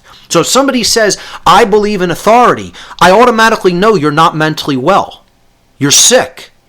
I know immediately upon you conveying that information out of your mouth and saying that you believe in that there's something physically wrong with your brain. That you are existing in that state of brain imbalance. Your brain cannot be well. It's an impossibility. You know, if someone can't pick up something that weighs a pound, their muscles cannot be operating properly. Because all human beings have the capability of picking something up that weighs 1 pound, unless there's something wrong with their physiology. Well, the same thing is true. If if somebody really understands what slavery is, they cannot support it. If somebody has a balanced brain, they know what slavery is. And they know that it's based in the concept of authority. So anybody that believes in authority cannot have a properly functioning brain. It follows logically. So again, get as offended about it as you want. If you want to do something to get your mind well, learn that all forms of authority and government are slavery and always have been. You need to break down the conditioning that has led you to that erroneous belief system. And that's all it is. It's an erroneous, religious, dogmatic belief that has no basis in nature. It has no basis in the real. No basis in truth. Because what you have to accept to believe that notion is that people are slaves, rightfully. That the concept of slavery is something that is right and should continue indefinitely. That is what everyone who is a statist believes, whether they know it or not. They may not even be consciously aware of that. And everyone who is a statist has brain damage in some form or fashion at some degree or another. Some may be very sick, and some may have, just a little bit of illness still present and maybe are in the process of working their way out of it. But everybody who believes in statism, or what I'm going to call archony or archonism, is at some degree mentally ill. They have not healed their psyche. So let's move on to the next slide, slide number 21.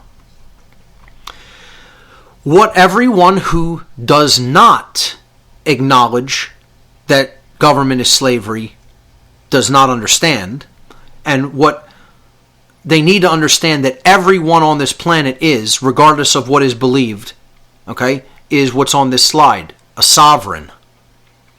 Everybody who believes in authority does not really fully understand this concept. And a lot of people think that this is a dirty word of some kind. He's claiming to be sovereign. How dare he? Imagine that. Because they don't understand the meaning of words. They don't understand where words they are speaking came from. The word sovereign is derived from Latin also. The adverb super, and again, here we see this phonetic what's the word I'm looking for? We see this phonetic changing, a substitution. That's it. Okay, this phonetic substitution of V, the modern V, in the ancient world, in ancient Latin, there was no V. Okay, so that sound is represented by the P in place of V, which we just saw in the previous example looking at the etymology of government, a B in place of a V. So again, P and V used interchangeably in the ancient world in many cases to represent the sound in modern language, such as English and other languages that we represent with a V. Because that V sound didn't exist in their language. So sovereign, the first part, S-O-V-E-R, comes from the Latin adverb super. Super means above. The second part of the word reign, so you're putting them together with one R. Okay? Sovereign. Sovereign. The second part, reign, comes from the Latin also, the noun regnum. Regnum means rulership or control. It comes out of the Latin rex regis, the noun meaning king. Rex regis or regis is the noun for king or ruler. And then regnum, which comes out of regis, regis, regal, okay, means rulership or control. That's the king's rulership. His reign is what it comes down to in Germanic and then English language. So this is based in the Latin regnum, meaning rulership or control. Externally, direct rulership of others, meaning I'm the king, you are my subject. I make the law, you have to obey what I say, my jurisdiction over you, because I'm your ruler and you are my subject, my slave.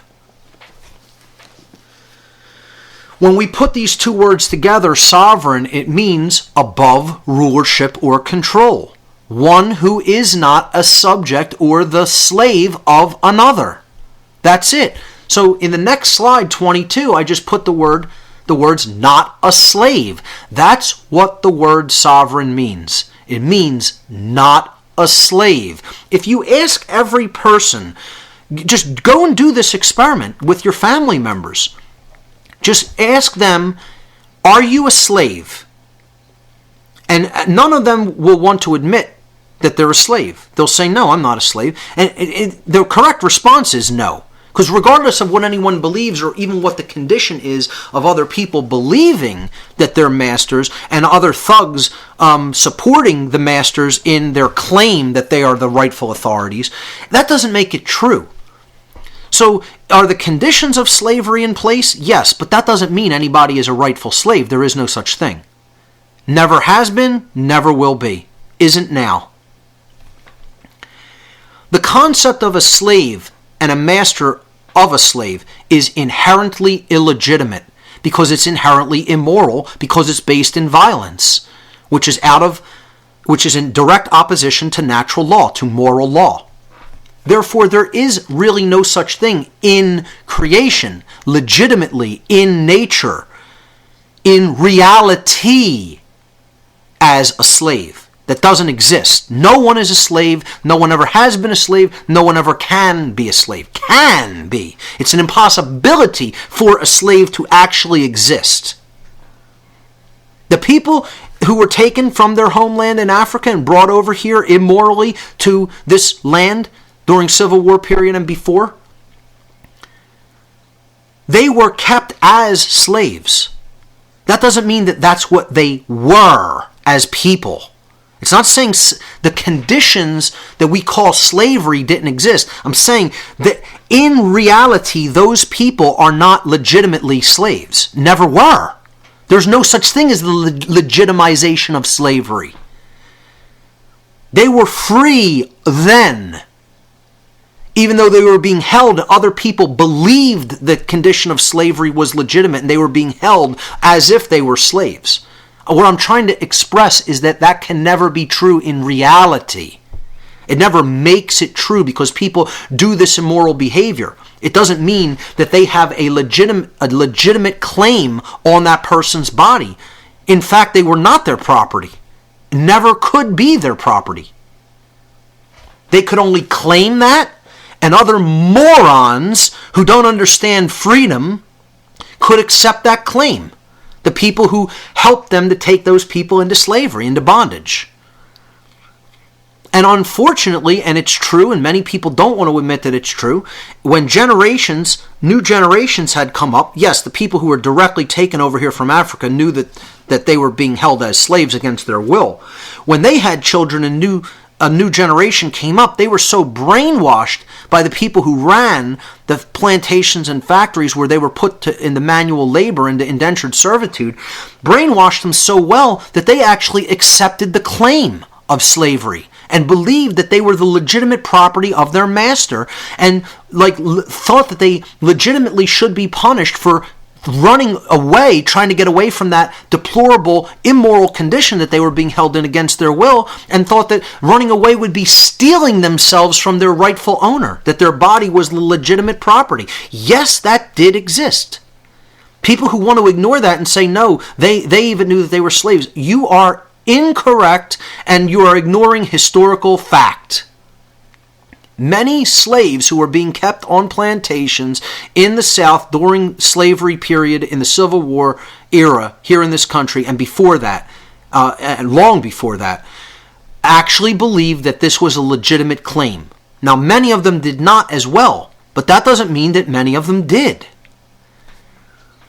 Many of them bought the notion that this was legitimate and should continue. That's how brainwashed through the lack of education that they were given. They weren't allowed to read books, engage in philosophical discourse. They were whipped and put to work in a field. I mean, the nerve that anybody believes that this is ever legitimate. And you know what we have today? We have a population that still believes it's legitimate.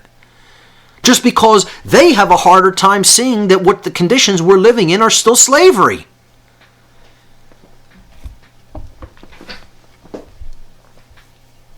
You know, they want it to continue because they don't want their personal responsibility.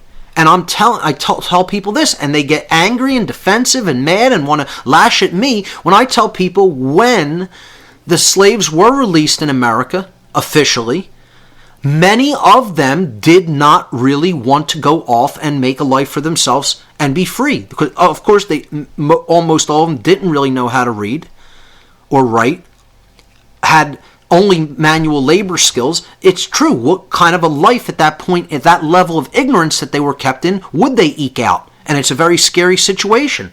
They almost preferred the comfort, or the comfort isn't even the right word. It's the familiarity of their chains to the unknown aspect of actually governing their own life. And again, I'm not attacking any group of people or race or anything like that. I'm saying that this is the mental mindset that when somebody's been held in captivity for so long that develops. It's Stockholm syndrome. You identify with your condition, your oppressive condition, and with your masters and owners, so-called claimed masters and owners, and that's what people want to continue in their ignorance. And yes, that is also historical fact that many slaves took that mental attitude upon their release. It's not an attack. It's historical fact. I'm not attacking anybody. I'm telling you how it actually was. And of course, many of them did not take that position and absolutely wanted to go to work making a real life for themselves and caring for themselves and building a family and, learning and growing as individuals. Many took that attitude. So I'm trying to say both of these attitudes are still alive today, alive and well. And there's a problem with one of them. One of them is not based in right. It is always wrong because you are supporting, for whatever reason you're doing it. Oh, the government provides this assistance to me. Oh, my child's in a government-run school. It's free education. I wouldn't have to pay for an education. I don't care why you're doing it. No matter what reason you're doing it, it's still support of slavery. It is the support of slavery, whether you understand that or not. And all I'm trying to say is that at all times and places, slavery is immoral and illegitimate and should be ended. That's another thing. A slave master wants people to accept, you're better off with me. I take good care of you. You don't want to be on your own, do you? Oh, you'd have to make hard choices. You'd have to, do other forms of work that you're totally responsible for what you get. Here, the master is the one who's responsible. All you're to do is just listen to his commands. And that's why police do what they do. They think that they can hand over their obligation to think. It's a moral obligation to think for yourself. It's more than just personal responsibility. You have a moral obligation to think for yourself and make judgments about what right and wrong behavior actually are, based on knowledge of right and wrong. And then an obligation to choose the right action over the wrong action. What a person who wants to be eternally kept as someone else's slave or pet wants to do is to try to give away that personal responsibility, to make that free will choice themselves. They want to think that they can hand that to someone else. And it can never be done. You can only claim that you're doing it. So what we're really looking at here is all of the things that are holding us back from being truly free is some form of a religion. And again, this is not to say that there isn't something such as a positive form of religion as well. There is true religion, there is false religion. And I'll briefly go over both of these concepts. Okay? Religion, again, let's break down the word. I'm going to do this a lot. I do this a lot because it's so important to understand the words we speak and where they came from. Why the people who structured the English language chose the ancient language words that they chose to structure modern language. They weren't doing this arbitrarily. It was a very deliberate design to try to get people to understand what the words mean.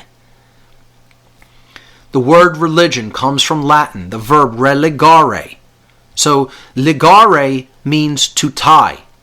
Religare means to tie back, because the prefix re means back or again. So when we put them together, religare means to tie back, to hold back, or to thwart from forward progress, to bind, to hold back. So what is false religion? And this is the definition of false religion: to tie back, to hold back, to thwart from forward progress, to bind. What is it binding? What is it holding us back from? What is it tying us back? In what way is it thwarting our forward progress? Well, it's tying us back from truth. It's giving us beliefs in place of truth. It's saying, well, this is a belief, this is an opinion, it's as valid as knowledge. No, it's not as valid as knowledge. Knowledge isn't based on opinion or belief. Knowledge is based on truth, which does exist and is discoverable.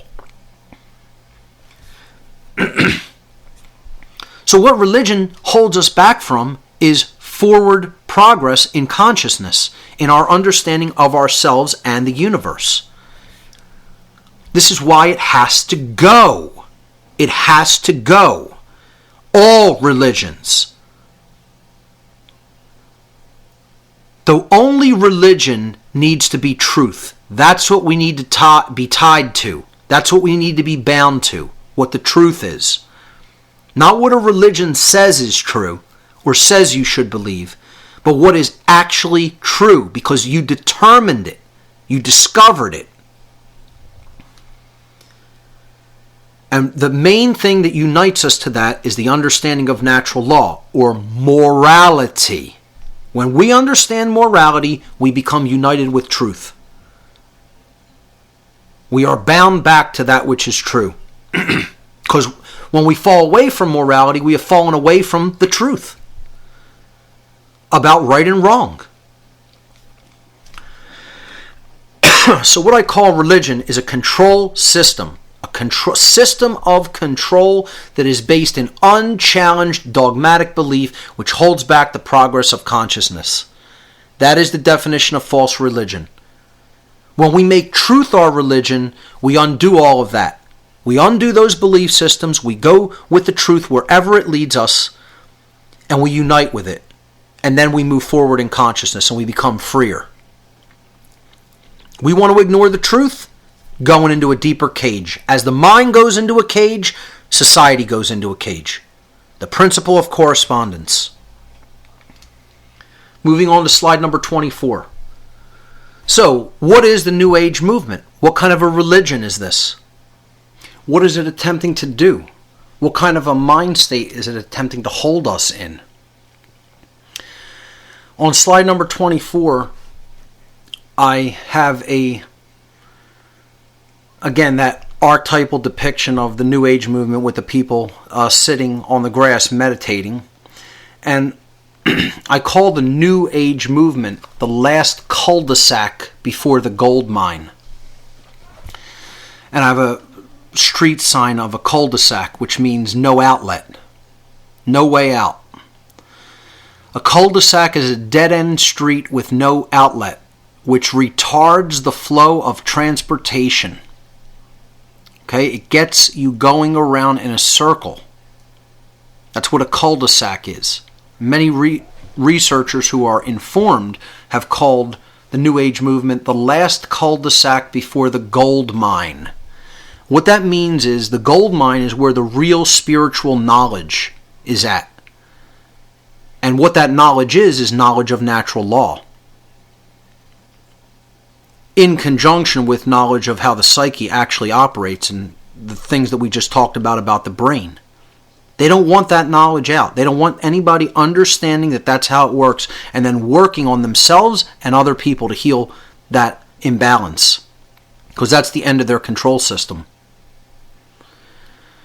And if you understand natural law, which is the macrocosmic laws of creation, in conjunction with that, you really cannot be controlled. And you're acting within right. You're standing in righteousness and defending right. So on slide number 25, I put down what I call natural law, what I call the New Age movement, and what I call it is the last religion before the gold mind. This is a religion that is set up deliberately to hold us back, to thwart our forward progress in true awakening. I call the New Age movement a spiritual cul-de-sac, a spiritual dead end with no outlet, which retards the true awakening process. It slows down or holds back the true awakening process. And that, what we are awakening to, is that there is no such thing as authority. That's what the awakening process is about. And anybody who's not talking about the control system in the New Age movement, anybody who's not talking about authority being an illusion, anybody who's not talking about the ultimate goal of the spiritual journey being true freedom, here on the ground, not in some fantasy land, not in some life to come, not in some other planet that or dimension that we're going to get taken to or ascend to, right here on the earth, right here on the ground where the work needs to be done. So that's what I look at the New Age movement as. It's a religion. When the other religions haven't worked and people haven't bought into those religions, you need to get them into one of these other religions. Government and the New Age movement are those two modern religions. Because before they just told you, we're the intermediaries of God. This is your religion. You don't accept that. Our word is law. And that worked for a long time throughout human history. Until it stopped working. Now they had to come up with new religions called government and called the New Age movement. So what I'm going to do here for the duration of this presentation is I'm going to present 10 overarching main New Age movement deceptions or distortions of true teachings that come down to us in a completely distorted way through the New Age movement. Now, great advice for anyone is that if you are going to present something that is negative to people, always talk about the solution. That's why I didn't talk about all the negative stuff going on in the world and not give solutions to people. I put out months worth of solutions, practical, hands-on, everyday ways that we can do things differently to make a different manifestation come about. So when I present these New Age deceptions, I always counter them with what I call a New Age correction. So first will be the deception, and then I will follow it with the correction. So let's start with New Age deception number 1. We're on slide number 26. New Age deception number 1 is ignore the negative. And I put negative in quotes because the way that this word is being used is as, again, a dirty word. That you should never look at what's wrong in the world. That's going to bring you more of what's wrong. And this is nonsense. So I put a picture of monkeys doing the traditional hear no evil, see no evil, speak no evil. You know, we don't want to hear what's wrong, we don't want to look at that, and we don't want to say it to others. I don't want to learn what's wrong by hearing it or seeing it, and God forbid I don't want to tell other people the problems. This is the problem, that so many people buy into this. Don't ever talk about religion or politics. Don't talk about the negative. That'll bring more of it to you. That is not how the laws of attraction operate. And anybody who buys into that total nonsense has bought a bill of goods. And the bill of goods you bought it from was from a Luciferian. A dark Luciferian, I should say.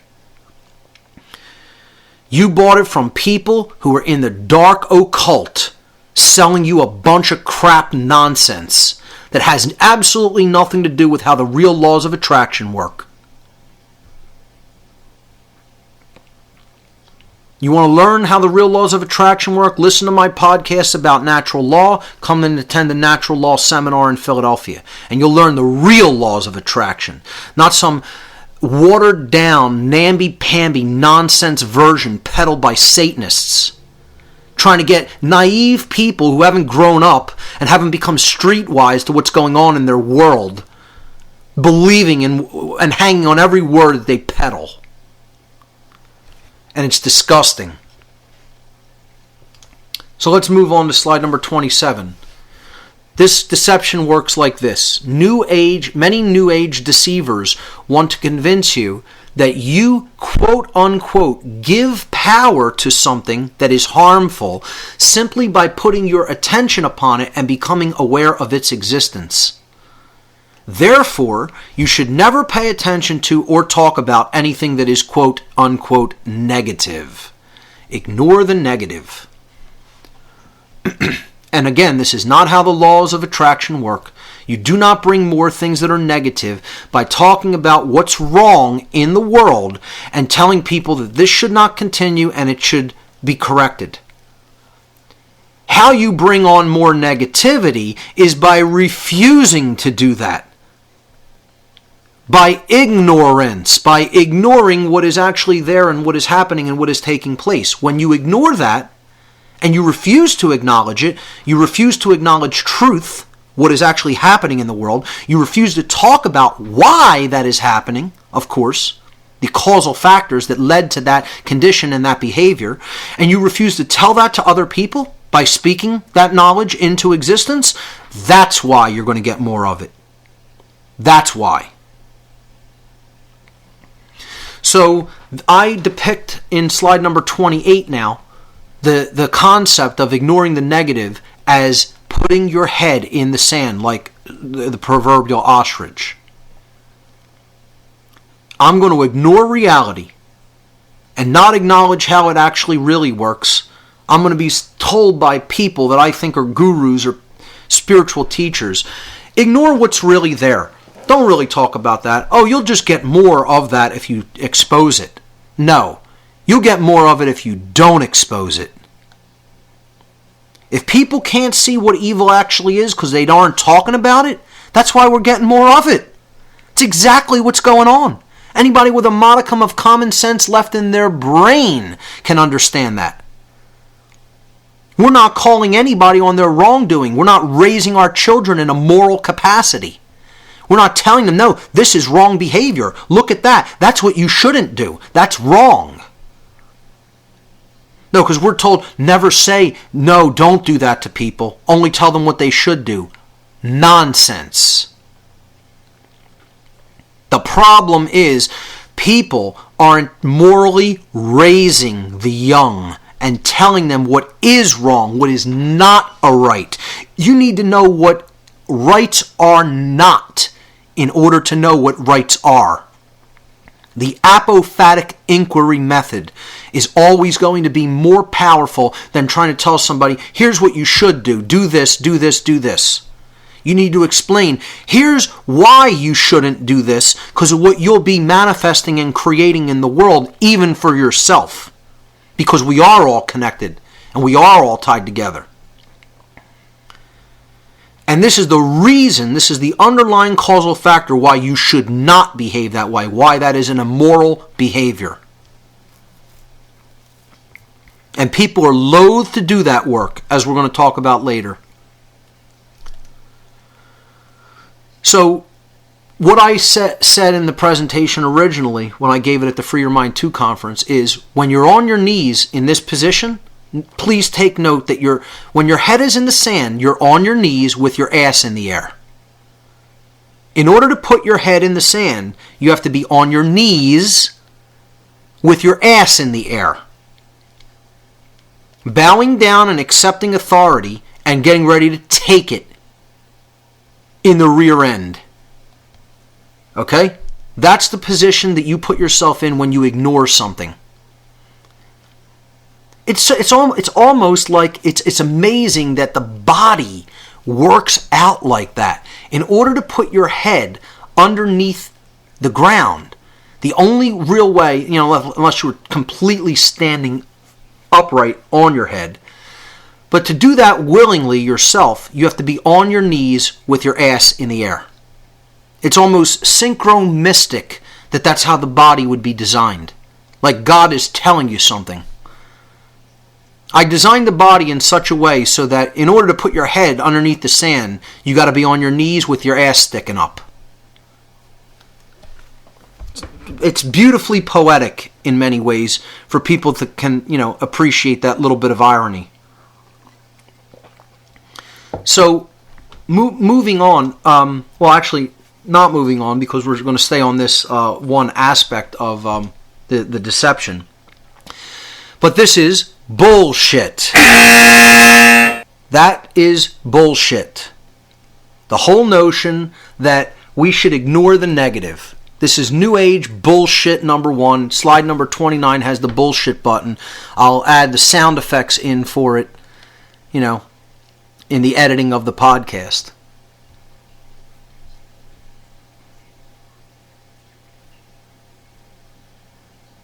It's just unbelievable that people think that that people have been convinced into thinking that you're going to generate more negativity by talking about the things that are wrong that need to be corrected in the world. And this is why New Agers, these cowards, won't talk about the control system, won't talk about the illegitimate nature of slavery and government.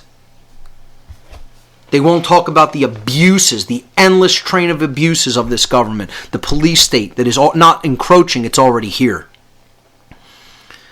And they think they're going to help people to get out of it. They think they're doing a service to people by ignoring an entire body of information that is real, that is true, that is happening. No, I beg to differ, ladies and gentlemen. The people who think that way are the ones who are creating and perpetuating the manifestation of that dynamic. So let's correct this erroneous claim that we should ignore the negative. The New Age correction, number 1. Seeing the negative for that which it actually is creates an ability within us to steel ourselves against its harmful effects. In other words, you have to know the causal factors and the harm that is imminent as a result of those causal factors. How did you go awry? How did you get to this condition? How did you get to this situation? You need to look at that. You need to look at that shadow material. That's not there to be ignored. You'll never understand the solution unless you deal with that shadow material. This is about going down into the nested subconscious psychological areas of the human psyche and bringing up that trauma to a conscious level and working with it and healing it. But people are loath to do that work because it's not easy. So when we do that, we are steeling ourselves against the harmful effects of this negative situation. And possibly we can even avert the effects entirely. If you see something coming, you can take action against it. You could do something that is positive and powerful, empowering, so that you will not be affected in a harmful way. When you ignore it, it's going to blindside you like a tornado that you don't see coming. The next slide, number 31, refusing to look at critical information just because it makes you feel uncomfortable or scared is willfully choosing to remain in a state of ignorance. Ignorance. And therefore to remain unconscious. Unconscious. The people who think they're so awake in the New Age movement, you're not awake at all. You're totally asleep. You are unconscious because you are not talking about what's really taking place in the world. You're living in a fantasy land where everything is happy-go-lucky and nothing is bad. Look, I'm going to go and directly insult this person because, quite frankly, they're a jackass who deserves to be insulted. Okay? A woman who attended the Free Your Mind 2 conference, and I don't really care who this offends, her personally, I don't care. I'm going to say, when I see a jackass, I'm going to call them a jackass. Somebody who attended, and you'll see it on the films, and because she asked, made a comment at the Gathering of the Minds discussion panel, that there's no such thing as a negative experience, actually said that. There's no such thing as a negative experience. Everything is just an experience. The level of naivete and illness that someone has to be in to have their mind worked into this state is so staggering that, like I said, to the Satanists and Luciferians who told me they were going to be putting information like this into the world through the New Age movement, all I can say is, wow, I can't even believe you got it done. I never would have thought it possible. Congratulations are in order in some ways. Like, I would shake your hand as an opponent. Not because I really respect your level of mental sickness and illness and psychopathy, but I wouldn't have even thought it would be possible to make someone's mind that dumb. To dumb someone down to that level and simultaneously get them to think that they know what real spirituality is about. Just brilliantly well done is all I can say. That's all, and I feel horrifically sad to have to admit that, but nonetheless, this is the level of deception that we're up against, and how crafty it is, and how well they're able to carry out what they say they're going to carry out. Because they have created people exactly as they say they're going to create them. This is a golem, an animated creature made by the dark occultist. That's what that person is. Let me tell you something, lady. Pedophilia is happening. And that's not just an experience. The murder of children is happening. And that's not just an experience. That's called evil. And you need to get through your brainwashed religious New Age bullshit skull that evil exists and is operating all around us. Because you're not streetwise. You're a naive child who's bought something that somebody else sold you that you want to hear. You don't want to hear what the truth is.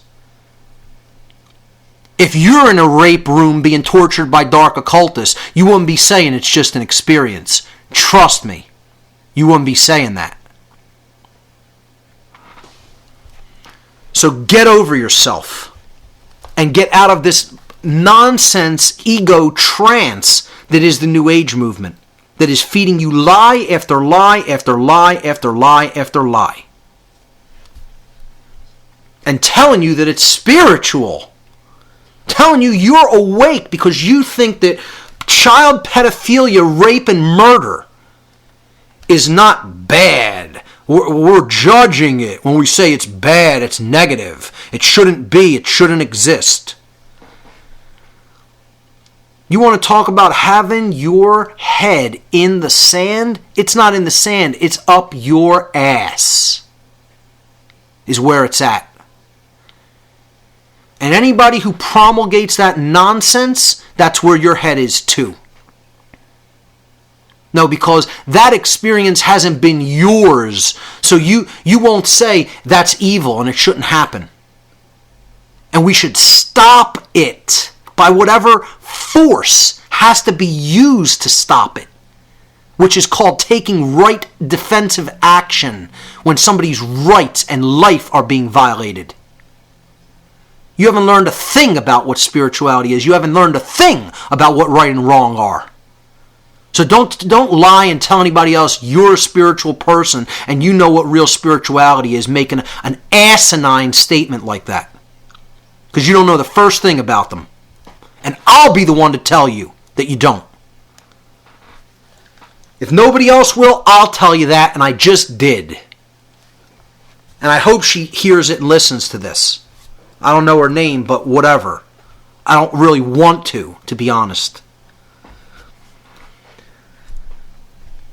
You know, and the fact that other people believe this bullshit, it's a disgrace. Let's move on to New Age deception number 2, which goes hand in hand with the first of never look at the negative, and that's never get angry. Never get angry. There's nothing to get angry about. Everything is fine. Let's talk in these calm, soothing tones. Oh, the world is fine the way it is. There's nothing wrong. Don't get angry. Don't raise your voice. Never feel any negative emotions. Anger is negative. It shouldn't exist. There's no reason for anger to exist. There's no proper role for anger. I mean, people actually believe this nonsense. This is just total tripe. I just can't even believe people are that naive that they believe that there's no proper role for anger. If you couldn't experience, if anger were not there to be experienced, you wouldn't be able to feel it. There's a reason, there's a role for it. There's a proper role for all the emotions. All the emotions. Anger is there for a reason. I put on the slide, Never Get Angry, my favorite comic book character, my favorite superhero, if you will. I never preferred the other superheroes who dress in costumes and, necessarily look at themselves as quote-unquote defenders of the people, like Superman and Batman. Spider-Man I thought was pretty cool when I was young, but by far, the only character I ever identified with in my youth was the Incredible Hulk. If there is one comic book that I, got into and thought that character was the man, it was the Incredible Hulk. And there's a reason. And there's a reason he's green. That's not an accident either. The Hulk was someone who wanted to be left alone. That's all the Hulk ever wanted. Bruce Banner didn't hurt anybody. Who would transform into the Incredible Hulk when other people refused to leave him alone. You could even watch the TV series, The Incredible Hulk, with Lou Ferrigno as the Hulk. The same concept arises there over and over again. This person wants to be left alone. He wants to be allowed to live his life in peace. And he constantly encounters people who won't allow that. And he tells them, don't make me angry. You won't like me when I'm angry. Because all he's doing is acting in a defensive posture. He's going on the attack only when he's been forced into a corner. And then he flips out, and people don't like what happens when he flips out. And I would suggest this is where America is right now. We are Bruce Banner on the verge of transformation into the Incredible Hulk. And let me tell you something. When the transformation happens, the people who have pushed us into this corner are not going to like the Americans when they're angry. And I would suggest to them to go study the French Revolution in detail. Because if you think what happened in the French Revolution was bloody and violent, you have not seen anything compared to what is going to happen on American soil if people do not allow this control system of violence and slavery to deteriorate naturally and organically on its own. You're going to be people are going to be wishing that the Incredible Hulk was tearing things up, because what they're going to witness is going to be something so far beyond that it's the likes of which humanity has never seen in history ever. And that's what I am again attempting to avoid. I am not trying to push that dynamic. I am trying to avert that dynamic by teaching people the difference between right and wrong and helping them to accept that they have been duped and they have been wrong their whole life. That they are under mind control and need to heal their hemispheres of their brain in conjunction with the heart to get out of that level of mind control and therefore stop supporting evil and slavery. So I intuitively resonated with the character of the Hulk because, as they say, there are only two kinds of people. The people who want to be left alone and the people who won't leave them alone. That's it. There are aggressors and there are people who understand the non-aggression principle and that you shouldn't initiate violence and coercion. There are the only two kinds of people in the world. That's it. And then there are people who think that the initiation of violence and coercion are acceptable when they are immoral. So the Hulk never initiated force, ever. He responded to it defensively when he was pushed to the edge, which is why I intuitively resonated with that character. And the fact that he's colored green when he transforms is no accident either, because that's the color of care. That's the color of balance and understanding when forceful defensive action needs to be taken.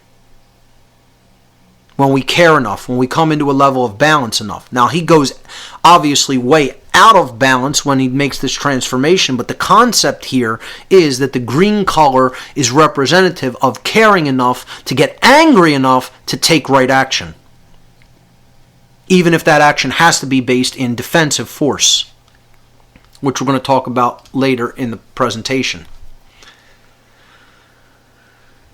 On slide number 33, this is what they would turn the masculine instinct into of self-preservation and defense when your rights are being attacked, when your life is being attacked.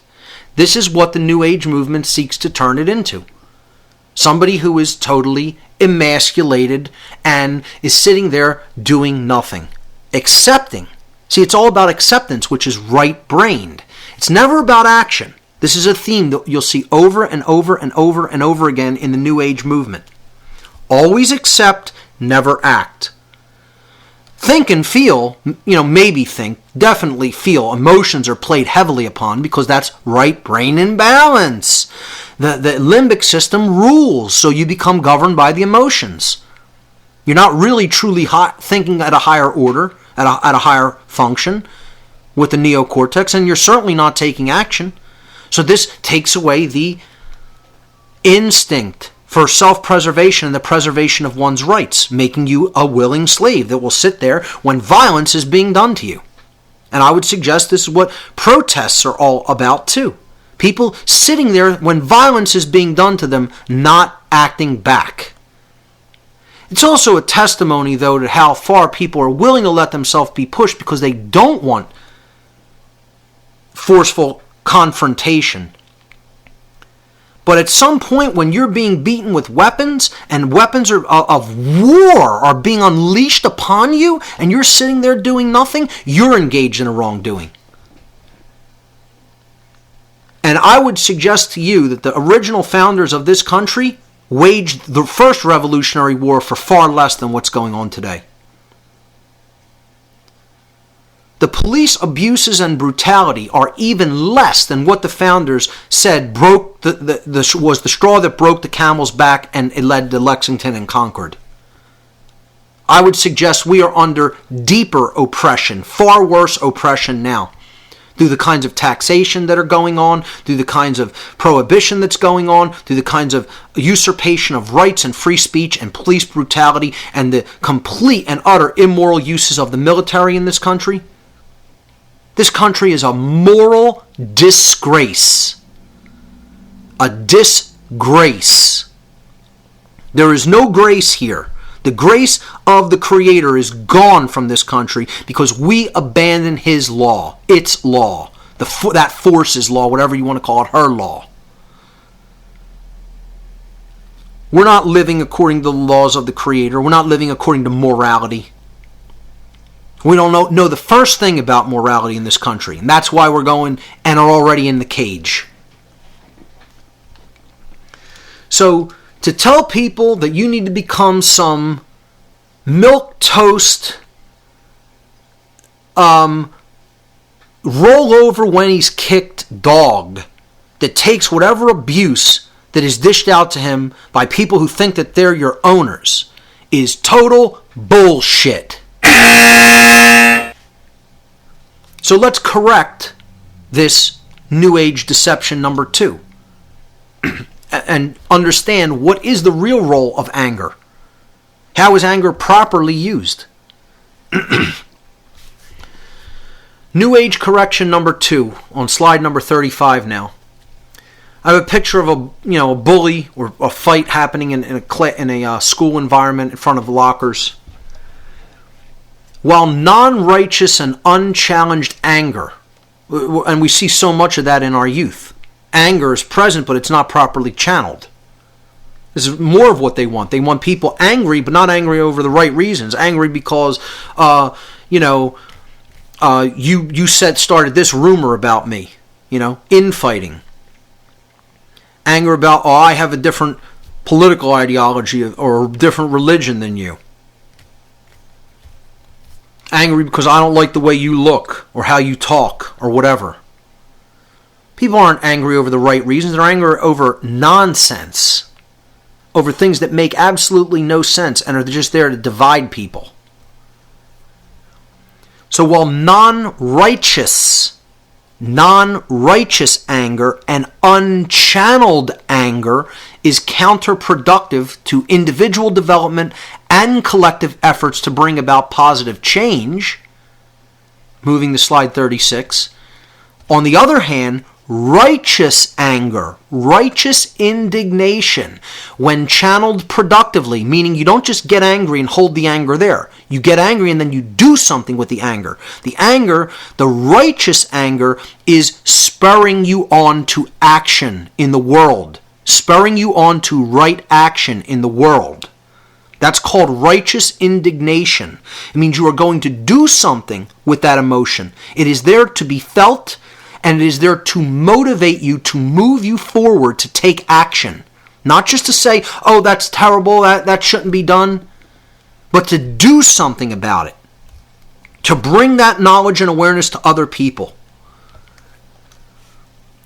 When it's channeled productively, it can be a major motivation to create positive change in our world. But ignoring it and saying no one should ever get angry. Anger is an emotion that should be purged. This is what New Agers believe. I'm telling you, it's not what I think they believe. I've had in-depth conversations with people who are adherents to this religion, who have told me there is no place ever for any anger. Anger is an emotion that should not exist, and we should work to try to purge it. Someone has actually said that to me. And I just have to look at them like, you are on drugs. You are on a bad drug called the New Age movement. And you don't even understand. I'm not even saying that metaphorically. This is a drug. This is something that imbalances the brain chronically. It's like abusing a drug. One of the people who I do think may have started in the New Age movement, but he understood how it was being used as a deception, and I really like his work, is Dick Sutphin. Dick Sutphin has talked about the dangers of using a lot of these New Age techniques in a way that it shouldn't be used. We're going to talk about that when we get into meditation. But he talks about friends who are total New Agers, who their brain is like how somebody's brain is when they're on a heavy street drug. and can't focus, can't concentrate, can't get anything done. Action has been removed. Again, the suppression of the sacred masculine. The sacred masculine is action, taking action. Thoughts are the neutral component that underlie everything. The sacred feminine is the emotional qualities, and then the sacred masculine is the actions, is our behavior. And that's what they want to ultimately cut off. They don't want people taking right action in the world, telling people about what's really going on, informing people. They want you calm, and they want you sedated, non-active, sitting there doing nothing. When you get angry, it can motivate you to proper action. And the image that I show here is a meme from the movie Network, which I highly recommend, because that's what Howard Beale in Network is talking about. I'm mad as hell. I'm not going to take this anymore. I'm going to do something to change this. It isn't good enough to say I disagree with it. Thought and emotion give rise to action. If they're not giving rise to action, you're not doing the proper things with your thoughts and your emotions. It's not about knowing something or feeling something. It's about knowing it, feeling it, then doing it. And again, as ancient philosophers have said, to know and not to do is not to know. If you claim to know something and you're not actually acting on that, you're not actually doing something with that knowledge, you don't really know it. You haven't really deeply integrated it. You don't know. You're just saying that you know. And that's what so many people in the New Age movement are. People who say that they know, they don't do, and therefore they don't really know.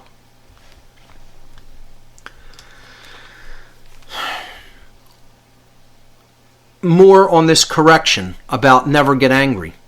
You know, the whole statement, the meme, if you're not outraged, you're not paying attention. It's very applicable. If you're not outraged by what's going on in the world, you clearly cannot be paying attention to what's going on in the world. Because what's going on in the world is very negative, and it should not stand. It should not be continuing. I told people at the conference, even Jesus got angry in the story. And this is, again, whether you accept it as some sort of a historical account, I don't care. Or if you accept it as pure metaphor. The point here is, he was teaching how to properly interact with people in the world in a non-violent way. But when people were robbing people, which is what the temple money changers were doing, they were defrauding people by creating a monopoly like the Federal Reserve and defrauding people of their savings and earnings by charging them inordinate amounts of money on temple coins so that they were cleaning up at the expense of everybody else around them because they just didn't give a shit about anybody but themselves. Well, Jesus didn't just stand there and say, oh, okay, I can't get angry about that. I'm not going to do anything. I'm not going to point this out. I'm not going to make a big, confrontation over this. No, he didn't say that. He recognized wrongdoing when it was happening, and he took out the switch and whipped their asses. Because they had no right to do what they were doing. They were morally wrong and should be put in their place. Not put up on a pedestal and say you're the untouchables and you nothing can happen to you as a result of your fraud, your theft, your lies. It's the same thing going on today, ladies and gentlemen. And that's what it's about. It's a metaphor for the human condition, what's still going on. It's not meant to be taken as a literal, single, individual, anecdotal story or historical account. It's a metaphor. You need to understand the in-depth underlying message that is presented in the fable or the allegory. But no, we want to stay in the babyfied literalism variant of the Bible. Yeah, good luck with that. It's called being a moron and wanting to stay one. Because I'm going to take everything totally literally and never really understand the actual concept or the meaning.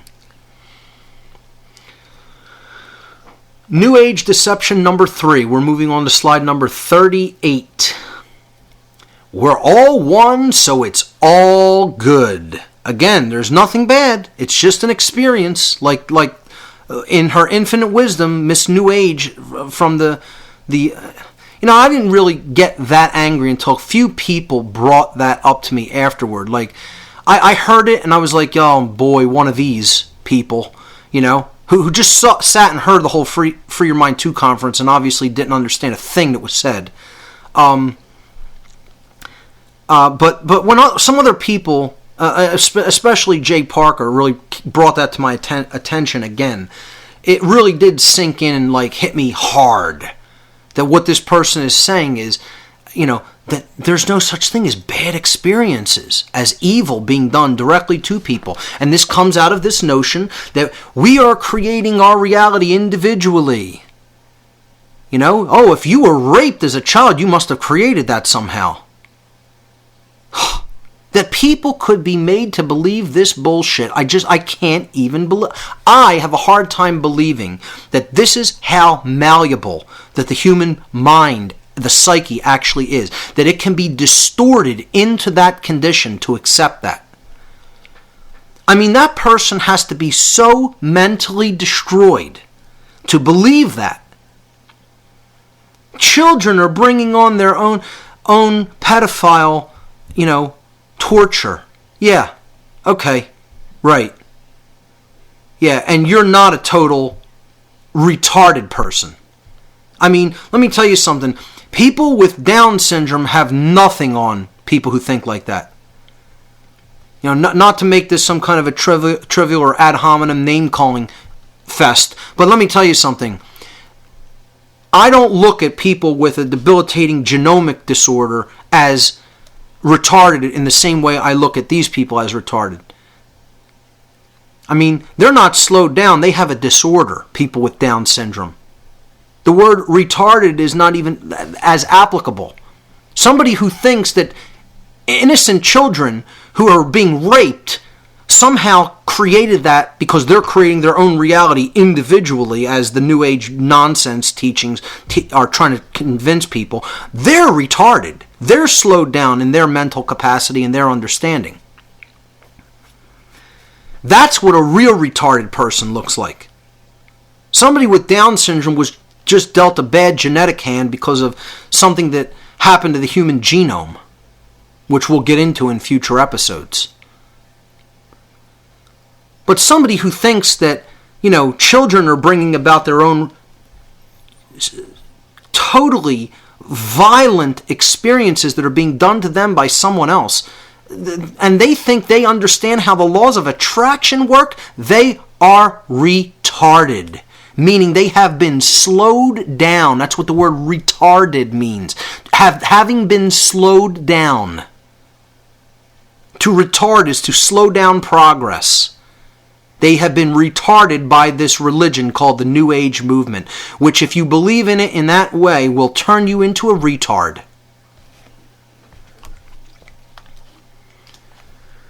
So, there's no bad experiences. It's all good. Everything is good. Everything that's happening is good. It's just an experience. That's all. Moving on to slide number 39, many New Agers tout the concepts such as right and wrong as dualistic. Right and wrong are dualistic. Oh, there's no such thing. It's all an experience. There's no right. There's no wrong. I can't even tell you how many people in the New Age movement have told me this. And are open about it and are proud of it. When you talk about right and wrong, you're reinforcing duality. No, dunce. Right and wrong exist in nature. The reason that we're in the state of duality is because we don't understand what rights are, we don't understand what wrongs are. And we're listening to idiots who are telling us that there's no distinction between those two things. So we never exercise judgment about those things, and therefore we never actually truly come into conscience, which is actually exercising one's conscience is making a willful decision between the objective difference between right and wrong and choosing the right action over the wrong action. And more people than not are not doing that. They're not exercising their conscience for the very reason that they believe in this bullshit called moral relativism. Because that's what this is. The concept that right and wrong are dualistic and therefore they're invalid. They're trying to convince people that everything that happens is okay, it's all good. This is a form of moral relativism. The idea on slide 40, I put the words moral relativism up on the slide, that there's no such thing as right and wrong. Man gets to make that up. It's all just an experience. Nothing is good, nothing is bad, nothing is right, nothing is wrong, nothing is good, nothing is evil. And you know what that's called? It's called bullshit. That's what it's called. It's called bullshit. Because if you'll believe that, you'll believe anything. That is just a total naive child's way of looking at the world. And they got people believing that they're somehow spiritually elevated because they no longer accept the dichotomy between right and wrong. And again, this is all about accepting that man makes up right and wrong. That's what this is about. They're trying to peddle that notion of moral relativism in the New Age movement. They got it peddled really well in government, that you could turn a right into a wrong. All you got to do is sign a law about it. You could take someone's right away. Turn it into a wrong that's punishable. Oh, and we can turn a wrong into a right. Oh, these people want to do all this manipulation with people's money, and ultimately it results in total theft, the degradation of their savings, the degradation of their investments. Oh, well, that's legal. They did it legally. We passed a law saying you're allowed to do this. So these bankers can't be tried. They're too big to fail. Don't you know? We could turn a wrong into a right too, just as easily as we could turn a right, like free speech, into a wrong. And people believe them. They accept this as true. Because they are under mind control and have their head up their ass. And quite frankly, I'm totally tired of it. I'm tired of it. I don't want to live like this anymore. And in order to stop it, you need to get involved. You can't just say you know and that's good enough. You need to know it to such a deep level that you can communicate it effectively and start doing that to everyone around you, regardless of what they think, regardless of how they will receive the message. And the thing that's preventing people from doing that is fear.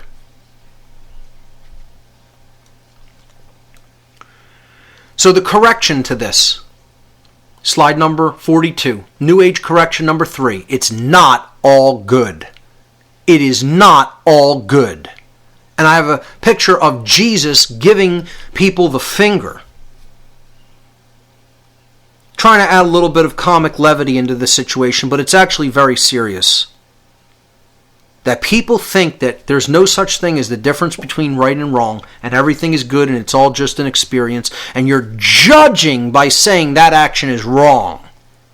This is what they want. This is what they're trying to do, to stop right action, which is speaking about what right and wrong are and telling people who are doing wrongs, you have no right to do this. You're wrong. This is morally wrong. It should not be allowed to stand. You should not be allowed to continue to do this. We're going to hold you accountable. They don't want that. They want moral relativism because then they can continue to get away with whatever crimes they want. Get people to accept that something's moral in one area and immoral in another area. The same thing, the same behavior. Oh, at one time that was immoral, now we magically pass the law and now it becomes okay. Or at one time that was okay and now we magically pass the law and it becomes not okay. You know, you got to understand the laws of man are written in a way that it totally expresses that the people who are writing this are moral relativists. They believe that there's no such thing as actual objective right and wrong. Man's law is not based on morality. It's not based on rights. They don't know what rights are. This is the whole problem. This is what human evolution is leading to, is the deep knowledge of what a right is, by developing the deep knowledge of what a wrong is. You need to know what a wrong is to understand what a right is. Now here's what right and wrong are. The essence of right and wrong on slide number 43. There is an objective, definitive, natural difference that exists in creation inherently between right and wrong. Right is that which is true. It is based in truth. It is correct. We say that something is morally right and we say something is correct. And we call it right for a good reason. They are one and the same. That which is based in truth is in harmony with natural law, because natural law is truth. So to say something is correct, it's based in truth, it is right. Rights are based in truth. To say something is right and mean that it is moral is because it is in harmony with natural law. Therefore it is moral, therefore it is a right. When our actions are based in righteousness, they do not result in harm to others. That's it. If you're doing something that is one of your rights, harm is not being conducted to another person. Soon as harm to another person becomes involved, you don't have the right to that action. If you're physically harming someone, if you're defrauding someone of their rights, if you're defrauding someone of their property, or damaging their property or their security in their place of living, you do not have the right. You are no longer in the right. You have crossed the line over to the other side called wrong, because you're causing harm. Wrong, we use the term to mean both incorrect, you're wrong about that, it's not correct, and immoral. What you did was wrong. It harmed someone else. And there's a reason we use the word wrong for both of these in English. Because when something is not based in truth, it goes in opposition to natural law. Like authority and jurisdiction and government and false religion. So that's what this New Age movement is trying to obfuscate. It's trying to keep people from the simple understanding of this dichotomy that exists in nature. It isn't duality in the mind of man, because right and wrong don't exist in the mind of man. They exist in nature. They're part of the natural world. They're part of the universe. They're inherent to the universe itself. When actions are based in wrongdoing, it leads to harm to others. It results in harm to others. Real simple.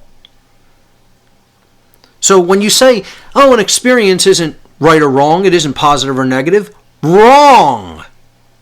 If an experience is in harmony with natural law, then it's right. And it should continue. It should be allowed to exist. People should not try to shut that activity down, because they don't have a right to shut down a right. Because in doing so, they'd be committing a wrong.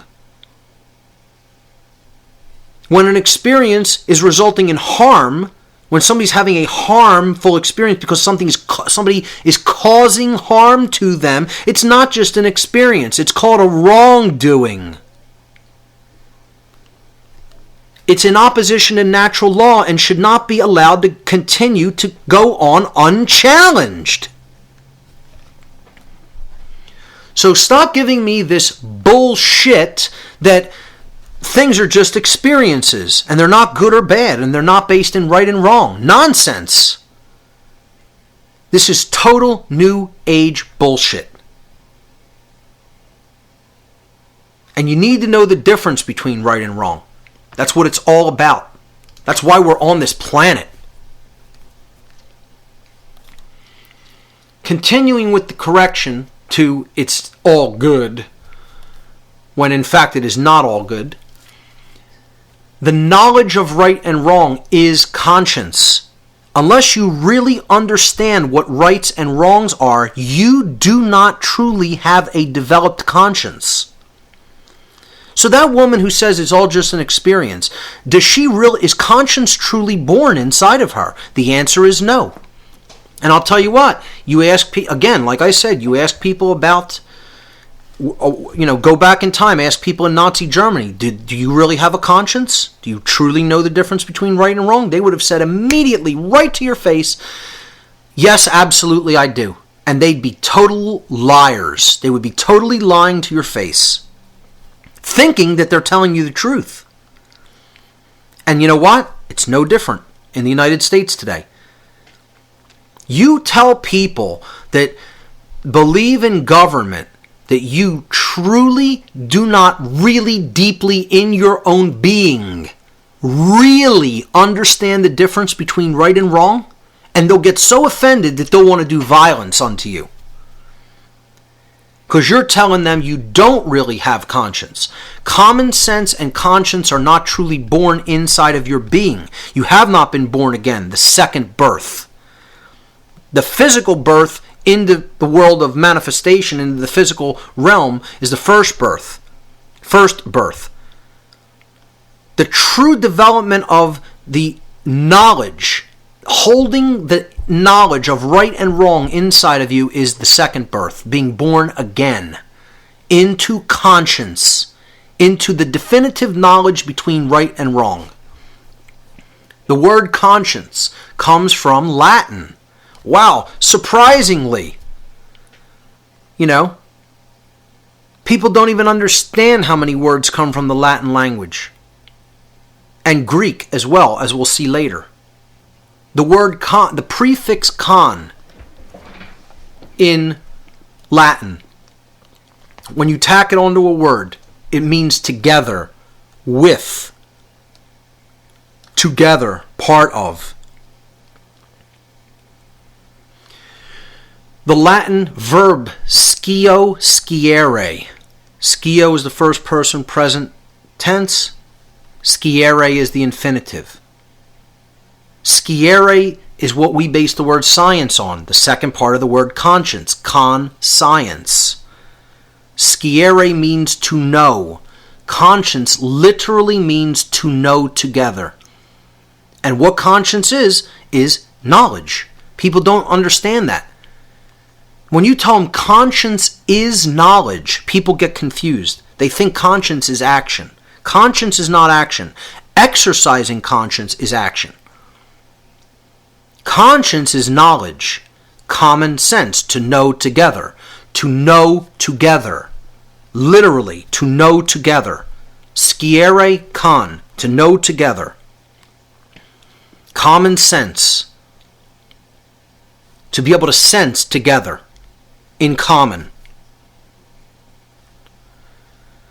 It is the knowledge of the objective difference between right and wrong, the inherent and objective difference between right and wrong that is not subjective and is not based in human perception. It wouldn't matter if there was no human perception, right and wrong would still exist in nature. They are not constructs of man. They are based in what is. They are based in truth. They are based in natural law. They come out of natural law, which is the law that governs consequences of right and wrong behavior. So on slide number 45, I simply put up there that is what conscience is, common sense. People don't see it like that. They don't think of it like that because they don't understand the true meaning of the word. Moving on to slide number 46. Continuing with this New Age correction of it's all good. See, this comes from the idea that everything is duality. And thinking right and wrong, good and evil, those are dualistic notions. Just like we think that spirituality is all about total transcendence of matter. The New Agers believe, we're going to ascend out of this realm. Yeah, we're going to get 7-foot-tall light bodies. I've heard this one. We're going to ascend into angelic form of beings that, are these light bodies, and we're going to go to Andromeda. Yep, that's what's going to happen when we don't even understand the difference between right and wrong. Yep, good luck with that. Let me know how that works out for ya. Okay? I mean, it's a child. This mentality is a child who wants to hear what they want to hear. Forget about what is or what's true. That's meaningless. I have my beliefs, and they get crazier and crazier and crazier, and what's real, forget it. I'm putting on these glasses, and I can't see the real world. These are my Andromeda glasses. You know? I see all the spacecrafts in the sky coming down to rescue us from our immorality when I put these glasses on. Don't you know? Yep. See, this whole notion comes out of the idea of the primacy of either spirit or matter. And again, here's another one of these slides that is going to upset people. Everybody. Because most people are in this schism. That either one or the other is primal. One or the other is superior to the other. You have scientific materialists that, matter is primal. Matter is superior. It's the root of everything. You know? And we're going to delve into the world of matter by building bigger and bigger and bigger colliders to look for smaller and smaller and smaller particles. And we'll get down to the essence of what this all is. Because it's not infinity in both directions, no. We'll find the basic building block of everything. And it'll reveal all the secrets of nature to us because, hey, everything is this big machine. There's no free will. Oh, it's all big machine. It's a dead thing. And matter is going to unlock all the answers. Then you have the New Agers and the religionists. Oh, spirit is primary to everything. It doesn't matter what happens in the physical world, to a point where, you just need to believe something. Forget about what's going on in the physical. This world is transitory, and it doesn't even matter what happens here. Doesn't matter. You know? It takes matter out of the picture. The actual happenings. What on earth is happening is irrelevant. So that's all in the physical domain, and that's meaningless.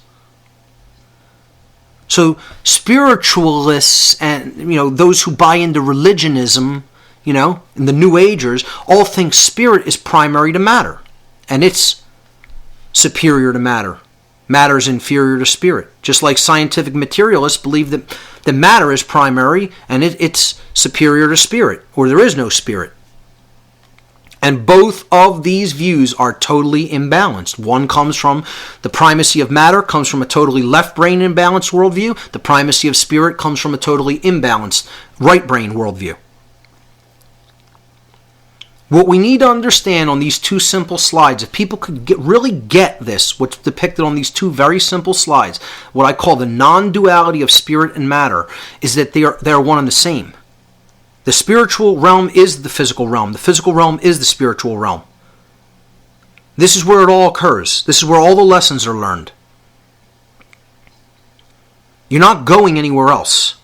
You got to be here now and get the lesson. Nobody's coming to rescue us from ourselves in our own ignorance. You're here for a reason.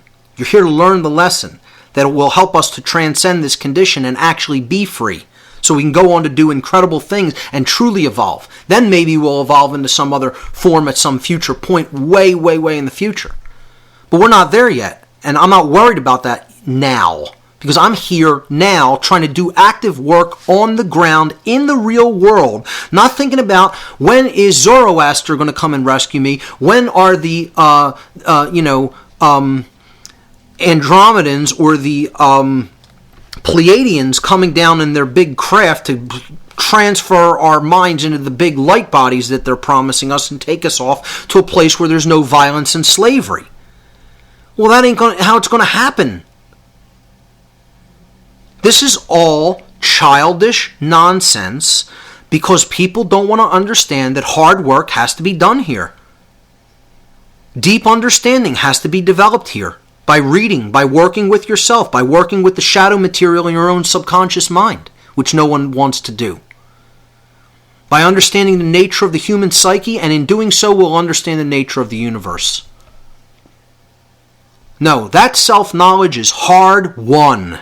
It is hard fought for, and it is hard won based on where we're at. That's why so many people are loath to do that great work. We have to understand neither of these aspects of creation, spirit and matter, are primal to each other, are superior. Neither are inferior. They are all part of the one and the all. Again, you want to know where the spiritual realm is? It's right here. And the people who think there is no spirit, they're just equally as imbalanced. You know? That the material, physical aspects of existence are all that exist. Well, there is a spiritual domain, and it is right here. Spirit is not superior to matter. Matter is not superior to spirit. Get it through your head, folks. Understand these are one and the same.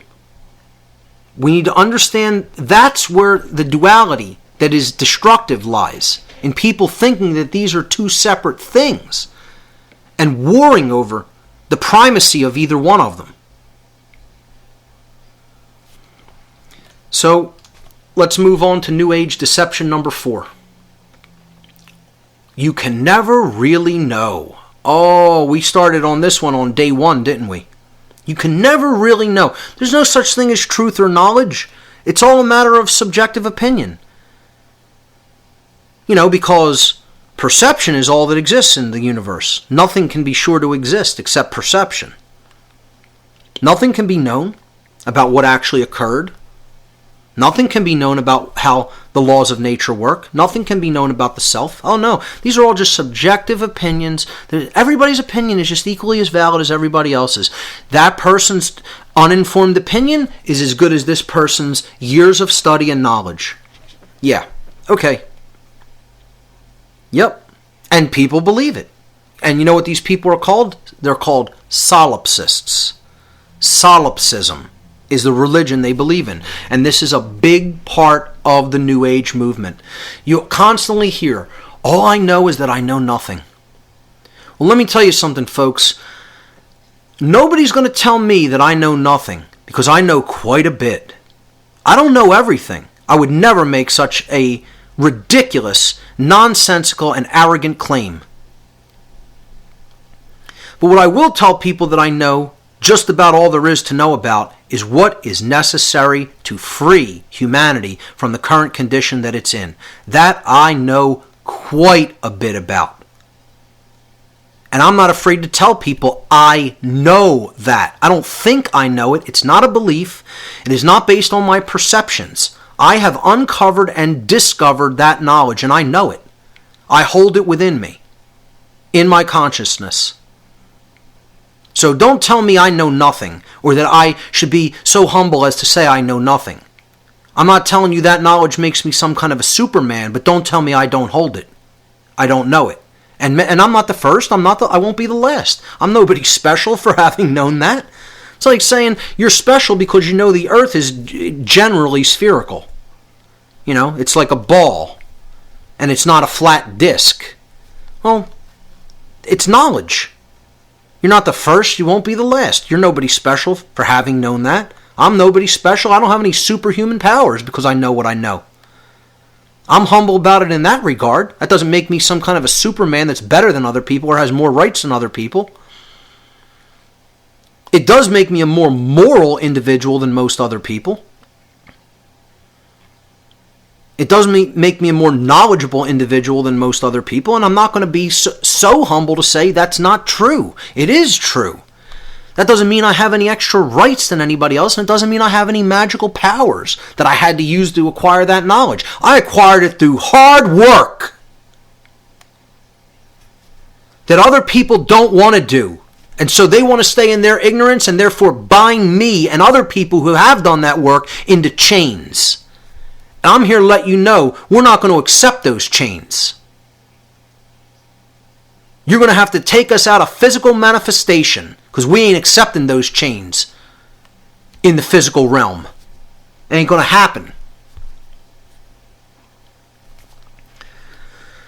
So I put here on slide number 48 this picture of, this was a show. I don't know if it still is. It was called You Don't Know Jack. Some trivia show or whatever. But it's the concept that you can never really know anything. Let me tell you something. Satanists want to push this harder than anything else. And they consider it one of their sins. You look into the satanic sins. Just type that in. I've talked about it before on past podcasts and actually posted it on the podcast I did on Satanism. Solipsism is listed as one of the main satanic sins.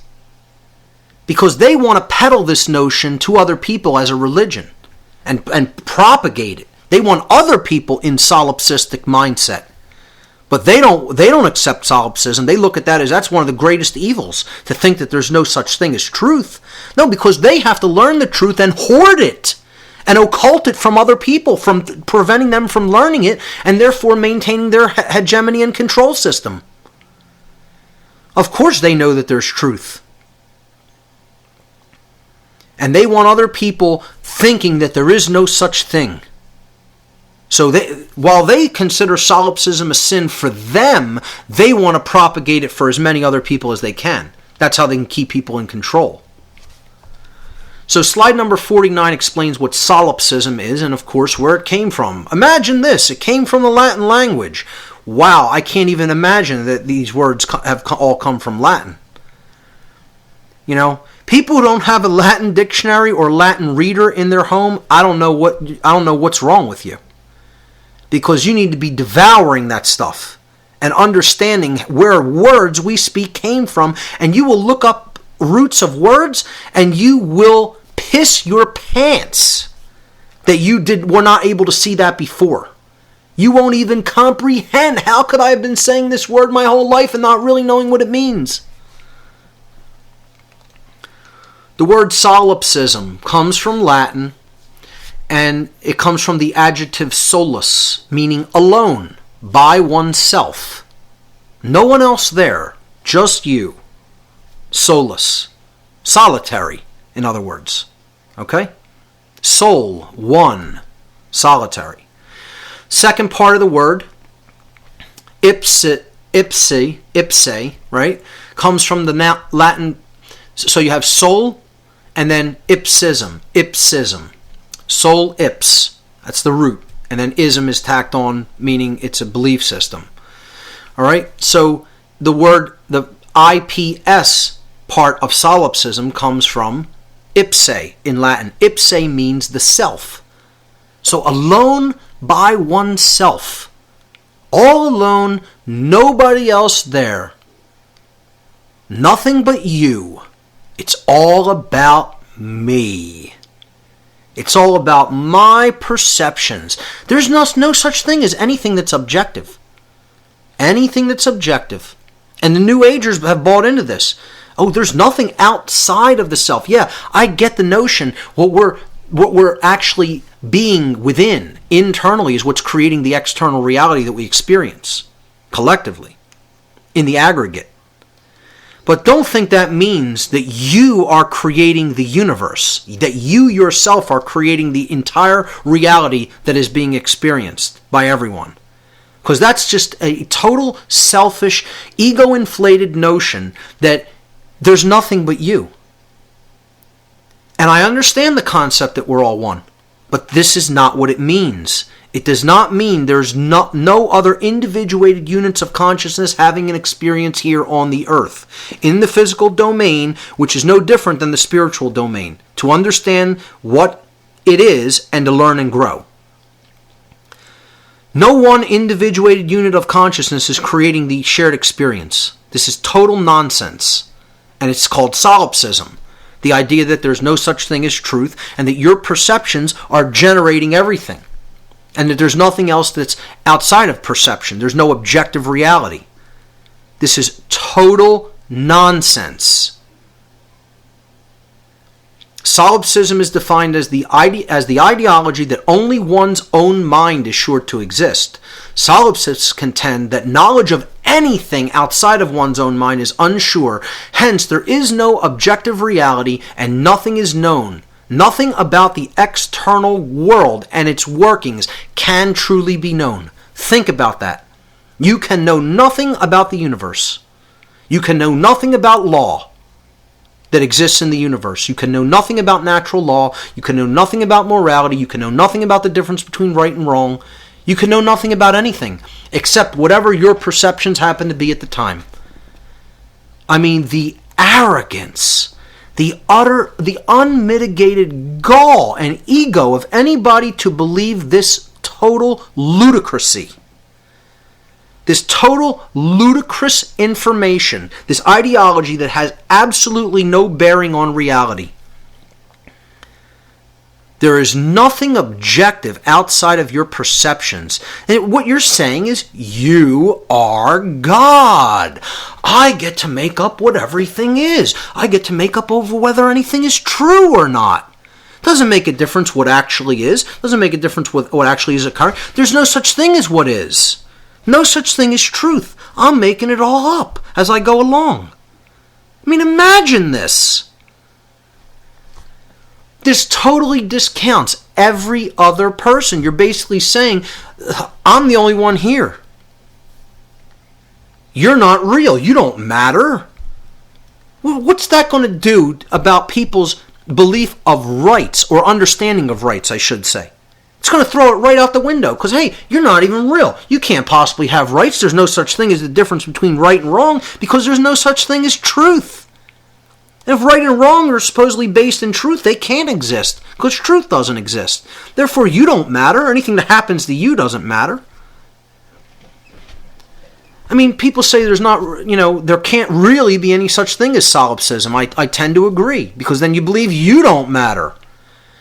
Start doing something harmful to somebody who says they're a solipsist and watch how much they say you have no right to do this. Well, hey, I don't exist. There's no such thing as right and wrong. I'm unsure even to exist in your mind. It's infancy. This is spiritual infancy. Spiritual infancy.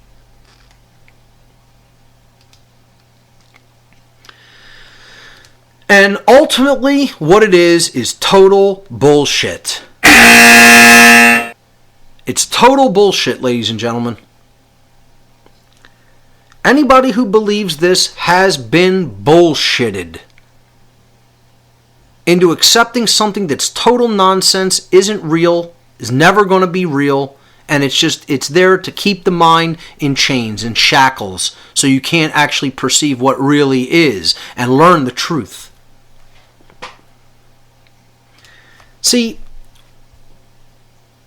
I'll move into slide 51 here. This is the correction to this idea that there's, you can't really ever really know anything.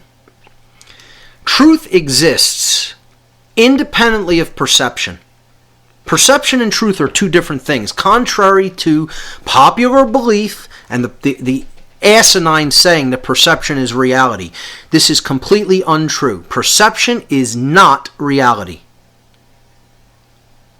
Perception is just that, a viewpoint. That's what it means, to see through. See through the windows of an individuated unit of consciousness. You're seeing through the lens of an experience. That's perception. That doesn't mean that reality does not exist independently of perception. That which actually does occur is what we're talking about as truth. Truth is a collapse of a wave function into a point, an actual event that does occur, that does undergo what has been referred to as the formality of actually taking place, of actual occurrence. And that's all I'm talking about when I talk about truth.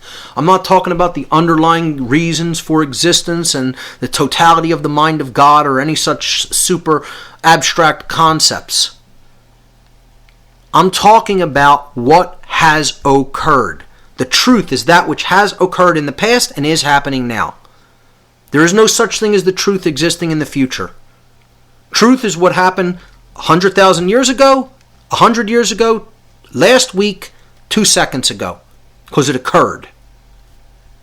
All the possibilities that could have happened in the wave function eventually collapsed on the present moment and created the reality that was experienced in that time, called the past. And those possibilities are being collapsed in every present moment as we move through this construct that we call time. So the truth exists in the past and in the now, and nowhere else. The future hasn't been created yet. I could make something different happen that might not have occurred if I can make a different decision. If I choose to pick up this book and throw it across the room, that's what will have occurred in the future. If I don't choose to do that, then it will not have occurred, and that will be the truth. Truth is that which has occurred. And we need to stop looking at these outrageous, overblown, attempted definitions of what truth is.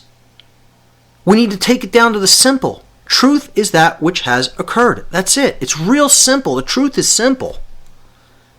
It's knowable. We're not talking about anything more complex than that when I'm referring to the term truth. Okay? So if you have this notion in your head that I'm talking about some wildly extravagant notion of what I'm calling truth, get that out of your mind and understand I'm taking it down to a very simple understanding of events which have occurred, which have taken place. So when our task as a human being is to align our perception to the truth, to align it with. Truth is like a line that does not waver. It does not waver. It's that which is. It's steady. What wavers is our perception.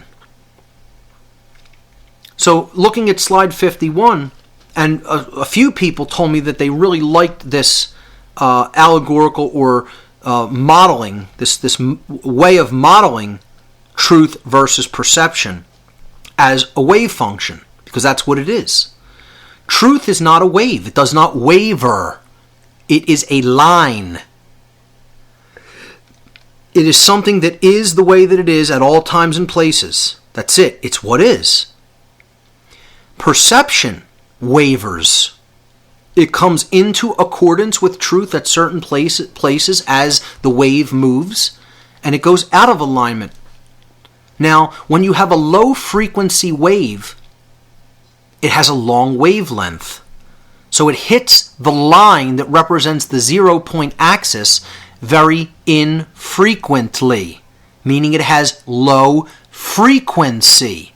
The less frequently it hits the line means it has a low frequency.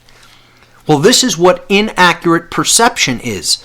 It's low frequency. When we talk about perception being related to frequency, where someone is at in consciousness, they're at a low frequency or a high frequency, it means their ability to align their perception with truth, with reality, and that is our work.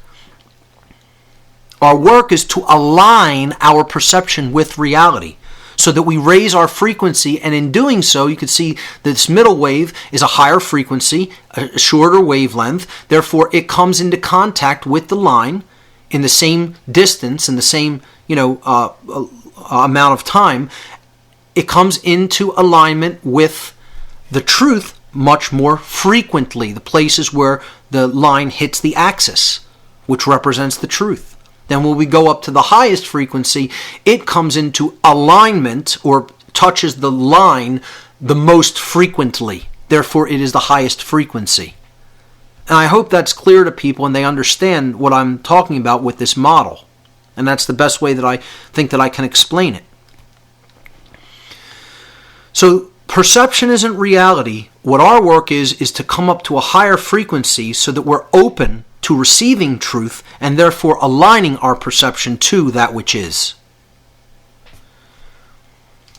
The next part about this correction that I'm offering, related to that you can never really know anything and that perception is reality, is explaining what solipsism really is. Solipsism is a defining hallmark of spiritual infancy, as I said before.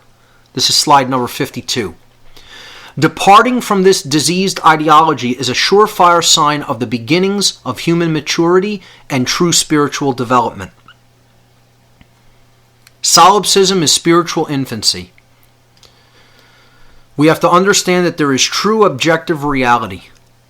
And that's what we have to strive to understand, to grasp the truth about what is, regardless of how scary it may be, regardless of how uncomfortable it may be, and regardless of how much we may not want to face that reality.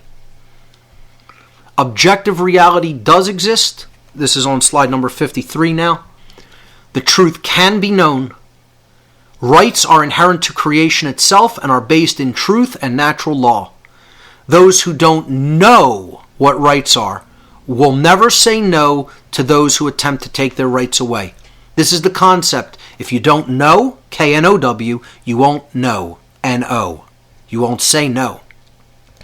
The lost word, which we'll get to. Those who don't know won't say no. You have to know what rights are. Slide number 54. Know your rights. Don't think you know them. Don't believe. Know what they are, because you know the difference between right and wrong. And once you know that, you will be in a position to say no. I don't know how many times I used the word no in that altercation with these criminal thugs from the federal government thinking that they're God. I must have said no 100 times to them or more. That's the word that drains them of all their illusions that they're in control and that they're in power. When people say no, the lost word, the word of all power, you take all your power back. You stop externalizing it. You internalize power when you use that word. And that word needs to be said to them in a big way. Every time they ask me, do I understand? No, I do not understand. Just like that.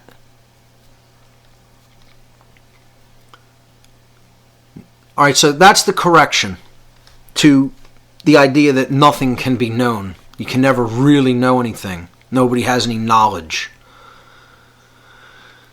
Next deception, New Age deception number 5. Accept, but never resist. Never resist anything. Resistance creates more of what you're getting. Yeah, just sit and accept it. Take it. Accept. And again, this is all hallmarks of right brain imbalance. Right brain imbalance is about acceptance. And they're not talking about acceptance of what is. They're talking about acceptance of the world in its current condition. And many of them will be very honest about that. You have to accept the world as it is. No, I need to accept the truth as it is. The world as it is a completely different thing, because that is changeable. And that's what we're going to get to here. What should be accepted and what should be rejected. What should be resisted. What should be changed by our power to change it. And the difference, knowing the difference between those two states, those two things, what can be changed and what cannot be changed, what should be changed. So we'll talk about that in the solution part to this 5th deception. But there's different parts to this deception. And again, on slide number 55, I put a picture of George Bush Jr. and Dick Cheney as the Borg saying resistance is futile. And that's ultimately what sick psychopathic control freaks, by putting out all this New Age nonsense, want people to believe. Resistance is futile, when in fact resistance to tyrants is obedience to the Creator. Resistance will ultimately lead the way to freedom and victory in this spiritual war. It is not futile. Resistance is everything. And anybody who doesn't know that knows squat about real spirituality. So there's different components to this particular deception because it's such a big one. Getting people to stand down, to accept their lot in life. There's different components to getting them to do that. The first is the total abuse, the improper usage, the abuse. Abuse. Meaning not using it, you're abusing it. The wrong usage of meditation and yoga. And I want to touch on this for a while. The New Age movement has been twisting these spiritual practices of meditation and yoga into means to take people's minds off the fact that they have been enslaved, and to make it easy for them to accept the current condition of the world as their lot in life. And anybody that isn't looking at meditation and yoga as it's being used and so-called practiced in the New Age community and says that that's not exactly how it's being used, you're not paying attention. Because this is exactly the reason they're using it for. Come and meditate. It'll help you deal with your job better. It'll deal with your slave job a whole lot better, because you won't care about how your soul is being insulted. You won't care about how you're following other people's immoral orders. You won't care about how you're being used as a tool and your place of employment doesn't give a shit about you. No. Go and meditate on it for hours and hours and hours until you finally accept this is your lot in life, slave. And that's what the New Age version, the New Age variant of meditation is largely about. And there'll be people who will deny this and say, no, that's not what they're using it for. Nonsense. That's exactly what they're using it for. Yoga is the same way. Oh, go do yoga just to trim up the body, to look attractive, and it's also to help you to just accept things that they say you can't change. I know that's nonsense. It can be changed if enough will is developed. There are things you can't change, and no amount of yoga or meditation will ever change those things because they're inherent to creation. They weren't set into motion by man. They weren't created by man. Man is bound by them eternally, and you're never going to change those things. That's what you have to accept. Meditation and yoga isn't going to help you accept those things. They're what are regardless of what you do. And those things, that's called natural law. So, the second part to this deception of stand down, accept, never rebel, never resist, is don't react to anything. How many people in the New Age movement have I heard this from? Oh, you're getting angry about that. That's reactive. You should never react to anything. You should just watch it, just observe it. Which is a totally irresponsible teaching of the observer principle and observer effect. Whereas observation is very critical, but you have to be observing that which is true and real. Not what you want to be there. Not what you are comfortable seeing or hearing. That which actually is. When people are saying don't react to anything, what this is translating to in the minds of most people who follow the quote-unquote New Age teachings is never take any action to try to change the things that are wrong with this world. That's what people are really hearing. Because they're not hearing don't react. What they're really saying to people and the message that's being received is don't act. Don't take action. Again, taking out the sacred masculine out of the equation. Don't take any action in the world to try to change it. Accept. Again, this is the total bastardization and the total irresponsible use of the feminine, the right brain energy. That is about acceptance of truth, not acceptance of what's wrong. And saying you should never strive to change that by your will? I mean, that's a disgrace to the concept of the sacred feminine. A disgrace to it. So what they're telling people is don't act. The third part of this deception, this multifold deception of stand down and never resist and accept everything, is the concept of what you resist persists. How many times I've heard this? How many times have you heard this from a New Ager? What you resist persists. Which is a complete misunderstanding of the principle that was originally trying to be taught. Okay? It means when you resist truth, you're going to get more of what you don't want. So what you don't want is going to persist. When you refuse to look at what's there, when you refuse to accept what is actually happening and taking place. And this is what so many New Agers are doing, ignoring the truth. What this translates to is don't resist evil, just let it run rampant and destroy everything that is good. Because resistance is wrong. You'll get more of the same when you resist. Absolute total nonsense and bullshit. And I put on here this slide to, let's even out the dynamic here. We put some psychopathic Republicans who are, satanic in the first aspect of this. Let's balance it out with, this communist who's in the White House now, who's also a psychopath. Definitely not a dark occultist. He's just one of their puppets, So It's Obama dressed as the Borg saying resistance is futile. Freedom is irrelevant. The Constitution is irrelevant. Your culture will adapt to service us. Surrender your weapons. Yeah. And how many people believe this nonsense? It's all to cut out the sacred masculine component of the consciousness and get people to accept slavery. To accept slavery.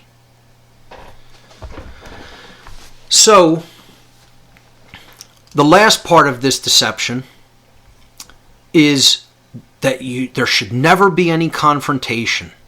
Okay, so we had the abuse of meditation and yoga. Don't react to anything. What you resist persists, and no confrontation. So there's never a time for confrontation. You should never confront anyone else on their nonsense. You should never rock the boat, create confrontative situations. Oh, that's bad. That's always bad. You know? You should just let people think what they think, and that's it. Let them think all the wrong things that they think, even though that's directly causing harm to other human beings. You should never tell them that they're wrong. Never say you should, you shouldn't. And of course, there's never a time to physically rebel, to physically resist and use force against an oppressive, violent attacker. Oh no, that's what the police are there for. We don't have the right to use that natural inherent human right to defend ourselves. I ask these people, you think what the American revolutionaries did was not right? You think they somehow engaged a wrong by beating the British back? And you think somehow it would be a wrong if it had to come to a point where when rights are totally being oppressed and usurped, that people would use physical force? No, that would not be a wrong. You are wrong. You don't understand that there is a time to use defensive force against an oppressor. Because you have been brainwashed into the notion that there's no such thing as a difference between violence, which no one has a right to do to other people, and force, which is a defensive capacity that is a natural right of humanity. And this is what New Agers don't understand. And, I'll tell you what, I've met people that have come out of that brainwashing as well. I want to even acknowledge and say someone's name. Someone who I felt in the past did not quite understand the difference between violence and force. Now I feel fully does, and he's giving great talks on this.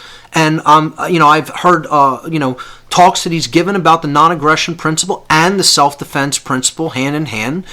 Is Darren Wolf. He works with Truth, Freedom, Prosperity. He actually spoke at a past End the Fed rally. He spoke at a gun rights rally in Norristown a while back, and I think he's come to a great understanding of not only the non-aggression principle, which he already had a good understanding of, he's come to a good understanding of the self-defense principle.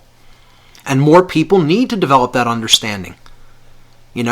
Because if they continue in this New Age mindset, they're never going to be willing to stand up for themselves, even when they're being thrown into a gulag or a prison camp. Because what this all boils down to is this idea that you should just accept, never try to create change, never do anything that take actual physical action. Just continue to accept something because resistance is somehow making that continue to happen, and that there's never any time for confrontation. What this whole deception boils down to is one big crock of bullshit. That's exactly what it is, folks. And it stinks to high heaven. And we need to recognize it as such.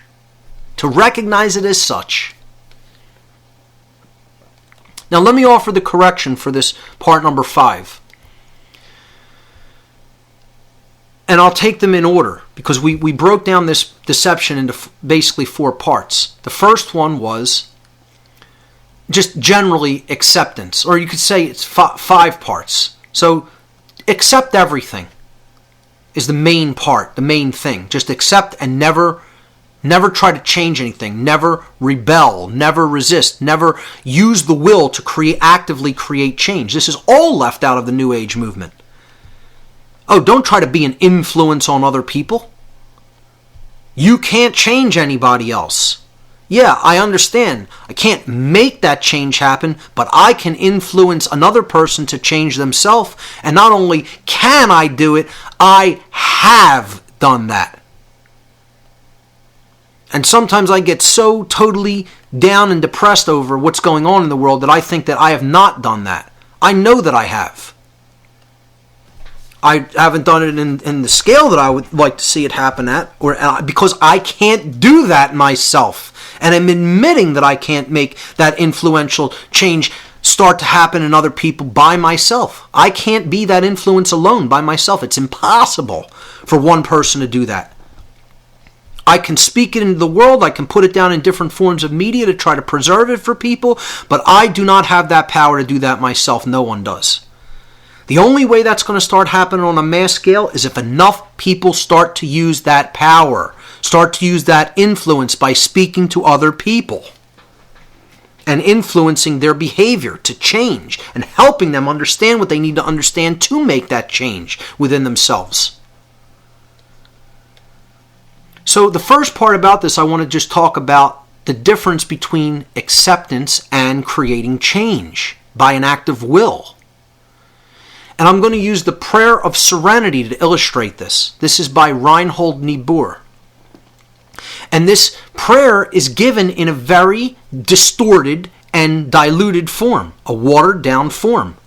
We don't hear the original of this when you hear it in 12-step programs, Alcoholics Anonymous, Gamblers Anonymous, and all these other programs, so-called self-help programs. They give a watered down version of this prayer. I'm going to give you the original undiluted version. And here it is. God, give me the grace to accept with serenity the things that cannot be changed. Notice already how different that is from the common everyday variant. God give me grace to accept with serenity the things that cannot be changed. The courage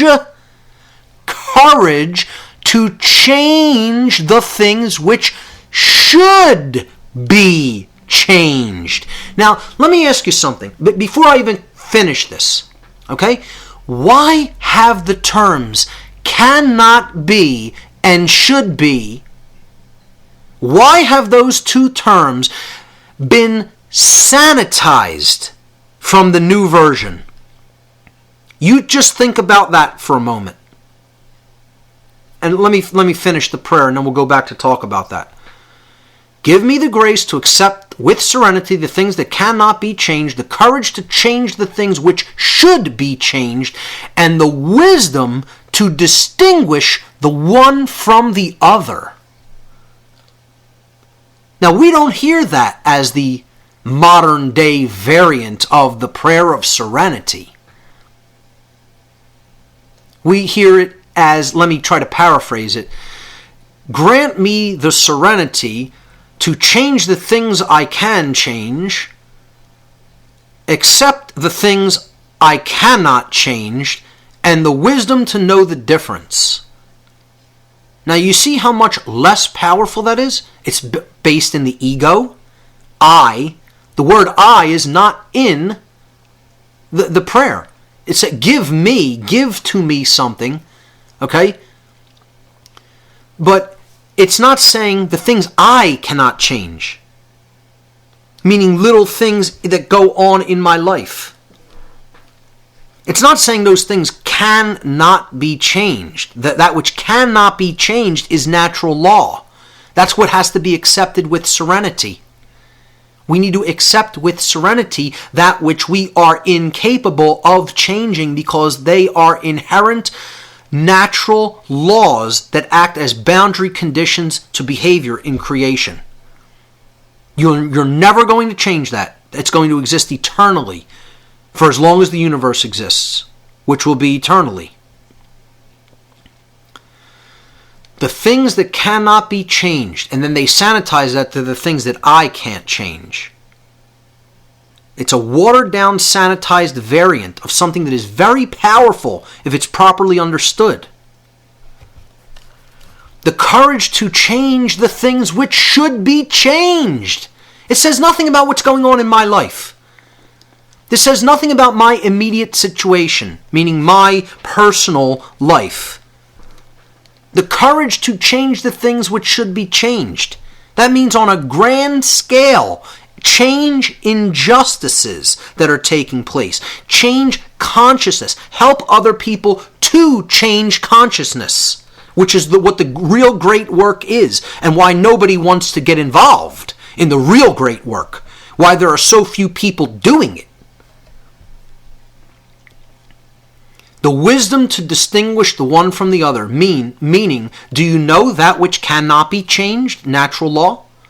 And do you know that which should be changed and can be changed in an act of our will? Do you know what is capable of being changed? And this is what people think, that this condition of slavery, the human condition, cannot be changed. They believe that. They've been conditioned into believing that. Well, the human condition can be changed.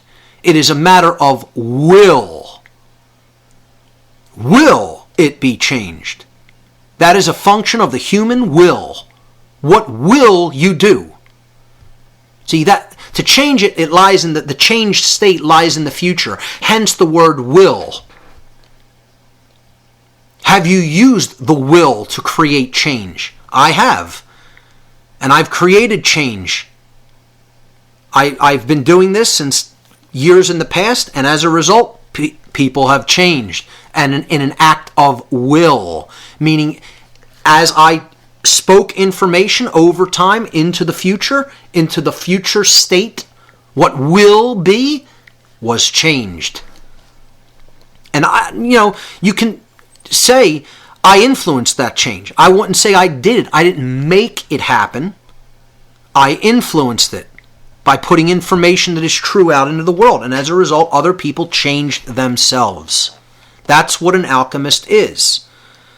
Somebody who can give people the tools to help to give people the tools to change themselves. I shouldn't say give people. It doesn't come from the alchemist. It doesn't come from the practitioner of the great work. Let me try to accurately phrase this. The alchemist helps to show people the tools with which they can use to change themselves.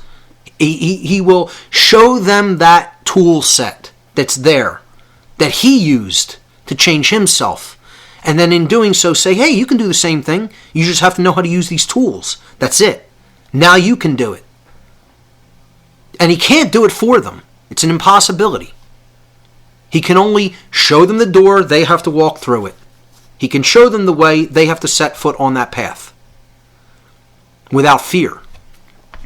So, very important distinction to make between acceptance and the will to change something. Not just accepting what should be changed. You're using your will to actually change it. So, in the next slide, slide 63, I put like a little simple modern variant of it. Accept what you can't change and change what you can't accept. I think that summarizes it nicely. And what I would say should never be accepted, which is injustice and wrongdoing and violence and slavery, should never be accepted. So change them. Use your will to change them. They can be changed. The will has to just be developed enough to change it. And that's done by speaking the truth. That's where it starts. Accept what you can't change. Understand natural law. Accept it. What I would say is, yes, you do have to accept that without resistance. The more you resist that, because again, that's not a condition of mankind. That is put here by a force that is the boundary conditions of the universe. You are not going to change those laws. You can rage all you want against gravity, against magnetism, against electrical forces, against how the physical matter in the universe operates and works and moves. You are not going to change the laws that govern those things. No more than you are going to change the laws that govern behavior, that are not written by man, that are unseen, occulted forces that exist in nature, that are boundary conditions to the universe which the intelligent, dynamic, creative force of creation itself set into motion and put into effect and put into conditions that are binding in our life.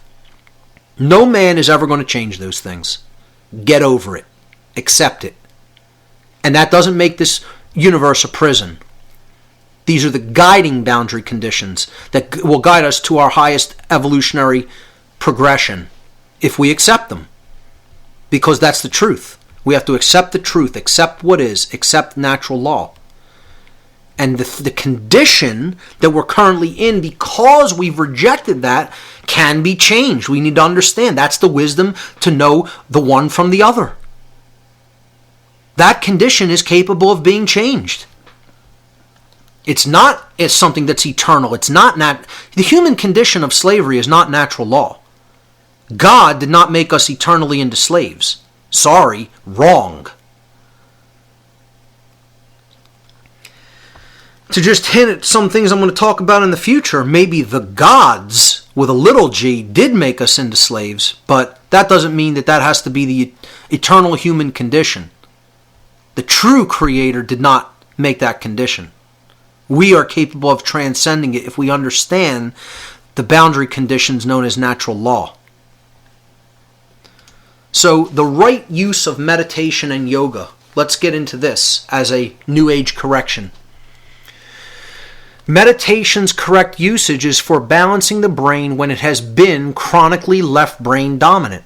The word meditation actually means to take to the middle, to come to the middle. And that's what you are doing if you are chronically left brain imbalanced and you're using a right brain consciousness modality called meditation in its proper usage. You're attempting to balance the brain hemispheres.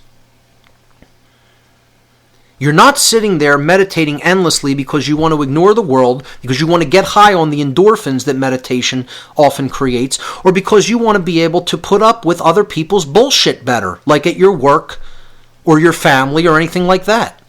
These are abuses of meditation. The proper use is to help to heal the polarity that has resulted as a result of all the different mind control techniques and the crap that's in food and air and water that has imbalanced, and the media, the sick, conditioning forms of media and all the propaganda that has imbalanced the left brain, the brain toward the left brain hemisphere. Meditation can help to bring the brain to balance if it's used properly. Similarly, yoga has a proper usage. Yes, okay, part of it is to make the body healthy, but its true usage is to help us to discover what our true work is. That's what yoga means, is work. What the physical, getting all the physical endorphins and the physical, energy flowing in the body is to put us into a proper balanced bodily state so that we will go and do the true work, to motivate us to do that work. And speaking of which, I just want to tell the listeners, because I've been saying the term great work, over and over, and I'm going to talk about it later too. I just want to say thanks to a listener named Gary who made me a beautiful plaque, a wooden plaque carved in the labor of love. I just want to acknowledge this publicly, that this is one of the nicest gifts I've ever received, and I understand that this gentleman made it because he really values the information that's being put forward on this entire series, and it's the symbol of the great work that I talked about in the symbolism section, and when I went into Freemasonry and things like that. That says one great work, truth, love, freedom, with the all-seeing eye prominently in the center. the seal, and he carved this. It looks to me like it was hand dremeled, if I'm not mistaken, out of a light wood and then painted beautifully. Just a beautiful gesture, and I just want to say thank you publicly to this gentleman for doing this, because I could tell it was a tremendous labor of love for the great work itself. So I'll display a picture of it with the podcast as well. So just wanted to say that. So there are right usages of meditation and yoga. You should not throw out the baby with the bathwater, as the saying goes, because the New Age movement is largely abusing these things, and they're making a lot of money off of them, and they're not really teaching people what their true usage is. So that's part of this correction. Another part of this correction is that this whole thing is always about the suppression of the masculine, which was the subtitle of this whole presentation. The suppression of the sacred masculine. It leaves out actions constantly. It tells people don't act. Don't react, don't act. Don't take actual physical action. Okay, it's all about your thoughts and your emotions. This is how the New Age movement paints the law of attraction. You just think about it and have the feeling, and then it will be. Action isn't required. So many people believe we're going to come out of this situation that we're in, the condition that we're in as a species, and no real action is going to be required. It's all just going to be about doing some internal work on ourselves and magically becoming enlightened. And not even understanding the control system, not understanding the wrongs, not understanding the occult, not understanding natural law. You don't need to do that. You don't need to read. You don't need to pay attention. You don't need to listen to podcasts and internet radio, etc., and watch documentaries. It could all be skipped. Knowledge is not the way you're going to get there. It's all just going to be done through a feeling. And I cannot tell you what a deception that is. This is what's keeping people ignorant. They don't want to do the hard work of reading. Again, in ancient Rome, they had one word that meant two things simultaneously. The word was liber. Liber simultaneously in Latin means book and free, meaning not a slave, a free person. Think about that. That's how strongly they associated reading and knowledge with freedom. They understood and then Rome fell because they fell into this ignorance as well. They could not maintain any aspect of real knowledge. Well, first of all, by the time the Roman Empire had even come about, these people weren't free. They had already pillaged the ancient mystery traditions of Egypt, through the Ptolemaic period in Egypt. I mean, it's just a disgrace what they did to the once, rich mystery traditions of Chem. So it's the same way. We think we were so enlightened at the height of American civilization, we were already going in and pillaging another civilization that had already existed here, largely in harmony with natural law. Not saying that civilization was perfect either, but we came in, took their land, pillaged their civilization, gave them all kinds of diseases deliberately. It was a genocide. And that's the real roots of where we're at now. And so the sins of the father are visited on the son. It's just all about karmic debt. We started this country with that kind of karma. What makes us think we're going to just have an easy time of becoming free without understanding all the wrongdoings that have been done here? So, what this part of discouraging action by saying don't react to anything, just watch everything, just be an observer and never take action, is about totally dismantling the sacred masculine, the child of action, the male child called action, that is the byproduct of our thoughts and our emotions. The thoughts can be looked at as the father, the sacred feminine component, emotions or spirit as the mother, and then body, taking action in the real world to create change. This is the true trinity in consciousness. Mind, spirit, body. Father, mother, child. Thoughts, emotions, actions. The father, the thoughts, the mind. That's that first component. The second component is the mother, the spirit, Those are our emotions, internal qualities. And then the external it's the masculine, the sacred child, the male child, which is done with the body, and that's our actions. Because it is the child, it is a masculine aspect, which is the child of the byproduct of our mind, or our thoughts, and our emotions, our spirit. Those are the expressions of human consciousness.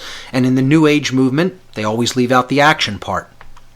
Again, it's there to suppress, this religion is there to suppress the sacred masculine. The next part of this correction to accept everything and never resist or rebel is a refutation of this concept of that which resists persists. When I was trying to explain to people what this original teaching is about, is resisting the truth. And if you resist the truth, you're going to continue to receive more of what you got as a result of resisting it. So the better way of saying this, which is more clear and true to the original teaching, is that which manifests as a result of what you are wrongly resisting is that which will persist, is that which persists. So you've been resisting this teaching. You don't want to know the truth. And you've been getting this particular result that is suffering. You don't want that suffering.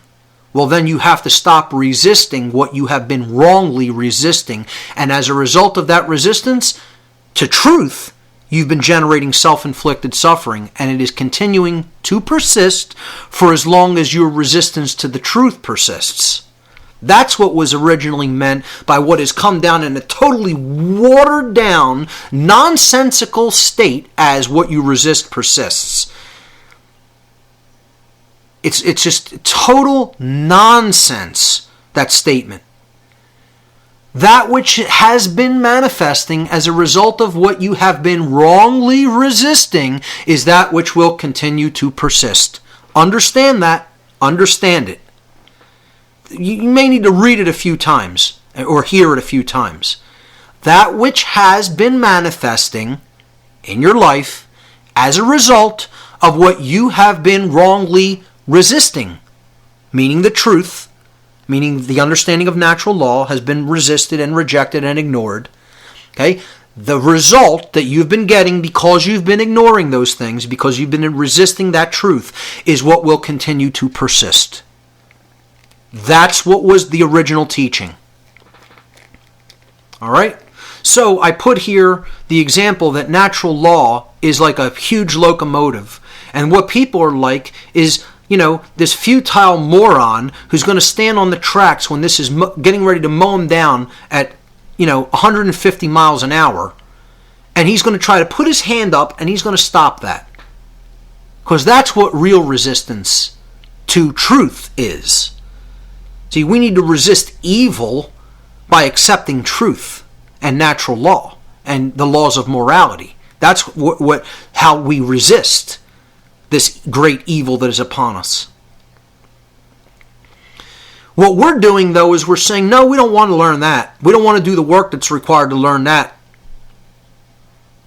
from the level of conditioning that we're currently in. No, we're just going to put our hands up. We're going to slap the gift that the Creator is offering to us through the knowledge of natural law right out of the Creator's hand. So let me slap that out of your hand, smack you in the face, and spit in your face. And we think we're not going to get run down. Once again, folks, good luck with that. Enjoy what you get as a result. Well, apparently you've been enjoying it. You want slavery to continue. Most people. So my hint for people, my advice would be, don't be that guy who's just going to stand out on the tracks in front of the locomotive with his hand out thinking he's going to stop it at full speed. You're going to get run down. And it's already happening. It's not going to happen. We're getting run down. We are getting steamrolled by a locomotive called natural law. The Natural Law Express. So the next part of this refutation to this New Age deception number 5 of accept everything and never resist, one of the parts of it was don't actually resist evil. Just let it run rampant. Don't ever physically do anything to stop somebody who is violent and has no right to do what they're doing. They're a perceived authority figure. Oh, they have the right to do this. There's never a time to physically rebel. There's never a time to physically use force. And what this is all about is a complete lack of understanding of the two principles of enlightenment, what I call the two pillars of enlightenment. Enlightenment is based on the blending or the synthesis, the coming together in sacred union of the sacred feminine energies and the sacred masculine energies. If either one of these principles or forms of energy are not understood, not worked with, not combined, you have imbalance, and therefore the structure cannot stand, because it needs the support of both of these pillars.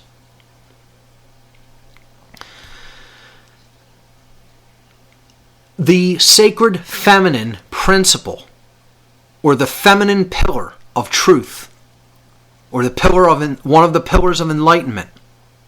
And again, both of these have to be present to create the structure.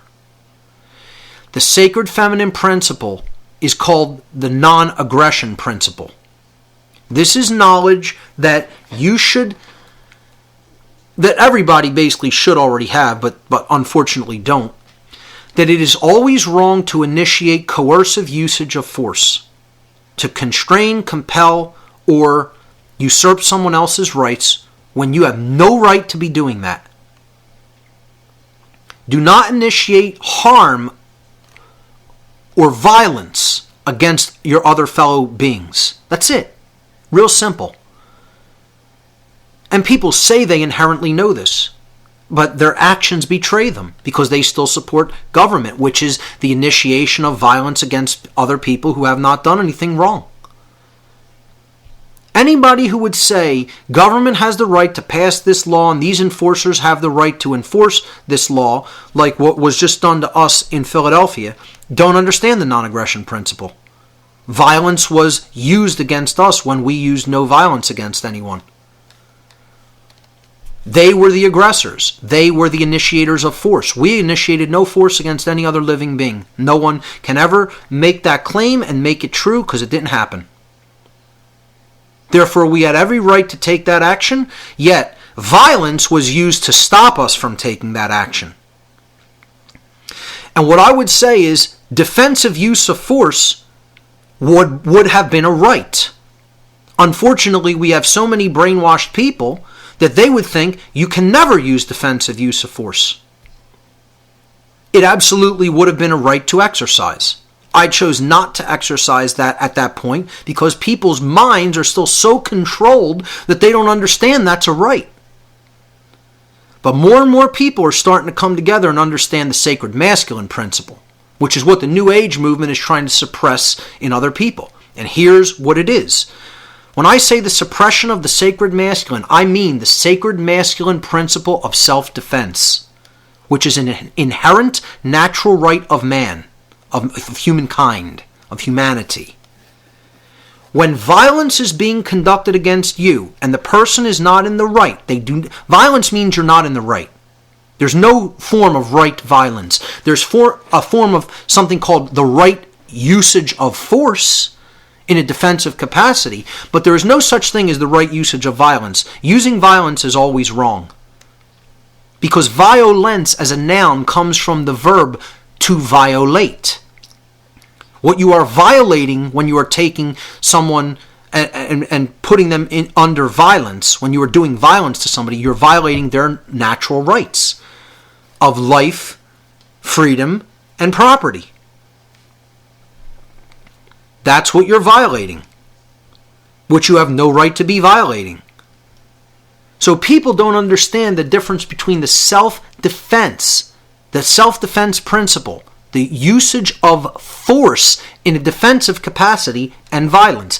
And I'll tell you what, I'll say this statement, and I guarantee you more people who are listening to this than not, if they've gone this far. And again, like I said, this might go into 8 hours. Okay? It's going to take as long as it takes. More people than not will hear what I'm about to say and totally reject it and say, I'm wrong, and they know the difference between violence and force. So let's look at the difference between force and violence. This is slide number 68. Force actually means the capacity to do work or cause physical change. Force is energy, strength, or active power. It's the capacity to make change happen, to do something, to create change. We use this every single day in our lives. You use force to pick anything up, to move something across the room. You use force when you speak, just to modulate the air, to create movement, to create force, to create energy. That wave energy in the form of sound. Force is action which is in harmony with morality and natural law because it does not violate others' rights. It is action which one always possesses the right to take, which includes the defense, the active use of defensive action against violence. That is within morality, that is within natural law. If someone is harming you with violence, then you have a right to defend yourself using force against violence. Violence, on the other hand, is always immoral. It is the immoral usage of physical power to coerce, compel, or restrain when you have no right to do such a thing.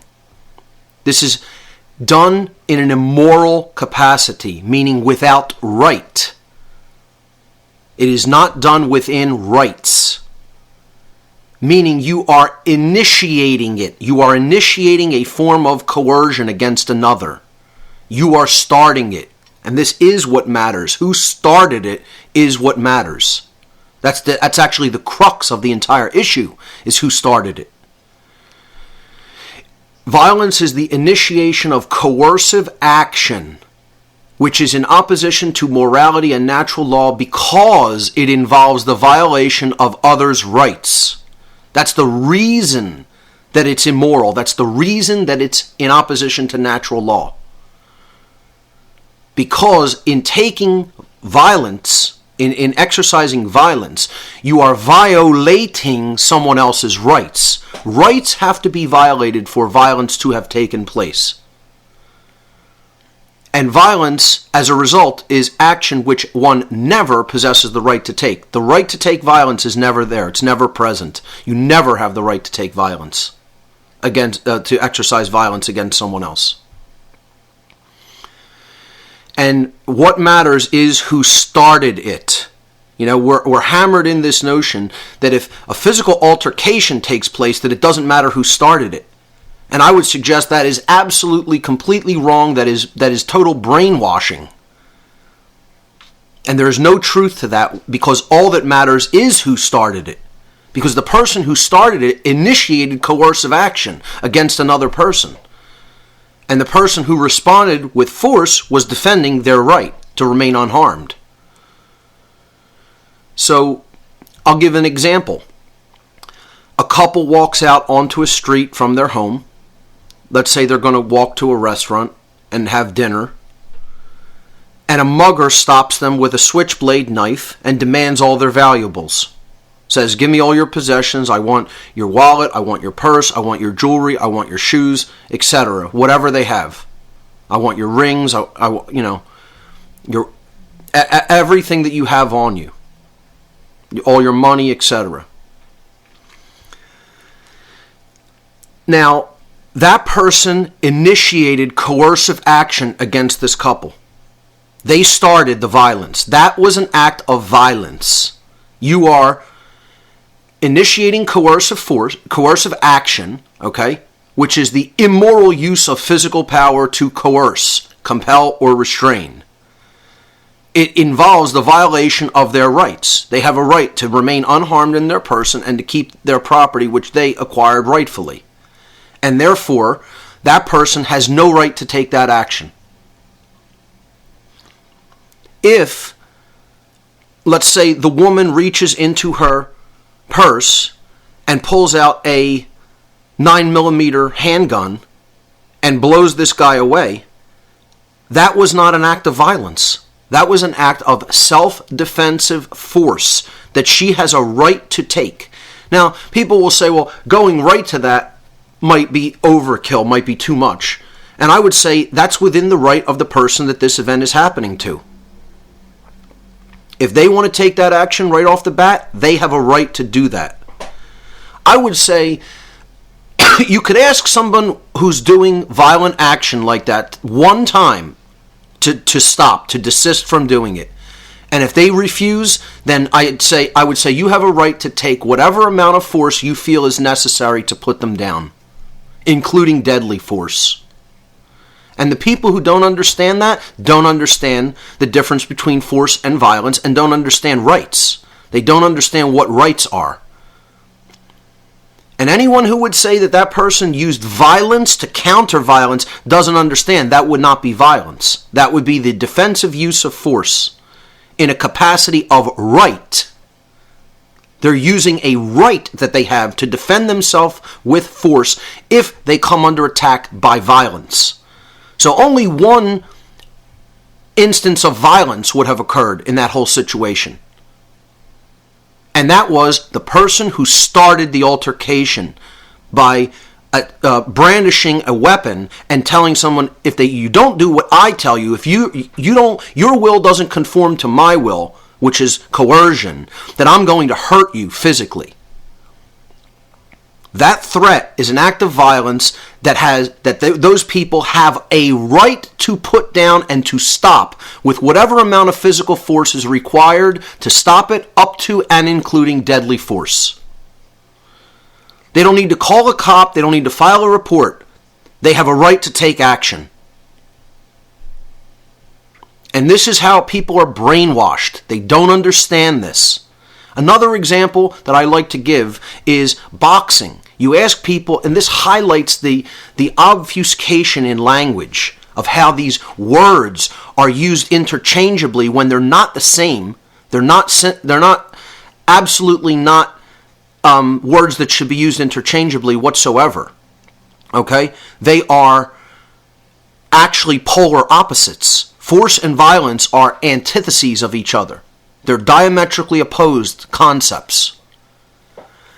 When you use the example of boxing, you ask people, is boxing a violent sport? Most people will say, yes, boxing is a violent sport. How about MMA cage fighting?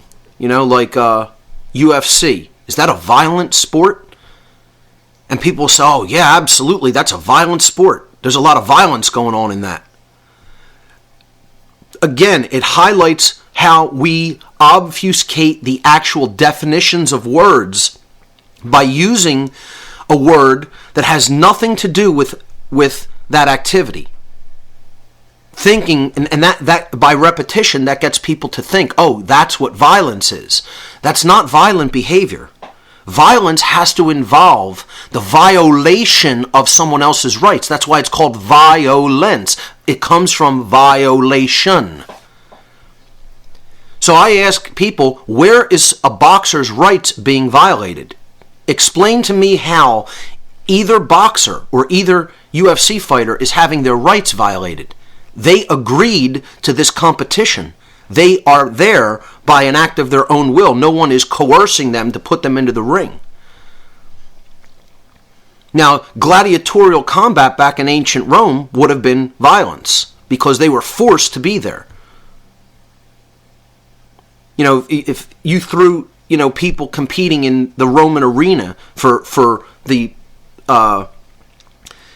sick entertainment of the crowd and the Roman elite, they were thrown in there against their will and forced to compete. That's violence against them. when people are making a willful decision to do something, it's a mutual decision that both parties agreed to and weren't coerced to do. So they're both in the ring under their own free will, engaged in a competition that involves force, the usage of force. But no violence is taking place in a boxing match. No violence is taking place in a UFC fight. Because the people are there with as a result of exercising their own free will. Free will has to be coerced for violence to take place. Violence was done to me and Barb outside of Independence Hall. Our free will was coerced. We were peacefully exercising speech and giving people free information, and then someone violently stopped us, violating our rights, stopped us from proceeding on our way, stopped us from exercising free speech. That's an act of violence. Violence was done unto us, because violation of rights took place. That's the difference between force and violence.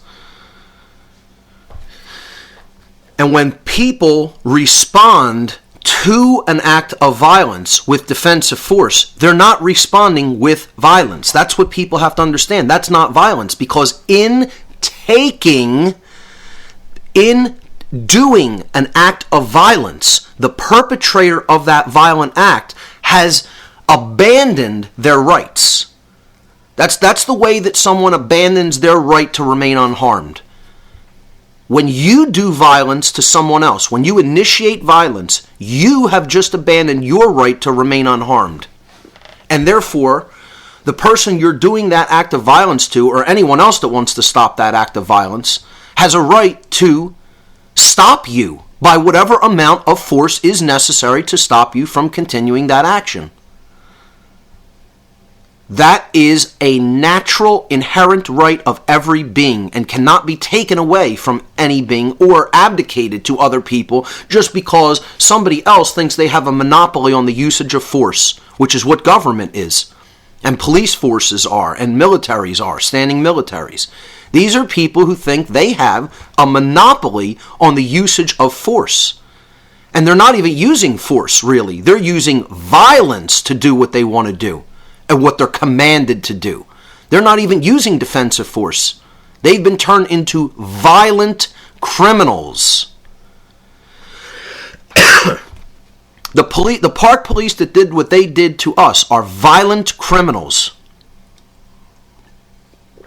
Whether anyone understands that or not, that's true. That's the case. So, the problem is that people are polarized and either understand only one of the pillars of enlightenment. They don't get them both, and therefore there's no secure structure. There's no stability to the structure, which is why people can still be controlled, misguided. They don't have the full picture. So on slide 69, I bring up these pillars again to explain you can't only get half of the equation. You have to get both. In this instance, it's both and. Okay? You need to understand both the non-aggression principle, which is do not initiate coercive violence against someone else. You have no right to take violent action against someone else. That's the non-aggression principle. Violence is always wrong to initiate. Don't initiate the usage of coercive action, coercion against someone else, against your fellow beings. And when violence is initiated against someone, there exists the self-defense principle, the right to defend yourself against that initiation of coercion with force, with physical force, which is the sacred masculine principle. And groups of people who are seemingly well-intentioned don't understand one of these principles or another. So moving on to slide number 70, I explained that halfway understanding will not accomplish true freedom. It will not get it done. halfway understanding of both of these principles will not get it done. So the My Freedom movement, the people who are interested in my freedom, not freedom for everyone, just my freedom. Tea partiers often fall under this whole thing. So-called patriotic Americans.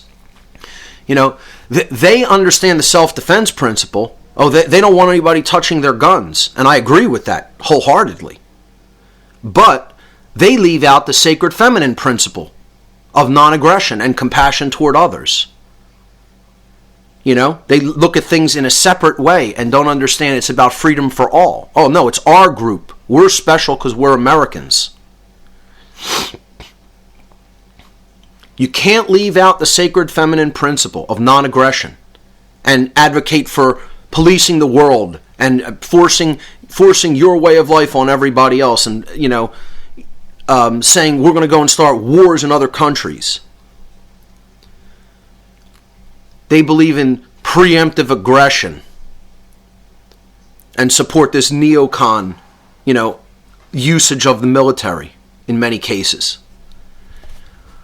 Now, you look at the opposite dynamic of people who get the sacred feminine principle and don't get the sacred masculine principle at all, which again is about what this whole presentation is really about, which is slide 71. The New Age movement leaves out the sacred masculine principles of standing up for one's rights and the inherent right to defend oneself against violence with the defensive use of force. They don't want to ever acknowledge that exists. They all talk about compassion. They all talk about the sacred feminine principles of non-aggression, the non-aggression principle. But when you want to talk about self-defense, when you're accosted with violence, the New Agers want no part of that. Because again, this is about putting down the sacred masculine. And therefore ultimately destroying the possibility to become enlightened. Because you're not enlightened unless you understand both of those principles.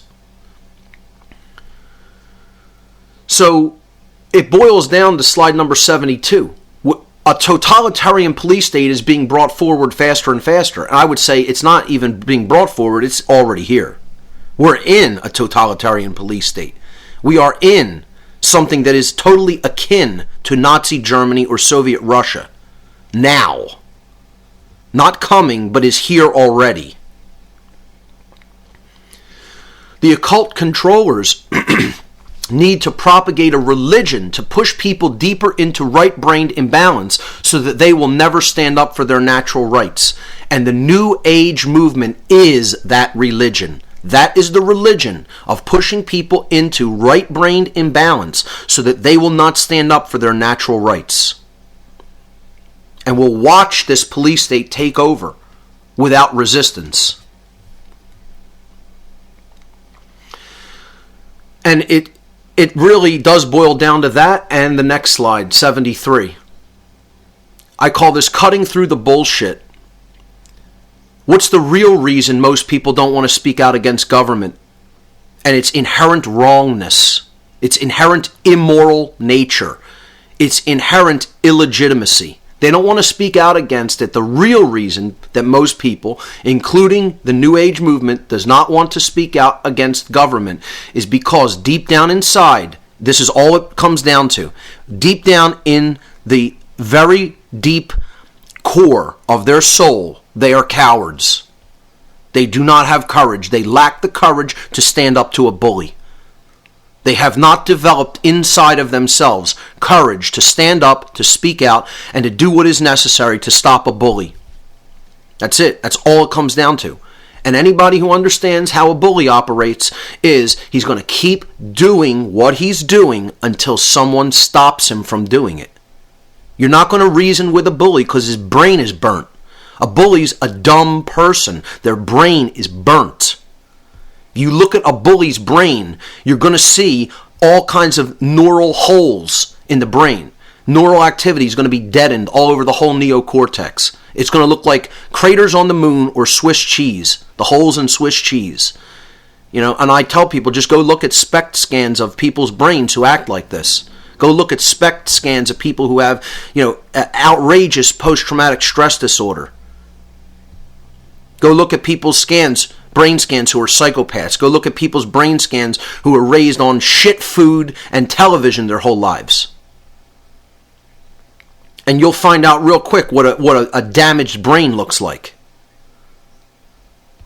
And a bully has a damaged brain. Whether they know it or not, or anybody else understands it or not, it's true.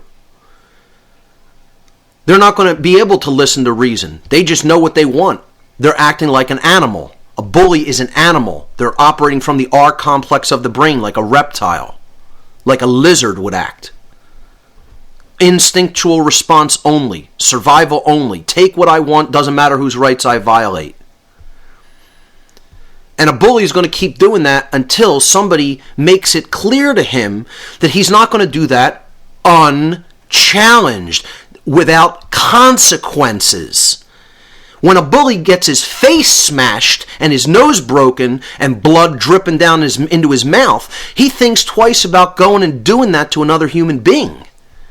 Because that person exercised defensive force because the bully had no right to do what he was doing. And it does matter who starts it. If a bully comes up to me and says, "Give me all your money," and I smash his face with all the force I can muster and bust his nose and blood is splattering everywhere, he thinks twice about continuing to come at me. And I had the right to do that. The problem is not enough people understand that. And they'll say you did something wrong for smashing in the face or the head of a bully. When in fact, that person initiated the violence and all that was responded with was defensive usage of force to stop the act. People need to understand that this is a right. This is a right. No one has the monopoly on being able to use defensive force. And people need to build the courage to start to understand we have this right. And that when we are accosted by a bully, that right has to be exercised. The bully first, I feel, needs to be told no, first and foremost. And that their action is wrong. And then if they don't stop, then the option to use defensive force has to be looked at. So the point here is, in slide number 74, is we need to start saying no, first of all. Get ideologically involved. That's the first step. Make it clear this is wrong and I'm saying no. And I'm not going to listen to your coercion. I'm not going to accept your coercion. The word no is the lost word of Freemasonry. That is what Freemasons have called the lost word. They call it the lost word because this is something that people aren't using. They're not saying it. It's not something that is being used. The right to say no. When somebody is telling you, I'm going to coerce you and make your will conform to mine, you have to say no. You're not going to coerce my will. You have no right. This isn't a human right for you to do. And if you don't have that right, no one has that right to do that. I don't care how many people you get together and call it government and do whatever kind of a, mystical ritual you're going to do to, and sign paperwork and say, now this person is bound to do what I tell them. No, it's not true. No, it's not true. Rights that don't exist for an individual don't exist for a group of people. You cannot create a right out of a wrong. Coercion, the initiation of coercive force, is a wrong. You can't turn that into a right by writing it down. See, and that's why it's called writing.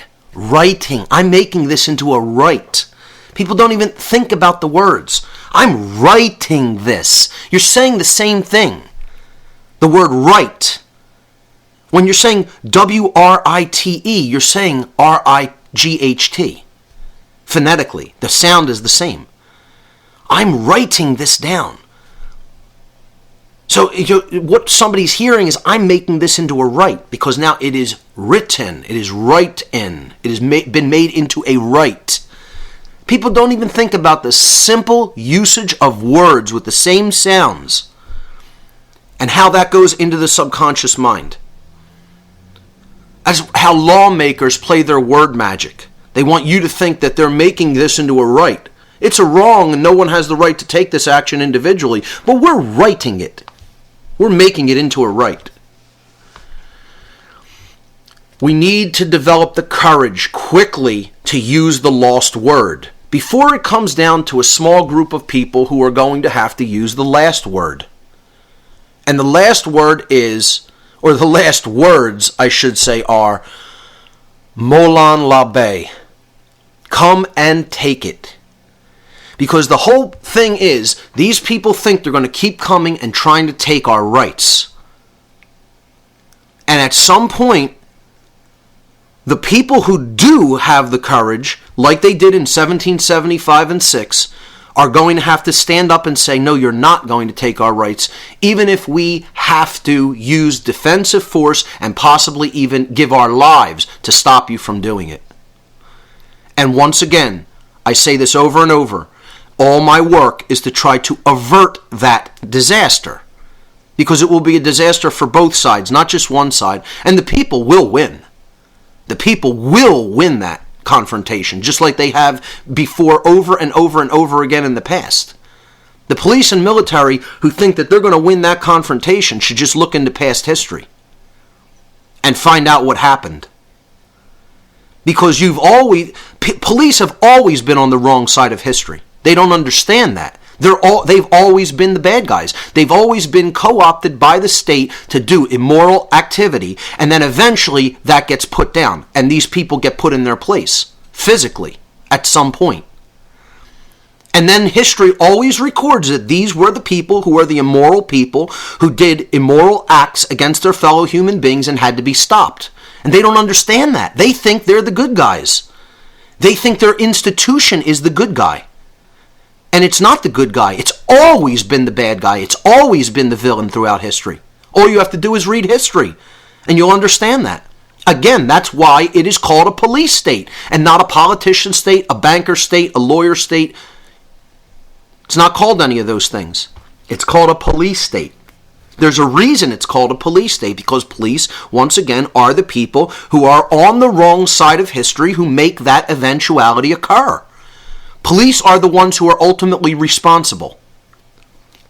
It is them who take the action. The people themselves wouldn't take that kind of coercive action. They want to be generally left alone. Unfortunately, ideologically, they're so messed up that they are supporting violence. Most of them would never do that themselves, but they're supporting it unknowingly, thinking that that's necessary.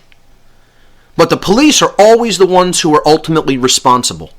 They share the lion's share. They take the lion's share of the moral culpability, because they're the ones who are actually taking the action. The person who is the most morally culpable is the one who takes the action. So I don't want to see it have to come down to the last word, or the last words, as I've called it. But slide number 76 shows that I'm getting prepared if it comes to that. I will be ready if that's what happens. I'm not going to be caught with my pants down and not have the ability to defend myself. And I would suggest that everyone should prepare. Everyone should have some level of preparedness for if a situation like the first American Revolution happens and it goes hot. I don't think it should have to do that, though, because we need to influence other people's mind and behavior by continuously speaking the truth to them so that they will stop doing this immoral behavior that they're taking under orders. We have to reach the minds of the order followers to prevent bloodshed from occurring in America. And once again, I'll say it over and over again, that's what this entire show has been about. Trying to avert that nastiness that is guaranteed to happen if these people continue to follow their orders. It's guaranteed. They're the ones who are making it happen. They will be the ones who are making a forceful altercation have to take place because they're initiating the violence. And people are only going to take so much violence before they rise up and act in a defensive capacity. And then once that starts, it's going to be very difficult to stop it. And they all know it. They're all running scared because they don't. They're backed into a corner because they look at it. Their lives are so meaningless to them that they have just put everything. That they're so identified. They're so attached to what they do. They think this is all I can ever do. That I can never stop doing this and do something else. Because they know how uneducated they are. I'm not trying to say this even as an insult to police. But they know, deep inside, they know how stupid they are. And actually, let me take that back. They're not stupid. They're ignorant. There's a difference. Stupidity means that you don't have the capacity to understand. You actually are, something is inherently damaged and broken inside the brain, and there's the actual capacity to learn is not present. And I would say that isn't what police are. They're just ignorant. They're ignoring all the information that is out there about the truth, about natural rights. They don't want to learn it. They look at that as hard work.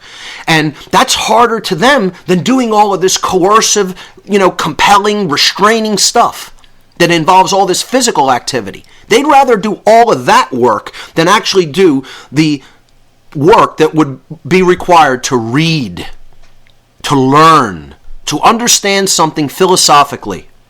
They look at that as scary and frightening because somewhere along the line they got into their mind that they're incapable of understanding that stuff. And that's traumatic to them. They've always been looked at as, and look, there's some people who have a modicum of intellect in the police departments, obviously. But the whole point is they don't have true intelligence. They don't have big picture thinking. They have not integrated the feminine part of the mind, which involves creativity and intuition and deep understanding of patterns. That doesn't come from intellect, as we've already seen earlier in this presentation. So these aren't intelligent people. They have the capacity to reach intelligence, but their brain right now is not functioning properly. They're so in left brain imbalance that they're ruled by the R complex of the brain. And from the R complex, you're not going to do any higher order thinking. They need healing over time by taking in proper information. It's no different than getting off of a crap food diet and over time generating health by putting the correct nutrients into the body. The same is true for the brain. You need to get off of the poison information and the brainwashing that you've been receiving and get onto positive and truthful information about what actually is going on around you and within you, in your own mind, in your own brain, what's going on.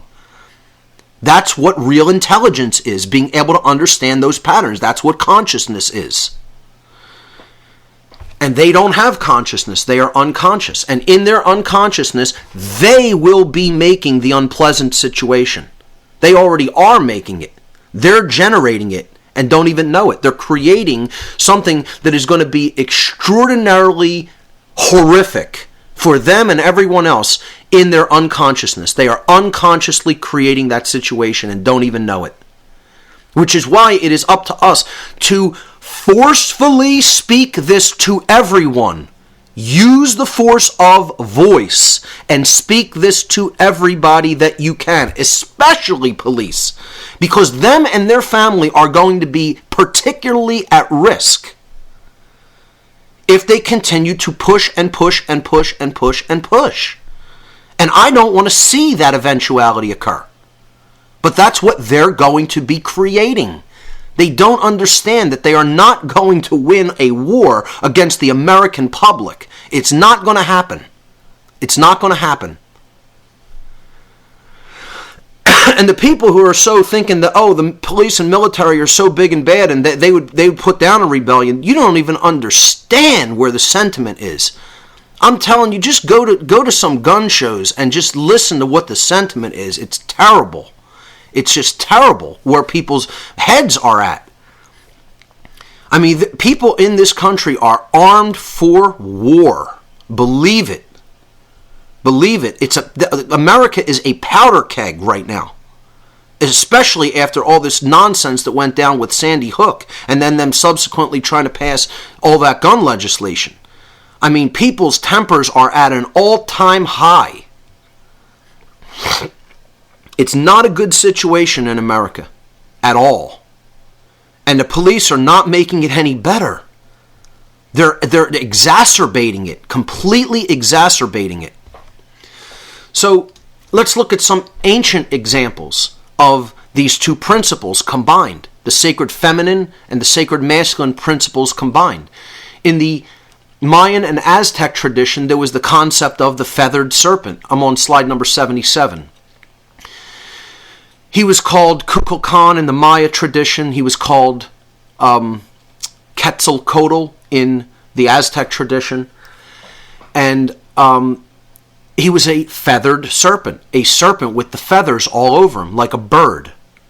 Okay, because Coatl means serpent, and the Quetzal was a bird. So you combine those, Quetzalcoatl, it's a feathered snake, or a snake that like flies like a bird.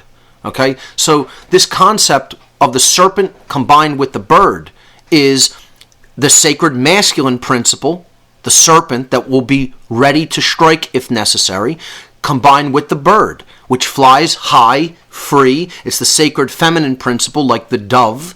Okay, it's feathered. It's a gentle surface. On the surface, it's very gentle and soft and smooth and soothing, like feathers. So that's what is displayed to the outside world. You're completely covered in the feather of the bird or the dove. Okay, if you want to look at it as a dove bird. The Quetzal wasn't a dove, but I like to look at that as the sacred feminine symbology, which is the dove. As we'll see, I think the Gnostics impressively portrayed it, as I'll show in the next slide. But in the Mesoamerican traditions, this represented the sacred masculine principle of self-defense, the serpent, being completely enrobed and covered in the sacred feminine principle of non-aggression. And it's a beautiful symbol if you really understand what the symbol means. This means at all times and places you're exercising the non-aggression principle unless violence is used, and then the whole being is a snake, is a serpent that is poised and ready to strike. Because you will exercise the self-defense principle if accosted with violence. The concept of the two pillars and having to hold on to both pillars was expressed in the South American tradition at Tiwanaku. This is an ancient civilization, far older than even the Mesoamerican traditions in Central America and Mexico.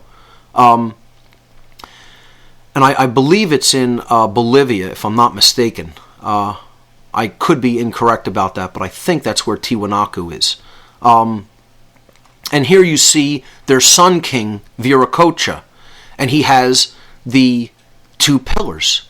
The two pillars, one in the left hand, one in the right hand. He's bridging them. He's standing in between them because he's the enlightened one. You have the rays of the sun coming out of his head.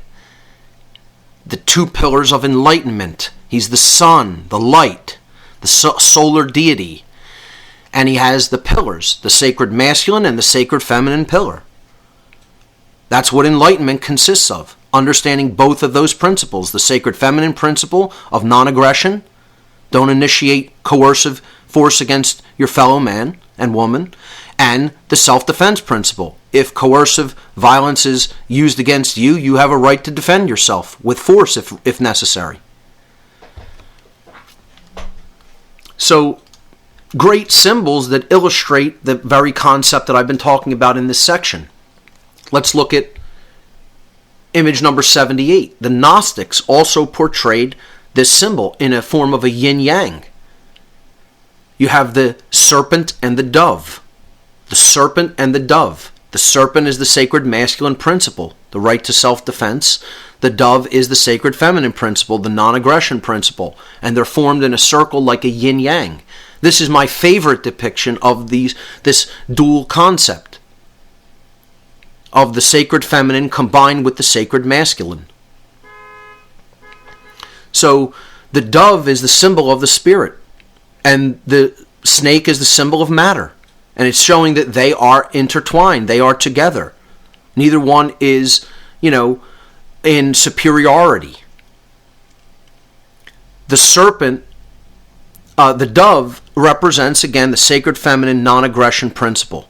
Do not initiate harm. He flies in the sky. It's a high consciousness. To understand the sacred feminine principle is a high form of consciousness. Therefore, that's why it's depicted above. The serpent is a practical matter of fact philosophy. The self-defense principle is about keeping your feet on the ground. Don't fly off into such a spiritual daze by being so right-brained and balanced that you will not defend your physical body, which is the vehicle for the expression of consciousness.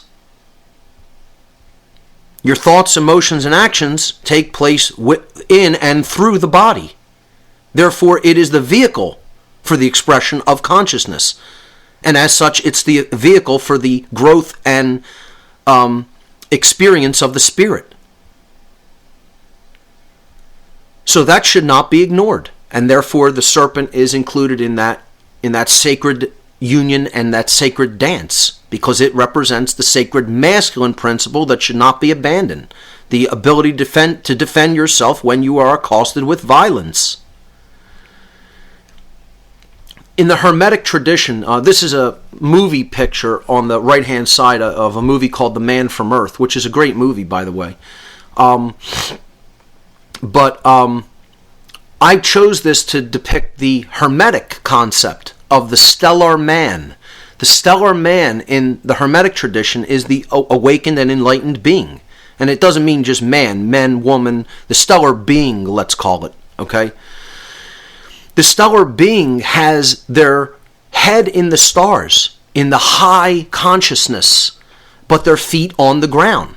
They have not abandoned practicality. They have not abandoned common sense in the real physical world, because they understand there's no separation between the physical and the spiritual domains. They are one. And they act as a bridge between the two. And I think that's, whether that's the intent of the makers of this movie picture, I think it illustrates the concept. The stellar man stands upon the earth, but his head is in the stars. Once again, he's grounded. He's practical.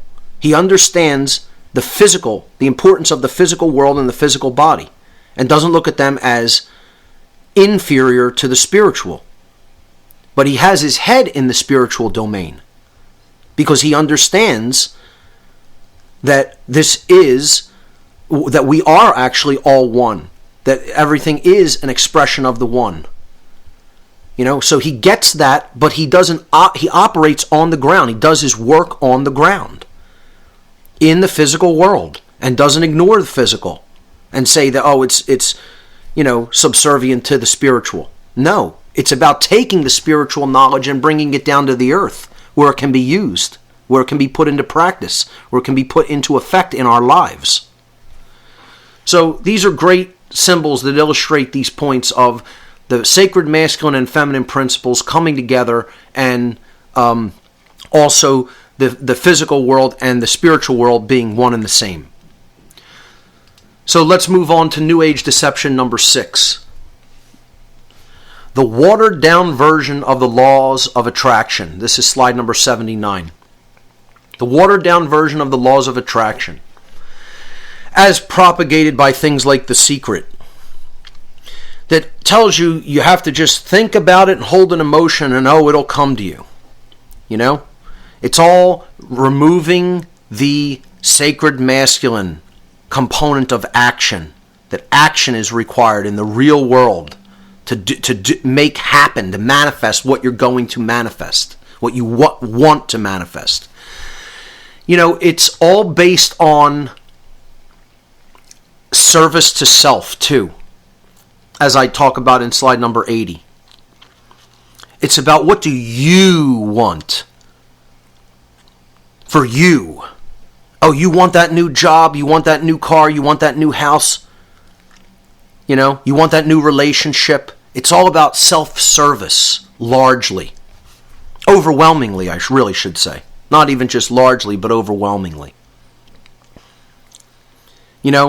It's about looking at only your microcosmic situation. It never talks about how do you want to influence people's mind and behavior in a big way so that they will stop acting in a capacity of coercion and violence and supporting that and thinking that is okay to allow to just continue on unchallenged. Never gets into anything like that.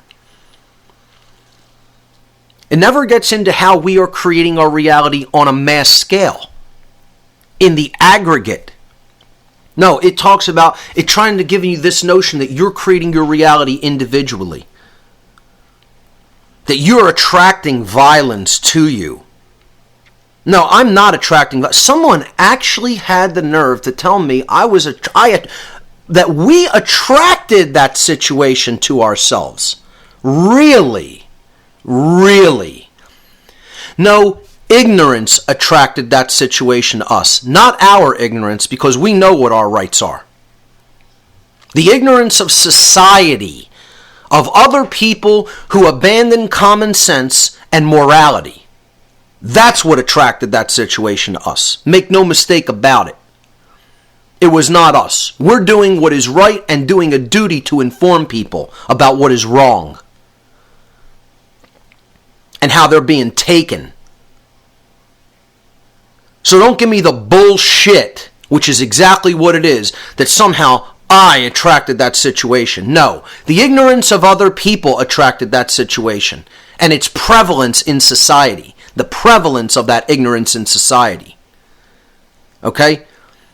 That's like saying the Jews attracted the situation that happened to them in Nazi Germany. Yeah, they attracted the gas chambers to themselves. I mean, people who think this way are total dunces. Total dunces. And that's just how it has to be said. Because they've bought a total lie about how the laws of attraction operate. A total lie. That's put there by dark occultists to get you to think of as the victim as the perpetrator. And there is such a thing. There are victims and perpetrators. There are people who are doing things that are bad to other people. Get over it. It's not just an experience. No, it's a wrongdoing. It's an injustice that should not be allowed to stand and continue. So get over your New Age bullshit of it's just an experience and those people attracted that to themselves. Whatever people. I mean, really, this is how destroyed someone's mind is, that they accept this nonsense? Really? I mean, hopefully there's people out there with a little bit of common sense still that can understand how much total trash these teachings are. Trash. And they have nothing whatsoever to do with the real laws of attraction. The real laws of attraction are natural law, which are never spoken of once in any aspect of the teachings of the so-called laws of attraction in the New Age movement. It's never mentioned. You want to know why? Because that's the deepest occulted information, and the New Age movement has no idea that it even exists. Because they've bought the occultist's agenda, unknowingly, to hide the truth about natural law as the real laws of attraction, and they're peddling this total, utter bullshit version. Which is exactly what it is. Total bullshit based in ego. As I show on slide number 81. It's all about the self, service to self. That's it. And ultimately it's bullshit. So, let's offer a correction and try to get people to understand how the real laws of attraction operate. And again, this is what the whole New Age seminar the whole natural law seminar is going to be about. I guess this is the New Age seminar right now, teaching people what the New Age movement really is. You're in the New Age seminar right now, a mini seminar on the deceptions of the New Age. The natural law seminar is going to explain about how the real laws of attraction operate. So let's get into this. Of course, the New Age movement's variation of the laws of attraction do not include action. They leave action out of the equation. Once again, this is the suppression of the sacred masculine. They all constantly talk about thoughts, holding a thought in your mind, a vision in your mind, and then feeling an emotion about it. But they leave out the action part. That alone is not going to make anything change in the real world. Get over it. Sorry, that's not how it works. You need to take action to put into effect what you're holding in your mind and in your emotional self. Action is required to make change happen in the world. It doesn't just automatically happen because you want it to. The real law of attraction is natural law on slide number 84 now.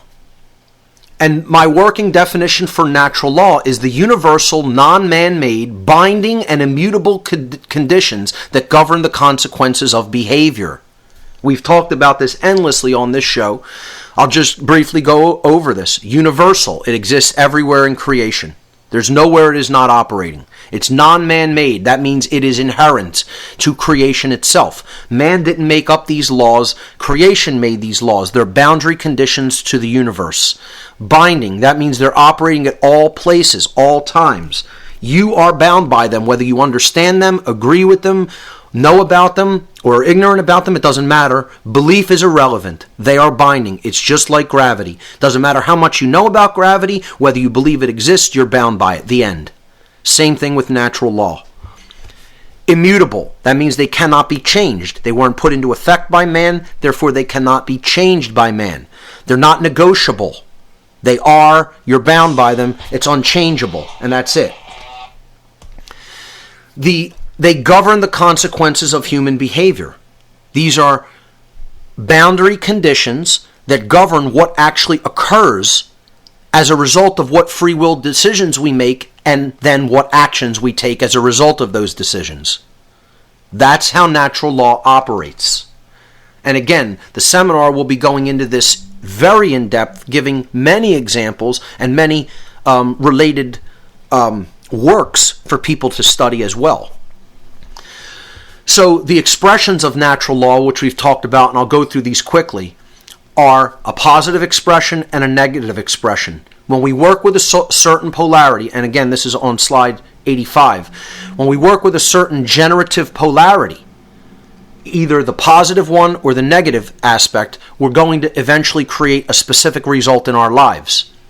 If we work with the positive expression of the generative polarity called love, we will seek truth and acquire knowledge. This is how the expression begins. It's what I call the initiative expression in the positive sense.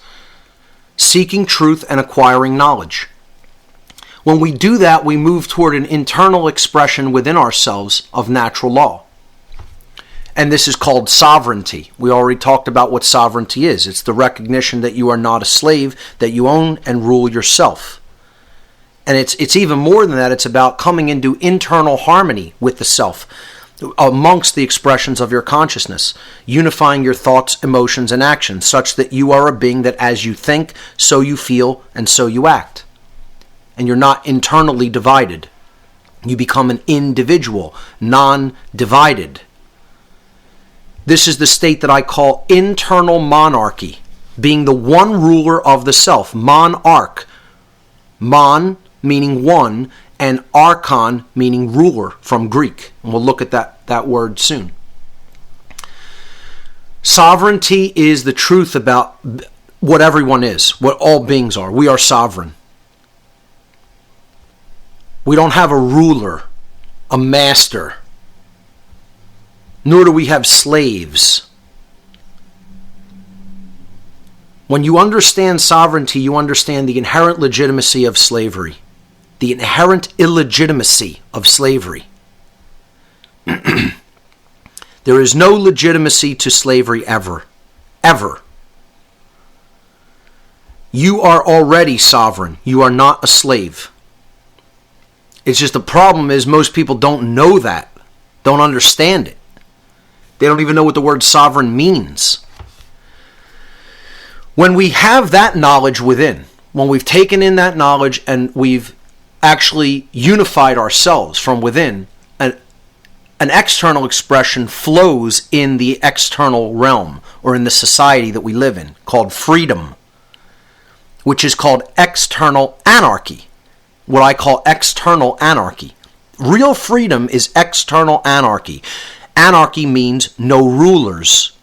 And we'll break down that word later. No rulers. An meaning none, or not there, not present. Archon meaning ruler.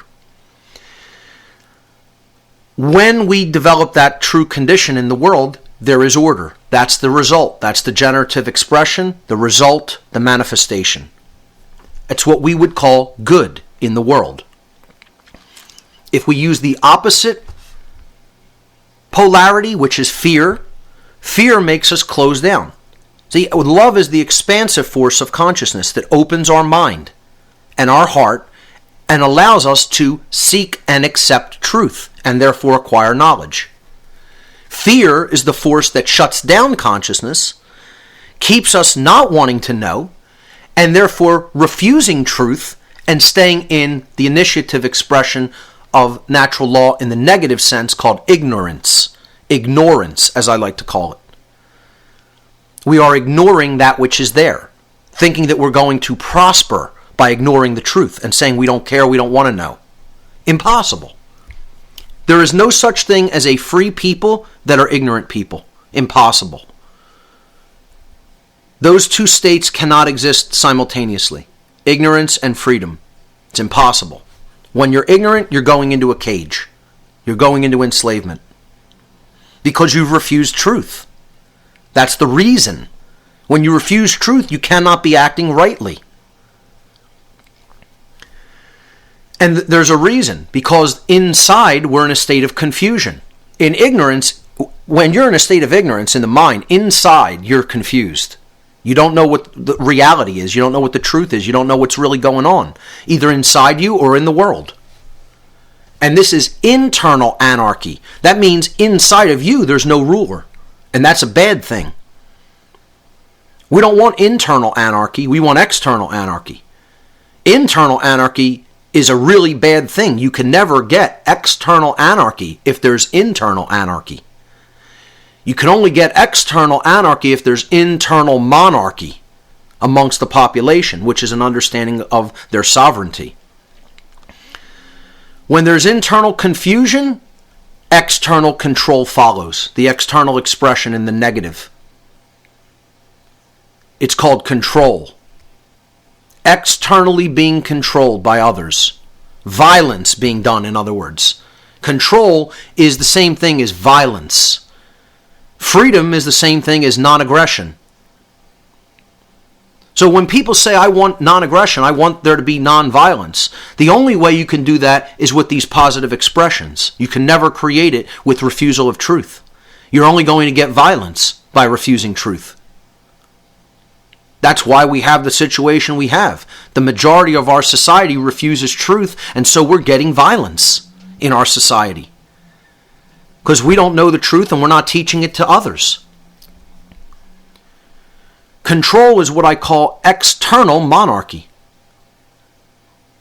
Somebody wanting to rule over others. Monarch, one ruler. When it's external, it's very bad and it's based in violence. So when that's when that's the external expression, the result, the manifestation, the generative expression at the end is chaos. It's the opposite of order. It's what we would call evil. We say we want order, we say we want goodness, but we're not using the polarities that we need to get those things. Nobody's going to tell you I want chaos and evil in the world and I want to suffer. I want violence done unto me and I want to suffer and I want there to be evil and chaos all around me. Not one person is going to tell you that that's what they want. But they think that they can get the absence of that. Okay, they think they can get the opposite of that, which is order and good and freedom, by continuing to stay in fear, which is having a shutdown consciousness, and stay in ignorance, which is the refusal of truth. And it doesn't work that way. If you are using the polarity, the generative polarity at the top, you can never create anything on the opposite side. So if you're using love, you can only create knowledge, sovereignty, freedom, order, and goodness. If you're using fear, you can only create ignorance, confusion, control, chaos, and evil. They never move into the opposite column. It's just straight down mechanism. Understand that.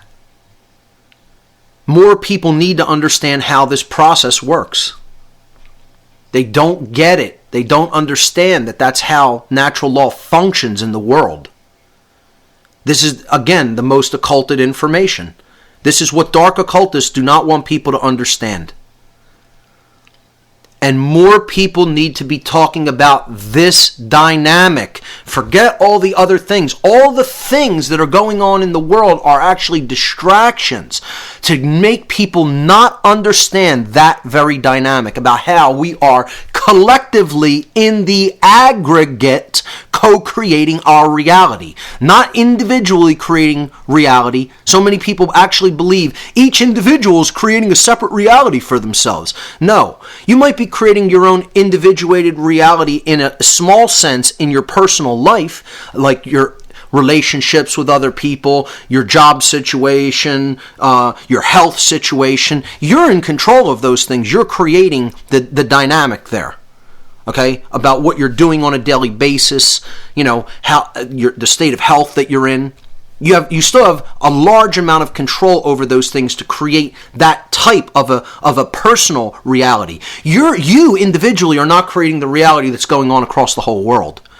This is a total misunderstanding of the laws of attraction.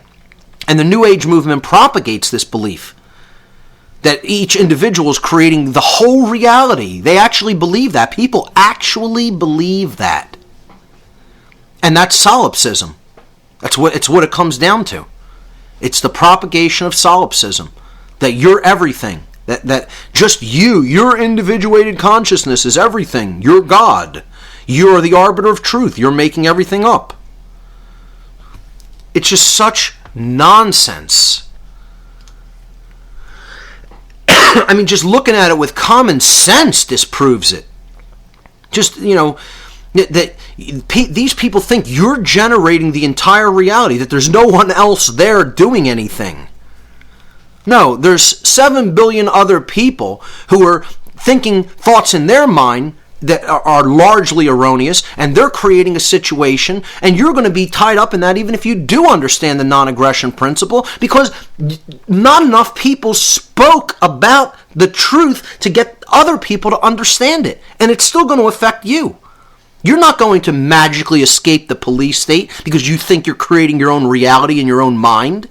I mean, people are just so naive. And again, this is the hallmark of a right-brained, imbalanced person. They're naive. They will accept and buy anything that they want to hear that's comforting to them, like a child. You tell a child, everything's going to be all right. You're the one who's in control of all of it. And the child wants to believe that because they're naive. They want to believe everything's just going to magically be okay and they're going to be insulated from it. Hey, the monsters aren't going to get you. You're special. You're creating your own reality. No, you're going to be affected by what happens in the aggregate consciousness. Because we're all in this together.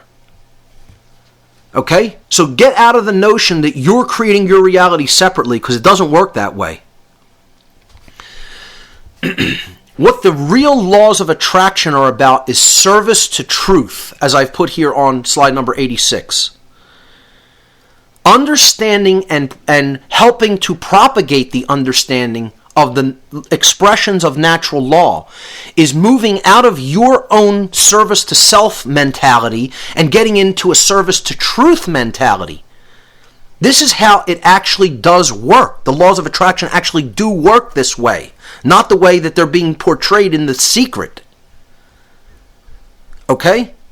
So understanding and expressing that, coming to an understanding of that, and then helping to express that to other people is stepping outside of service to self. And it's moving into service to others, but it even goes beyond service to others. It's moving into service to truth, which is what ultimately we have to be in if we're going to change this situation.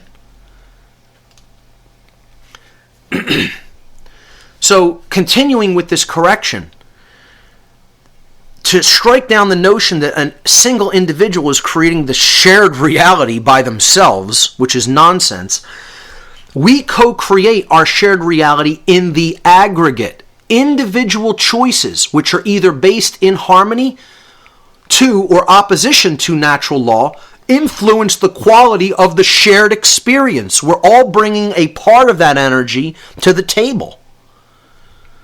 This dynamic acts as a perfect expression of the principle of correspondence. As above, so below. As below, so above. Meaning, as all the individuated units of consciousness, the majority of them are thinking, feeling, and acting a certain way, that is what the totality of the society is going to be like, because the society, as a macrocosm, is comprised of the microcosmic units of consciousness. So that society is going to be a reflection of what's going on in the mind, heart, and behaviors of the individuated expressions of that society, called the individuals, the people. That dynamic is created in the aggregate, meaning in the total, taking together all the individual units together. And that's what you're going to be getting as a whole. If you don't change it in enough numbers sense, it does have to do with numbers. So this is the second part of this slide. Conversely to what the New Age movement will tell you, for a quantum shift to take place, numbers are required. There is requirement for making a mass change happen, and that means you have to get enough people, numbers of people, which is what quantum means, an amount of something. The word quantum comes from Latin, surprisingly, and it means amount. So when you're saying a quantum shift needs to take place, yeah, that means an amount, a shift in the amount of people that think a certain way. It doesn't happen by just a small amount of people. This is a lie. It's a very small amount of people do not create change on a mass scale. The people who think a certain way and comprise the majority are who are ultimately affecting the overall quality of the shared experience. You have to get the majority of people understanding the non-aggression principle and self-defense principle together for there to be a true shift in awareness in this society. And ladies and gentlemen, anybody that thinks that's happening on a mass scale, I mean, I think you're delusional. We need millions of teachers of this information. Millions. Not hundreds, not thousands, millions. And we are nowhere near that number. Nowhere near it. Because people are still staying silent. With what's going on in society that they can see with their own eyes, they're afraid to speak. They're still cowards. You're going to see a shift in this dynamic when enough people develop courage. Courage is ultimately what is required. Courage is required even more than knowledge is required, because you're going to need the courage to even know the truth, and then you got to develop the courage further to speak it. And we don't have enough people doing this, which is what I continuously harp upon. I don't want to be the person just doing this amongst all the other few people who are really understand this information and are speaking it to others. It can't be a handful of people. The fact that I'm on the cutting edge of this type of information is disgraceful. It's sickening to me that I sit there and think, wow, I'm the person who's bringing information about natural law forward perhaps more than most anybody else. How could that possibly be? I mean, it's crazy to even think that. I don't hear anybody There are a few people that really talk about this. A handful of individuals who know it deeply in their own mind and are really speaking that to other people. An understanding of how the real co-creative laws of attraction and natural law work, and how we are co-creating the reality, the shared experience that we are undergoing, needs to be deeply understood by more people. And it needs to be taught by more people who understand it. And again, this is why I'm hosting the Natural Law Seminar. It's not just to get people to understand. I want to move people into the dynamic of being a teacher of this information. We need more teachers of this information, millions of them, that will speak it completely, truthfully, and unapologetically to anybody that will listen. Maybe if we have millions of people doing that, we'll start to see a change, a real change in behavior in the world. Maybe. New Age deception number 7, moving on to slide number 88 now. A false notion of forgiveness. Forgive people even if they are not sorry for what they have done. And people think that forgiveness only operates in the person who's offering forgiveness. And this is a false notion of forgiveness. This is not how real forgiveness works. I'll explain what real forgiveness really is. And I'm all for forgiveness. I am all for real, true forgiveness. I'm not for the fake, new age, wishy-washy, nonsense version of forgiveness, which has nothing to do with forgiveness. It has to do with being a naive person, which again is what right brain imbalance will make you into. Slide number 89, I put what the false notion of forgiveness will get you more of. Turning the other cheek is what people look at as true forgiveness. And the little subtitle there says it helps even out the scars. Because that's what continuing to turn the other cheek will get you. When the bully wants to hit you and you turn the other cheek, the bully's going to keep hitting you. Just get over the notion that this is somehow a virtue to turn the other cheek. It's not a virtue. It's total naivete. Again, there's things in the teachings of, the New Testament that I wholeheartedly agree with, and there's things I think were totally added in there. And, this is one of them. First of all, it's not something that was added in there. It's totally misunderstood. It's misconstrued. It's mistranslated in its original context. It meant offer people other chances to do the right thing. But it doesn't mean if someone is doing violence to you, continue to allow them to do violence to you. That's not what it means. It's symbolic. It was metaphorical. If someone slaps you in the face because you're trying to give them the truth, continue to give them another chance to understand the truth. Keep speaking it to them. I do believe this was about the dynamics of people that you care about that are close to you, around you. And it didn't mean just let a bully or an attacker continue to do whatever they're going to do to you. That's not what it meant. So this is the false notion of forgiveness. And what the false notion of forgiveness will get you if you keep practicing it is George Orwell's vision of a boot stamping on a human face forever. And this is what we're really moving into. Because we want to say, oh, these people, they're the authorities. Oh, it's just a bunch of, it's just a few bad apples. And we got to give them a chance to get their stuff right, get it together. While they're killing people every day. Killing people with so-called non-lethal weapons. People's lives are being taken when they have these people are murderers. The thugs in the police force are murderers, killing people. How many people have been killed with tasers? How many people have been killed or maimed with water cannons? It's a disgrace. This false notion of forgiveness is bullshit. Let's make the correction to this.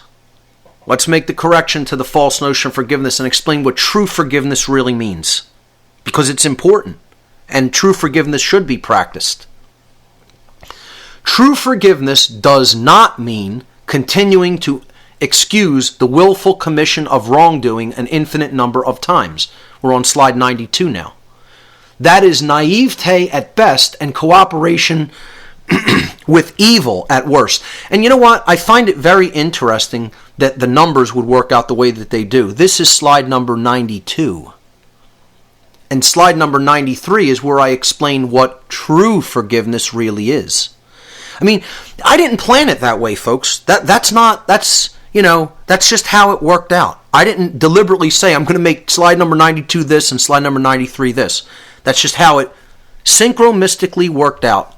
And for people who understand the numbers 92 and 93, 92 being the failure of will and higher consciousness and true love, and 93 being the expression of higher consciousness, true will, and love. Okay? So 92 is the failure of the true work. 93 is the accomplishment of the true work. And it's just amazing that things work out that way synchronistically. So 92, the false notion of forgiveness, is people think it means excusing the willful commission of wrongdoing an infinite number of times. That's not what true forgiveness is. What that really is naivete at the very best, and that comes from right brain imbalance, and cooperation with evil at worst. So what is really true forgiveness? On slide number 93, it's being able to admit those three words, I was wrong. That's where forgiveness has to start. Forgiveness has to start with somebody acknowledging their wrongdoing. It's a two-way street. Contrary to what the New Age movement and other idiots will try to tell you, that forgiveness only operates in the person offering the forgiveness. You are wrong. Sorry, it does not work that way. That's not true forgiveness. There's a difference between release of what you may be holding, of anger that you may be holding on to, and forgiveness. Release from attachment to anger in your life over something that occurred and saying, I'm not going to be angry about that because it happened in the past. That's not simply forgiving somebody. True forgiveness is a two-way street. There has to be an interchange an exchange for there to be forgiveness. Okay? So the exchange that happens is the person offers their apology, and then you give them something. The apology has to come first. The person has to admit that they were wrong. A sincere apology starts with the willingness to tell the truth. The person is going to tell the truth that their action was wrong, that their action was violent, that their action was based in taking something from you that they had no right to take. Hurting you, harming you in some way. And then they have to be willing to cease their engagement in that action. See, there has to be sincerity on the part of the person that did it. If true forgiveness is going to be offered and exchanged in their lifetime, they have to say, I was wrong, a sincere apology, I'm willing to admit the truth, and to stop doing what I was doing. That's where forgiveness and reconciliation begin. Until that's done, there can be no true forgiveness. There can be no true healing, no true reconciliation. Once someone says, I was wrong, I admit I shouldn't have been doing that and I won't do it anymore, I don't think you have to then you don't have to take defensive action against them. You have to give them a chance to prove that they are sincere, and that's what forgiveness is. You're saying, okay, if you're willing to accept that responsibility, I will not take any action. I forgive you for what you've done. Don't do it again. When a person doesn't do it again, they've proven that the apology was sincere. They continue to do it again, then I think you understand that that's basically a person who's it wasn't a sincere apology, and the person is just going to continue to do the action because they don't have any real respect for themselves or anybody else. And then I think action should be taken against a person because they've proven that they're not sorry for what they're doing. I'm all for giving people other chances. I'm all for real forgiveness, but I'm not for a false notion of forgiveness. We need to understand the difference between those two concepts. Let's move on to slide 94, New Age deception number 8. Chaos should be feared. You know, everybody looks at chaos in a bad way, and the New Age propagates, we should be afraid of chaos breaking out. This is why many of them are archonists. They are statists. They actually believe that government should exist. I can't tell you how many people I asked the question at the last New Age Expo in Philadelphia. Do you believe government should exist at all? Oh yeah, absolutely. I vote Democrat. I mean, I can't even believe how many people at this so-called spiritual expo actually accept the notion of government and think that they're spiritual. They believe that they are spiritual people. Everybody's a spiritual person. They believe that they have an understanding of what higher consciousness is, true spirituality, higher consciousness understanding. They believe they have that knowledge. And again, they also believe I'm one of the good guys, I'm one of the good people. They believe that. You say, do you really understand the difference between right and wrong? And they'll be offended. How dare you even ask me that question? Of course I do. And they're supporters of violence and slavery by supporting government. And it's all because this notion is continuously propagated. Oh, there could be chaos. We don't do this, there could be chaos. You know? And this is what the whole idea of the terror state is about. Slide 95. Let's make levels of terror alert. We'll keep people in fear. We'll keep them thinking, if I give up my freedom, I'll be safe. I just got to give up my rights to the government. They'll protect us. They're concerned. They want to keep us safe. The fear of chaos, that's how it works. Through fear of chaos breaking out at any moment. There could be death. There could be harm to other people. Yeah, it's called living in a physical world. There's always going to be the potential for harm and chaos. Get over it. This notion that chaos is something to be feared is total bullshit. And I'm going to explain why. I'm going to give you specific examples, or I'm going to give you try to give you an understanding of why chaos is not something we should be afraid of. I should say the possibility for chaos is something we should not be afraid of. We shouldn't be sitting there in fear of what might happen. We should be honestly looking at what has already happened and how this is used as justifications to promote endless fear and therefore taking more and more rights away from people. In the ancient world, there were two goddesses, and they come from different traditions, and they had many different names in different traditions, okay? But essentially, these goddesses were the two teachers of humanity. Regardless of what their names were, what anybody wanted to call them in each individual culture throughout time, throughout history, they were teachers. They were considered teachers by the people who understood what these concepts meant. These aren't real people. This is the other thing people have to understand. When I talk about the goddess, when I talk about the goddess of this culture or the goddess of that culture, I'm not talking about a real being. It's not a real supernatural entity or a real person or being in the flesh.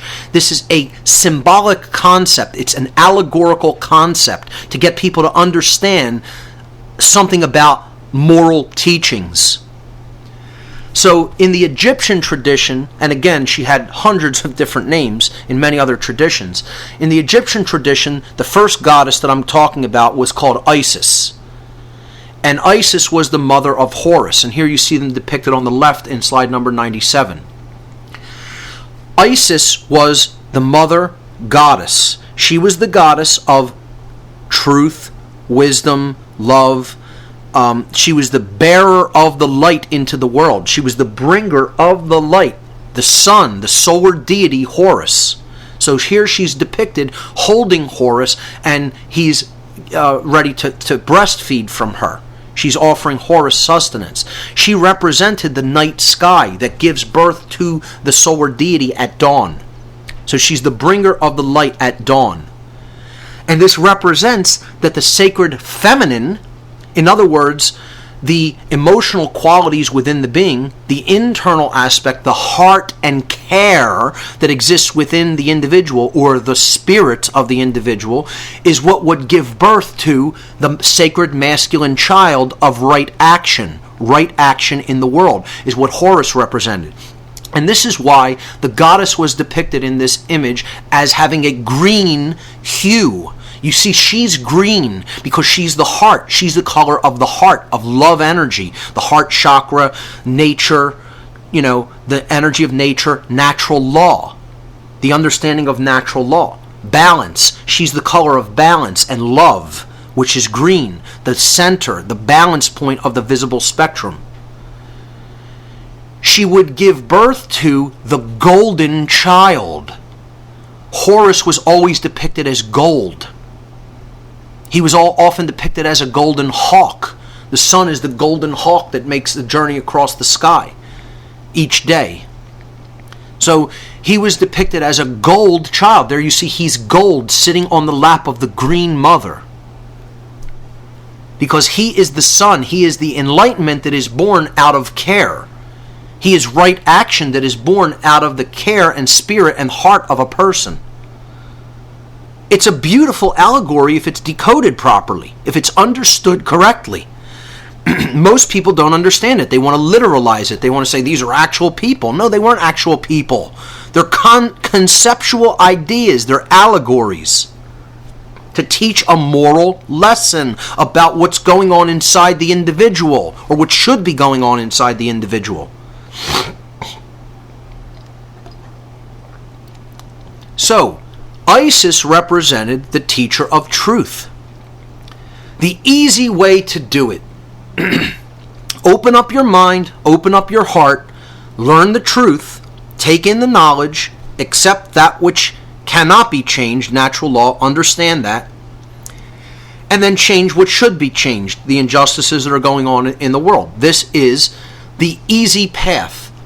You could call this the right-hand path, or you can even call it the middle path, really, is what it is. It's the easy way of doing things. It's the most direct route. I would say, yes, it is the middle path, really. Okay, so Isis would open her arms to all that would want to come into the truth. She is the goddess of the truth. Its truth is always there, waiting with open arms. It's us who refuses it. Eris, on the other hand, was the goddess of chaos. So in the Greek tradition, she was called Eris, and she was the chaotic teacher. When Isis's lessons, or you could just say the goddess of love and truth, you could look at that in the Greek tradition as Aphrodite or Athena or many other names, okay? The goddess that would teach truth, that would bring truth to people and open up their mind and heart, when her teaching was refused, then natural law would come in the Eris form, in the chaotic form. So you might know this in the Indian or Indus Valley tradition as Kali. Kali is the mother that is the chaotic aspect of the goddess. You could look at this in the Egyptian tradition as Ma'at. Ma'at would come, and it was the forces of nature and natural law, wreaking havoc if necessary if the people became immoral.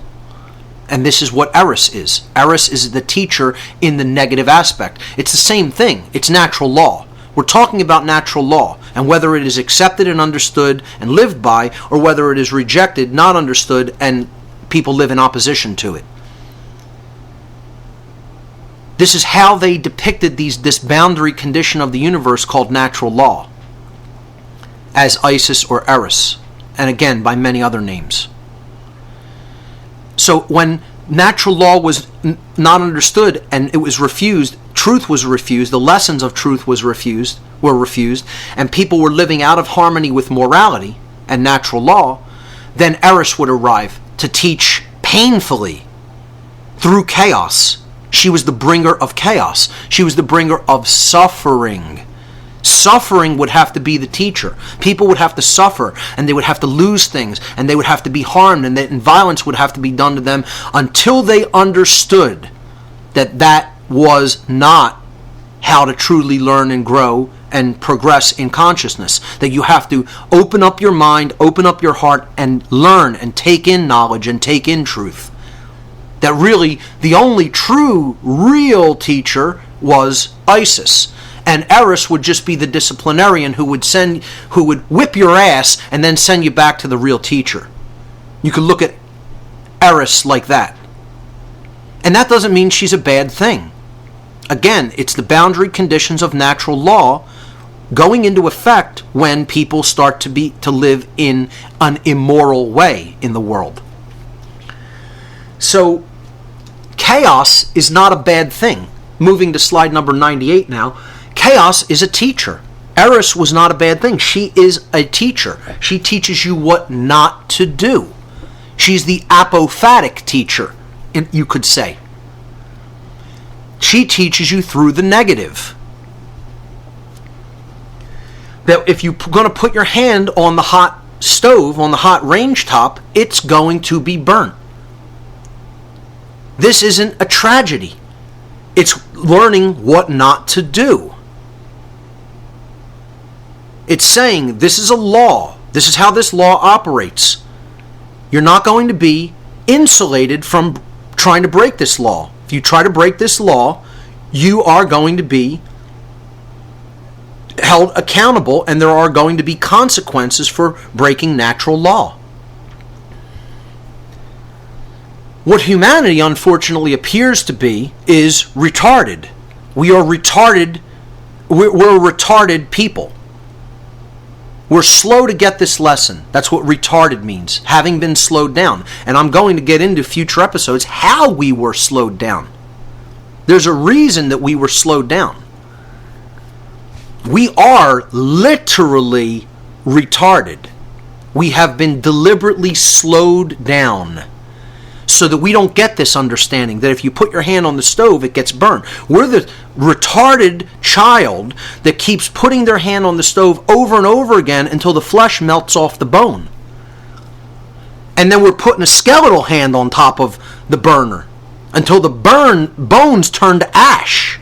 That's how far we want to take it. Only someone who has been slowed down, made into a being that has been retarded or slowed down, would do this. No truly intelligent species would act like this. Because this is a metaphor. This slide, exactly what you see here, is a metaphor for what humanity is. We are the child who does this over and over and over and over and over and over and over again and never gets the lesson. And there's a reason that we can't seem to get the lesson.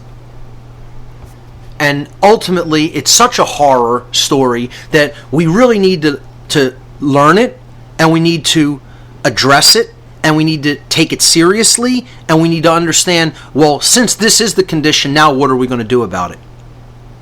One of the things that could help is really bringing the truth to as many people continuously, over and over, because while genes have to do with an expression in the physical domain, there are epigenetic conditions, meaning the condition around the expression of the genetic aspect of the being that will affect the genetics of the being. Epigenetics means that the experience that the being is having and that the culture that the being is living in is having as much of an effect on the expression of genes as any other aspect, as heredity. It's just as important as the physical interactions of the genetics of the being itself, and arguably even much more important The concept of nurture is much more important than what's there physically. The culture, the surroundings, the conditions that are around the being, that's epigenetics. And that affects the expression even more than just what's there physically in the genetic condition. So I'm going to be talking about stuff like this in the future regarding how did we get to this condition. But that's for another presentation. And believe me, it will be many episodes that we go into that, not just one. So, continuing to correct this ridiculous notion that chaos is something to be feared, this is what holds the whole slavery system in place. It's held in place by the fear of chaos. Okay, so this pyramidal scheme that is our world, with all of the slaves holding up the structure, then the aristocracy, supporting the structure because, we got a little bit more than the rest of the slave class. They're the house slaves, and also the house slaves are the police and military who are keeping all of the slaves underneath them, in physical coercion. And then you have the priest class above them giving people religion, and I would say that's the exoteric priest class. Then you have the kings, royalties, bankers, politicians, etc. above them, and ultimately you have the occult force that's ruling the whole thing. The real priest class, the esoteric, dark priest class. And I think that's a great infographic there that explains the story of what humanity ultimately is, a slave species. The control and slavery system is about the limitation of free will through the destruction of possibility. That's what the control and slavery system wants to do. Limit the possibility of what can occur, not only in the external world, but what can occur in people's minds. They have to limit your imagination, what you can think about, what you can conceive. On slide number 100, I talk about possibility and how it's related to freedom. True freedom includes infinite possibility, which by definition includes the possibility of chaos. Infinite possibility means you have to be open to the possibility of chaos occurring. This possibility must be embraced without fear if we are to be truly free. You cannot be free and be in fear of the possibility of chaos. You have to get rid of that fear. That fear must be held in check. You can't be saying, I'm so afraid that this might happen. You're not free if you're afraid that something bad might happen. Something bad might happen at any given time. A comet could be on the way to the Earth right now as we speak. You wouldn't know it. You're going to live your life in fear of that? Well, chaos might happen. You're going to live your life in fear of that and say, I want to give up all my rights because chaos might happen? You're not free. You're right in the mindset they want you in. The controllers, right in the mindset these archons want you in. People who think that they're masters of other beings. Slide number 101. The fear of the possibility of chaos is the same as the fear of true freedom. If you are in fear of the possibility of chaos, that means you are in fear of true freedom, because true freedom includes and incorporates the possibility of chaos happening. And once again, chaos isn't something that should be feared because it is a teacher. It is there to show us what we are doing wrong and to not do that anymore. To align our free will with truth so that that potentiality does not manifest. When people say, I can't think of a world without government, how could that work? How could that work out? It would never work out. This is what you hear. This is the death of possibility.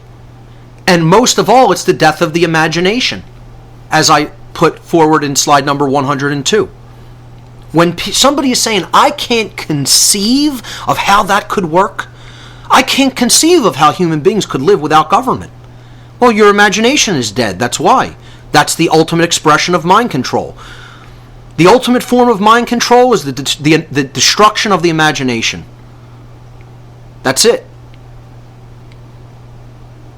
When the annihilation of the imagination has occurred, the person is in perfect mind control, whether they know it or not. You're never going to get out of your current condition unless you can envision something being different than how it is now. You have to be able to envision it, hold that in your mind, know that that's where it should go in your heart, and then make it happen with your actions. Not just think about it and say, oh, that's a good idea.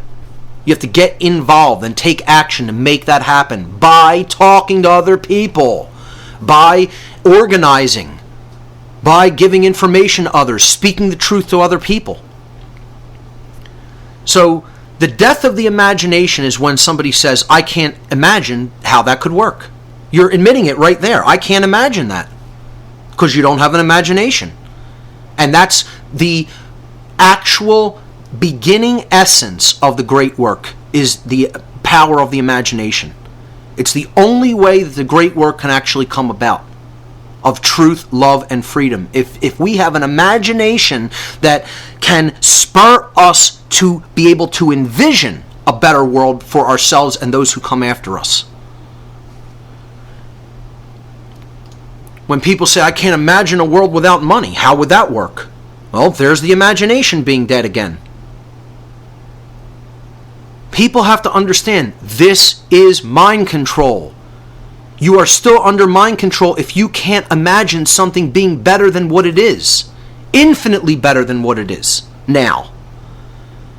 If you think this condition and the institutions that exist now have to continue indefinitely, forever, that's the death of the imagination. And ultimately, it's the fear of the possibility of chaos, because you're saying, wow, if that didn't exist, there might be chaos. I can't even let my mind go there. How could anything work out for the better? Well, it can, if people have the imagination to make that better world happen, because they're holding it in their mind, they know that it should come about, and then they take the action to make it happen. So, continuing with this correction in slide number 103, through people's fear of the possibility of chaos, which again we've already equated, which is the fear of true freedom, most people advocate the legitimacy and continuance of quote-unquote authority and government, and therefore are actually advocating the legitimacy and continuance of violence and slavery, which is what authority and government are. Once again, authority and government is the notion that some people are masters who have the moral right to rule others, and other people are slaves or servants or subjects that have the moral obligation to obey the masters. And if they don't disobey, then the masters have the right to do harm through physical violence to them, or taking things from them that they have no right to take, taking their property, or taking their freedom and putting them in a cage because they disobeyed orders by the elite class. And people have to understand, we're still under slavery. It's called free-range slavery. Chickens on a free-range farm are still slaves. They're being kept by other people. Okay? They're going to the slaughterhouse even though they're roaming free in a free-range farm right now. It doesn't mean that because they're walking around eating some feed on the ground and they're in a relative condition of freedom in the moment, because they're not physically bound in a cage or in a coop right now, that means that they're free. They're still on a farm. This is the problem. People think that the only form of slavery is shackles, is chains, shackles, ball and chain slavery. That's not the only form of slavery. As a matter of fact, the more insidious form of slavery is free-range slavery, because it's more difficult for people to see and recognize as slavery. And then they support it. They become unwitting house slaves who support the continuance of slavery when they support the concept of authority and government. So, slide number 104. Statism, the belief in government and authority, is the most dangerous religion in the world. It itself is a religion. Like I said, everything I'm talking about in this presentation boils down to religion. those who believe that authority is necessary and that it must continue have actually been duped into believing that human slavery is necessary and must continue in order to prevent chaos. That's the deception. The people who believe that authority is necessary and must continue, meaning the state is necessary and must continue, actually have been duped. They have been, and they don't want to admit that this is what they've been duped into believing. See, that's a hard thing to admit, that I was wrong and I got duped into supporting slavery, including my own slavery. See, that's the thing. This is why it's so hard to take people out of the notion of statism, out of the religion. It's abandonment of a religion is what you're asking to happen. It's very difficult to make that happen because the person has to admit, I bought into a cult. I was a member of a cult. That's what statism is. It's a religion. It's a religious cult. It's very difficult for people to admit to themselves, most of all, I got duped into a cult. This is what I had to admit. When I had to abandon the ideology of Satanism, I had to admit I just got reeled into a ideological cult, whether I recognized it or not. They don't try to call it a religion.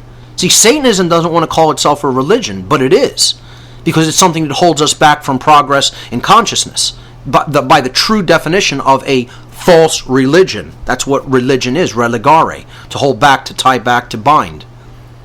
And when I was in that form of consciousness, I was held back. I was retarded. I was bound.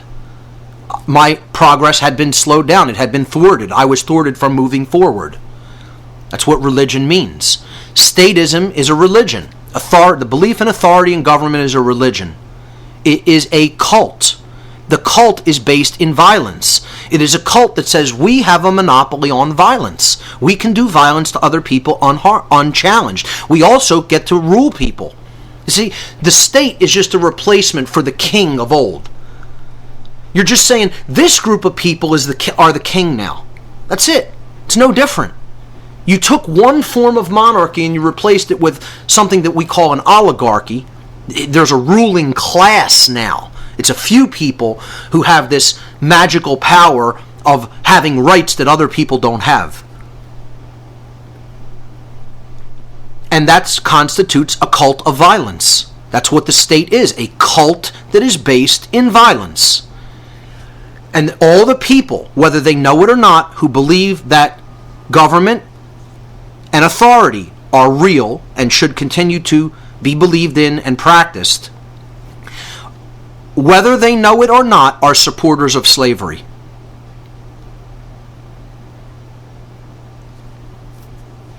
So moving on to slide number 105, because people who believe in authority and government, they've been duped into believing that slavery is necessary and must continue in order to prevent chaos. In slide number 105, I answer that and I say violence and slavery cannot prevent chaos. And there's a reason for that, because violence and slavery are chaos. Violence and slavery are chaos. You go back to the expressions of natural law and you just look at the negative expressions. Violence and slavery are born out of fear, ignorance, confusion, and control. As a result, they are chaos and evil. I don't think anybody in their right mind would debate the notion that violence and slavery are evil. But that they don't equate that that's what the state is. That's what the government is. It's evil. It is saying that evil can exist and nobody can do anything to evil. We can take action and do things to other people, but you can't do anything to us. I mean, that's the best example of slavery and evil at work in the world. The only difference that exists in people is a difference in consciousness. We are all one, but that doesn't mean we're all the same. There's one true difference, and this is the level of consciousness that people are operating at. This is a real difference between people. Race is an illusory difference between people. Age is an illusory difference between people. Sex is an illusory difference between people. Okay? I understand, yes, there is gender. There is man and woman. That doesn't mean that involves anything that's truly different when you're considering the person as a being. I'm not saying that there's no such thing as gender. Of course there is. And of course there's differences between gender. And those differences should actually be celebrated. Okay? I'm not advocating for androgyny when I make that statement. Okay? There's no difference between people in economic class, geographical location, nationality. These are all just ways of people to divide themselves and look at it as look at the world as us versus them. There is, however, one true divide between people that is based in consciousness, based in their understanding of truth and the knowledge of self that they have. And this divide, this difference is truly real. It is true, it is real, it is operating in the world. And for people who say that this isn't a true difference, and, oh, that's just being divisive, that's being, dualistic. No, it's not. It's saying the truth about what is. This duality does exist here on earth. It is real. It is a real duality. And it is the difference between one who supports statism and one who is an anarchist, who doesn't believe in the legitimacy of violence and slavery called statism.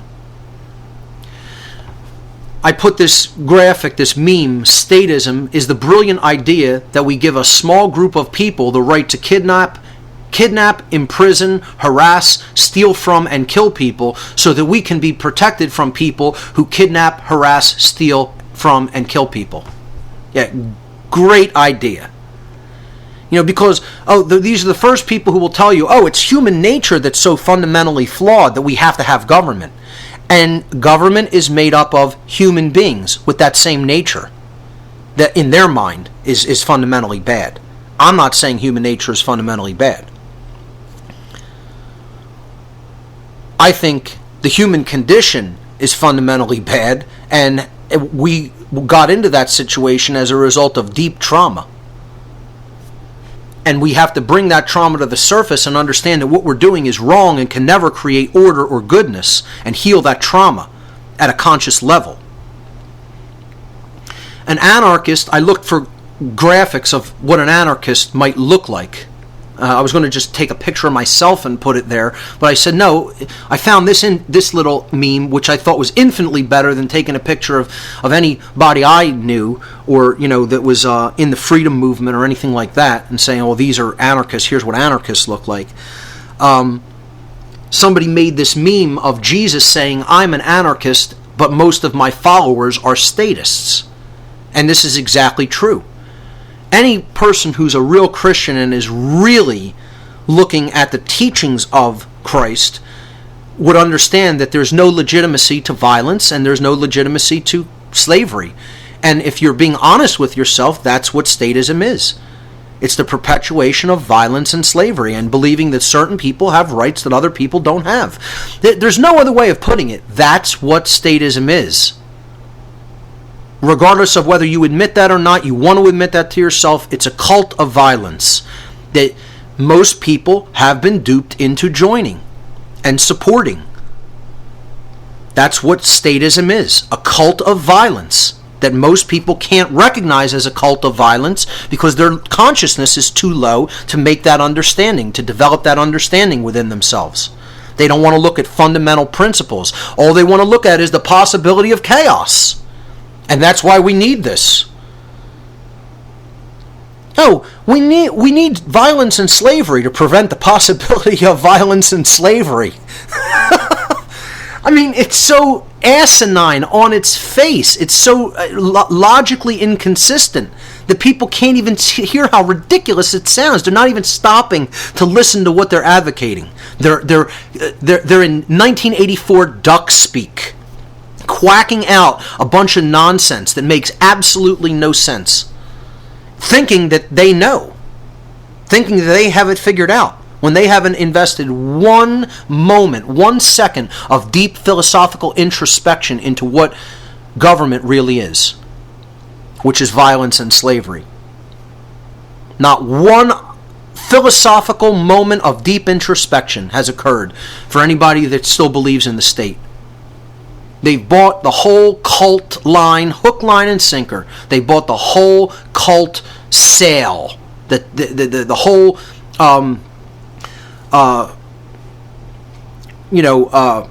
pitch that the state is giving them, the sales pitch. They bought it, hook, line, and sinker. This is the only true divide in humanity.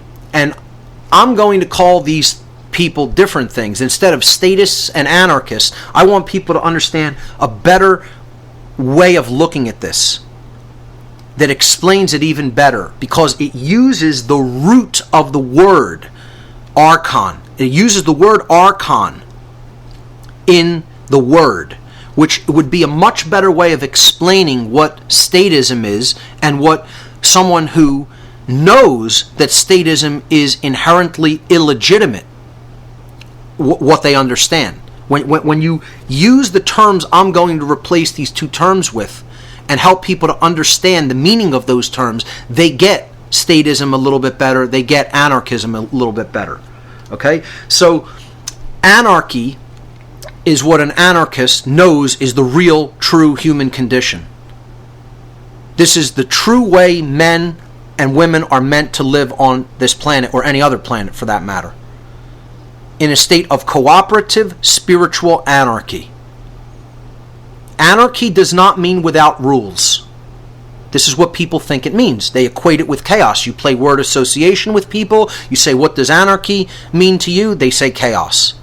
Because through the mind control technique of the obfuscation of the real definition of words, if you repeat a wrong definition enough, people will accept it as the definition of the word, when in fact that has nothing to do with the definition of the word anarchy. Anarchy does not mean chaos. In fact, it is the exact polar opposite of chaos. Anarchy is order in the world. True anarchy is order in the world. Let me repeat that one more time. True anarchy is order in the world, not chaos. It is the opposite of chaos. The word anarchy comes from Greek. Okay, it's one of the words that comes out of the Greek language as opposed to Latin or any other older language. The Greek prefix an, a or an, means without or the absence of. Not present, in other words. The Greek noun archon, A-R-C-H-O-N. In Greek, this would be alpha, rho, chi, omicron, nu. And that's how you would spell archon in Greek. It means master or ruler. Master or ruler. So, we put them together. An archon. Without master. Without ruler. The absence of masters. The absence of rulers. So if you give people the phrase, no rulers, no masters, the absence of rulers, the absence of masters, what would they write down? What word would they come back with? They would say freedom. No rulers and no masters is freedom. You don't have a ruler, you don't have a master, you're free. Well, see, there does need to be a ruler and a master, just not external. The ruler and the master needs to be inside. We have to be our own ruler. We have to be our own master. We have to govern ourselves. Self-control is what needs to be learned and exercised. The reason we're in the situation we're in with external rulers and external masters is because we're not doing that internal work of exercising our own self-control over the one being that we have a right to control ourselves. We're not self-governing. Therefore, external governance is coming in and trying to take us over from without. Anarchy does not mean without rules. It does not mean without rules. Anarchy does not mean without rules. Anarchy does not mean without rules. That is not what the word means. It literally means without rulers and without masters. Which means there's no masters and therefore there's no slaves. Wow, what a novel and crazy concept to introduce to the world. That there should not be masters and slaves. That a master-slave relationship is inherently immoral and illegitimate. Wow, what a criminal that makes me for advocating that. What a criminal. And imagine that there are people in the world who believe and think and continue to believe and think that it's okay for there to be masters and slaves. And don't even understand that that's what they're advocating when they advocate for government, for external government. They believe that there should be masters and slaves. Unbelievable. Unbelievable at the inherent immorality of the people of this planet. They're sick. Human beings are extraordinarily ill. Now, what I like to call anarchy is depicted on slide number 108. I like to call it anarchony. Anarchony actually keeps the word archon in there. It doesn't take off the O and N in archon. And the word on in ancient Comitian was the word for light. I mean, just think about that synchromystically for a moment. We're putting the word for light in the word because this is the light. This is the knowledge that makes one ultimately enlightened. The recognition that there's no inherent legitimacy in slavery. That's what real coming into true enlightenment is about, recognizing that you are sovereign and that there is no inherent legitimacy in government. That's what spiritual enlightenment is about, that process of recognizing and living your own sovereignty and being not a slave. And when you put that word into the word anarchy, that keeps the light in the word. The on means light. That's why when we turn a light switch up, we're turning it on. That's why the word on is even used to represent bringing light into a room, turning it on. So instead of anarchy, I like to call the knowledge that there is no inherent legitimacy in statism or violence and slavery, that should not exist, and that it's immoral to even advocate for the continuance of its existence, let alone help it to continue by supporting it with your action. I call that understanding anarchony. Anarchony is literally the absence of the state of rulership, of external control. That's what it would mean. Externally controlling other people or keeping them as slaves is not present. The word anarchy, the best definition I could give for the word anarchony is the absence of slavery. Now let me just say that one more time. The best definition that I feel that I can give for anarchony is the absence of slavery. And the reason that slavery is absent is because there would be no rulers. No one is attempting to rule anybody else or prop themselves up as someone else's legitimate master. Because that's immoral and it's illegitimate. It's not true. No one is actually a slave to someone else, including government, including a group of people. Anarchony is the absence of slavery. Anarchony is the absence of slavery. Anarchony is the absence of slavery. So let's look at the true divide between humanity in a different sense as far as the words are concerned. On slide number 109. Statism, the believers in statism are archonists. They're archonists. They are those who advocate for the archons. or the masters. They're people who are saying slavery is legitimate because mastery of other people, externally keeping other people as your subjects and you claiming to be their masters, is legitimate. That's what an archonist believes. That's what people who advocate for the state, for government, for external rulership of other people, for man-made laws, are actually advocating. They're saying master and slave relationships are legitimate. The master-slave relationship is legitimate. That's what a statist or an archonist believes. Whether they know it or not, they are supporters of slavery. Archonists are supporters of slavery. One who is a statist, or in other words, an archonist, is a supporter of slavery. An archonist is a supporter of slavery.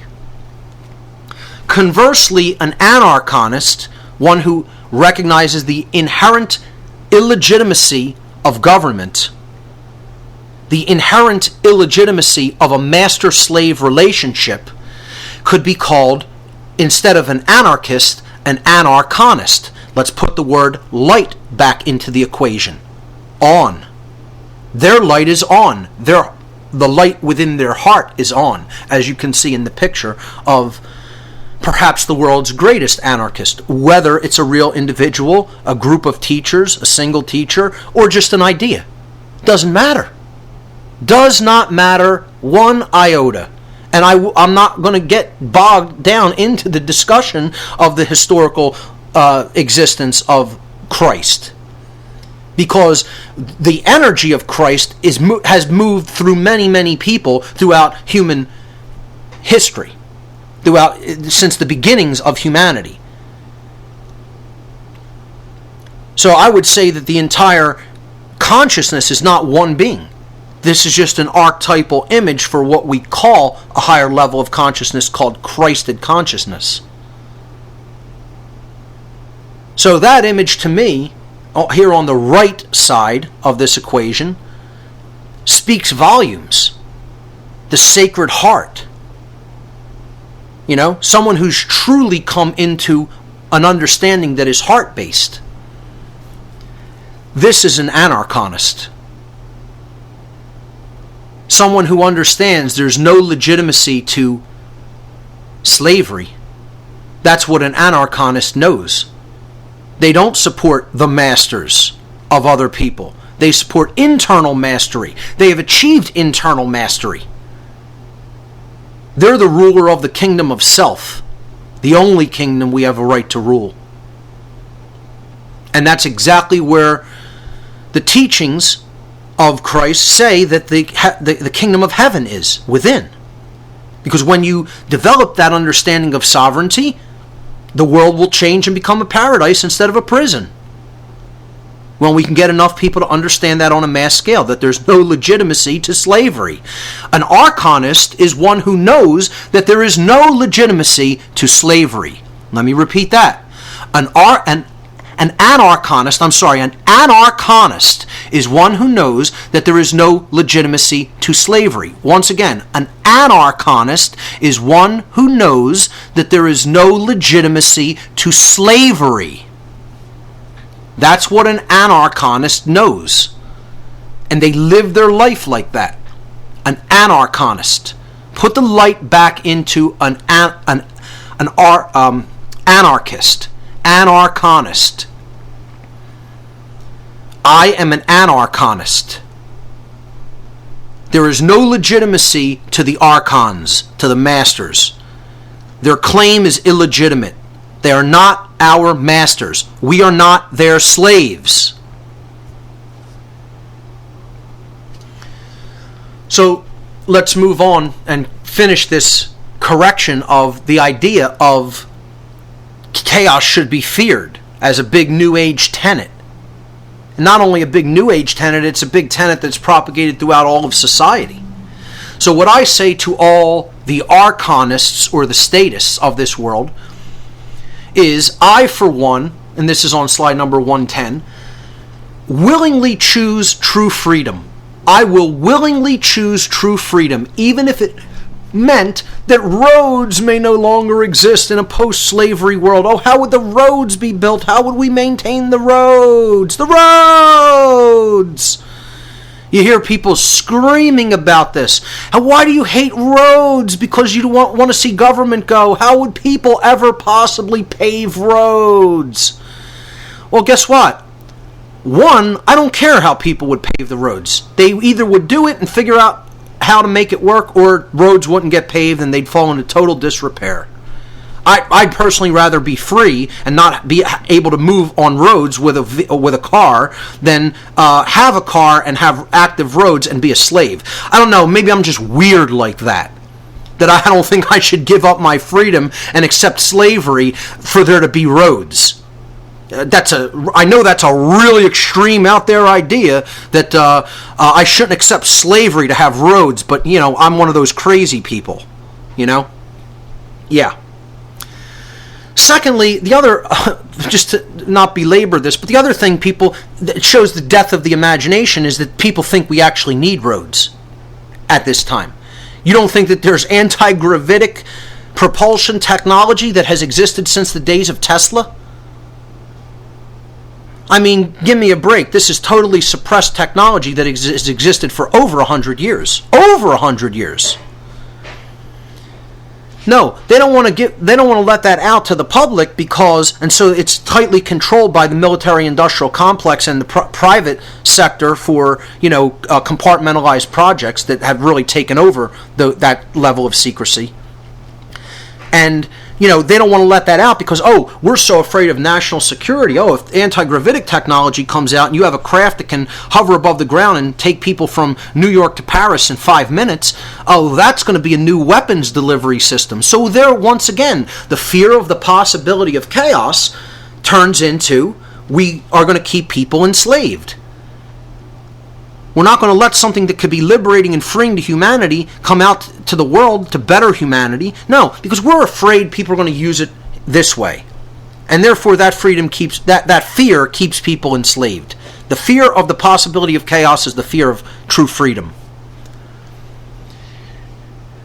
I'll willingly choose freedom even if it meant that roads may no longer exist in a post-slavery world, even if it meant that murderers and cannibals might lurk around every corner, like the zombie apocalypse, even if it meant that I might drown in human waste because there would be no sanitation, even if it meant that my home might collapse because of unsafe building conditions, or that it might spontaneously erupt into flame at any given moment and no one would come to put out the fire. Moving on to the next slide. Yes, I would rather live my life in total danger and be truly free than to exist in so-called quote-unquote safety and be a slave. Maybe I'm just weird like that, but I think that safety is not nearly as important as freedom. I'd rather take my chances on being hurt and be truly free to make my own decisions than be a slave, than be a kept animal, a kept pet in a cage, okay? And be kept completely safe. I'm not interested in safety. I'm interested in freedom. Safety will come when people truly understand what freedom is anyway. You'll be truly safe when you understand natural law. That's what brings safety. Not anybody going out and policing the world telling me that you're protecting my freedom. You ain't doing jack shit protecting my freedom. How's that? You're actually making more chaos in the world through violence. And that can never generate freedom because that's all based in fear, that's all based in ignorance, that's all based in confusion. And therefore can never create freedom. An ignoramus telling me you protect my freedom. Really, ignoramus. The only thing that protects freedom is adherence to natural law. That's why we're losing it, because there isn't any adherence to natural law in the world. We are abandoning the teachings of truth and natural law, and therefore collectively we're going into a prison, and we're already there collectively. So don't give me the nonsense and the bullshit that you protect people's freedom by going over and oppressing other people's rights and taking their natural resources as a paid henchman. No military individual has ever protected freedom. You want to protect freedom? You learn the truth. You learn about how natural law operates, and then you teach that to other people. That's how you're helping to protect and grow freedom. Let's move on to... Let's finish slide number 111. An understanding and acceptance of true freedom means letting go of the fear of the possibility of chaos. If you are still in fear of the possibility of chaos breaking out, then you do not understand or accept what true freedom is. You don't get it. Without that fear being let go of, you cannot know what freedom is. It's impossible. And if you think other people are fighting for our freedom by going off overseas, you're insane. You don't understand what freedom is. You don't get it at all, at all, at all, at all. You don't understand the expressions of natural law and how they generate freedom based upon our choices of the polarities that we work with. You don't get it. I can say that about you because I do know how that dynamic works, because it is not about what I believe. It is a law that exists in nature that is there to be discovered. I can tell you that you don't understand freedom if you fear the possibility of chaos, as surely as I can tell you if you walk off the edge of a cliff, you will fall down to the ground. Because that is governed by law. The movement, the expansion or contraction of freedom is governed by law. As long as people stubbornly cling to this fear of the possibility of chaos, they are ultimately enslaving themselves. Not only don't you understand true freedom, you don't understand how you're putting yourself into a cage through keeping that fear present and active inside of you.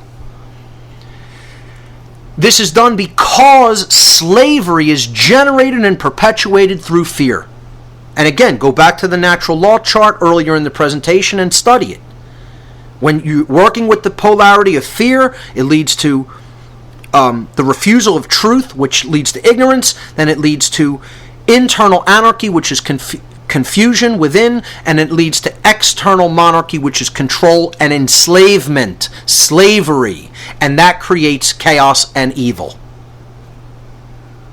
Only when we stop being afraid, meaning getting out of that polarity of fear and getting into the polarity of love, acceptance of natural law, true understanding the truth because our mind and our heart is open to it because we're not in fear anymore, which shuts down consciousness, can we ever even begin to imagine what it means to truly be free.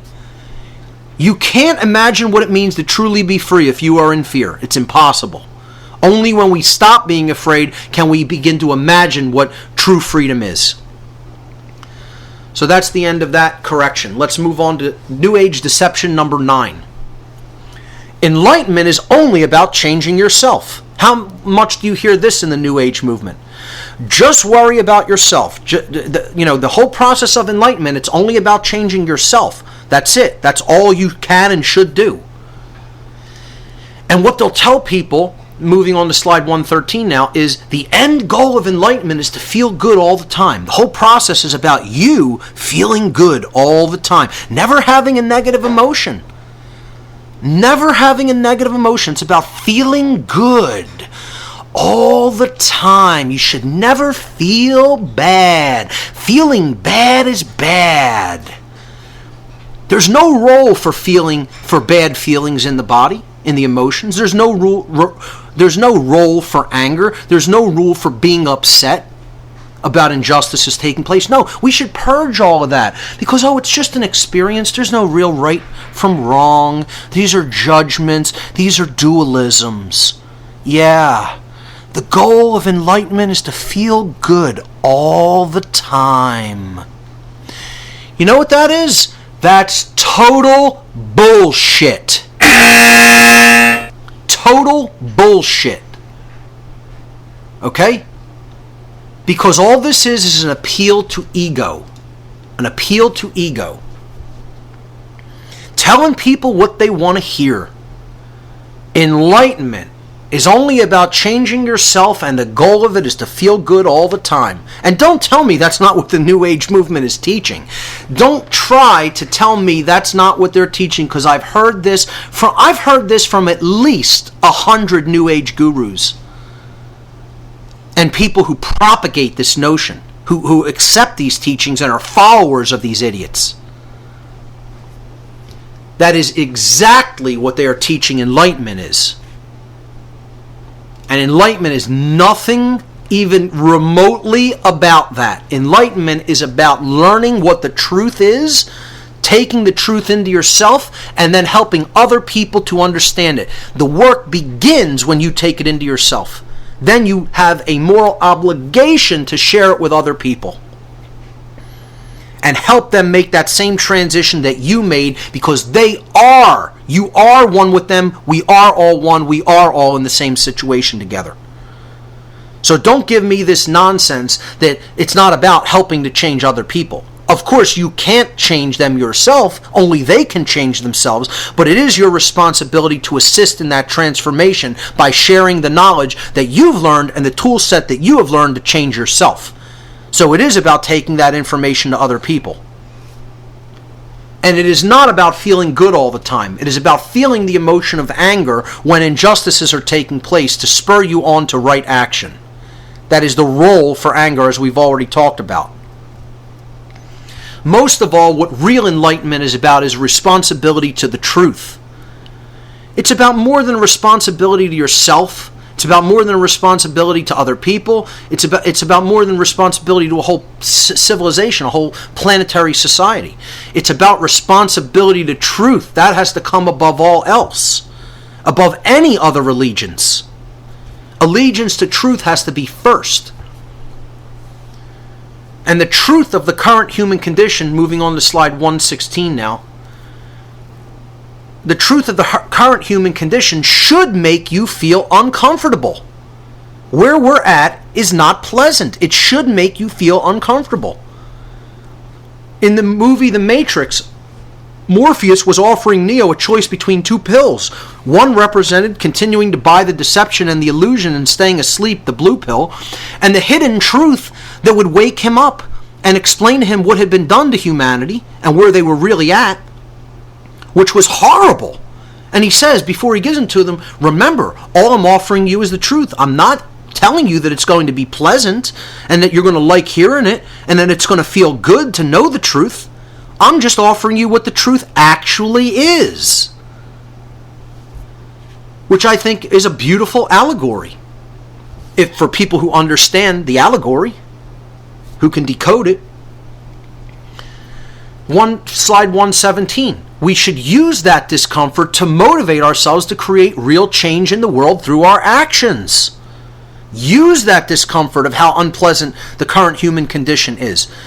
It shouldn't be that way. It should be changed.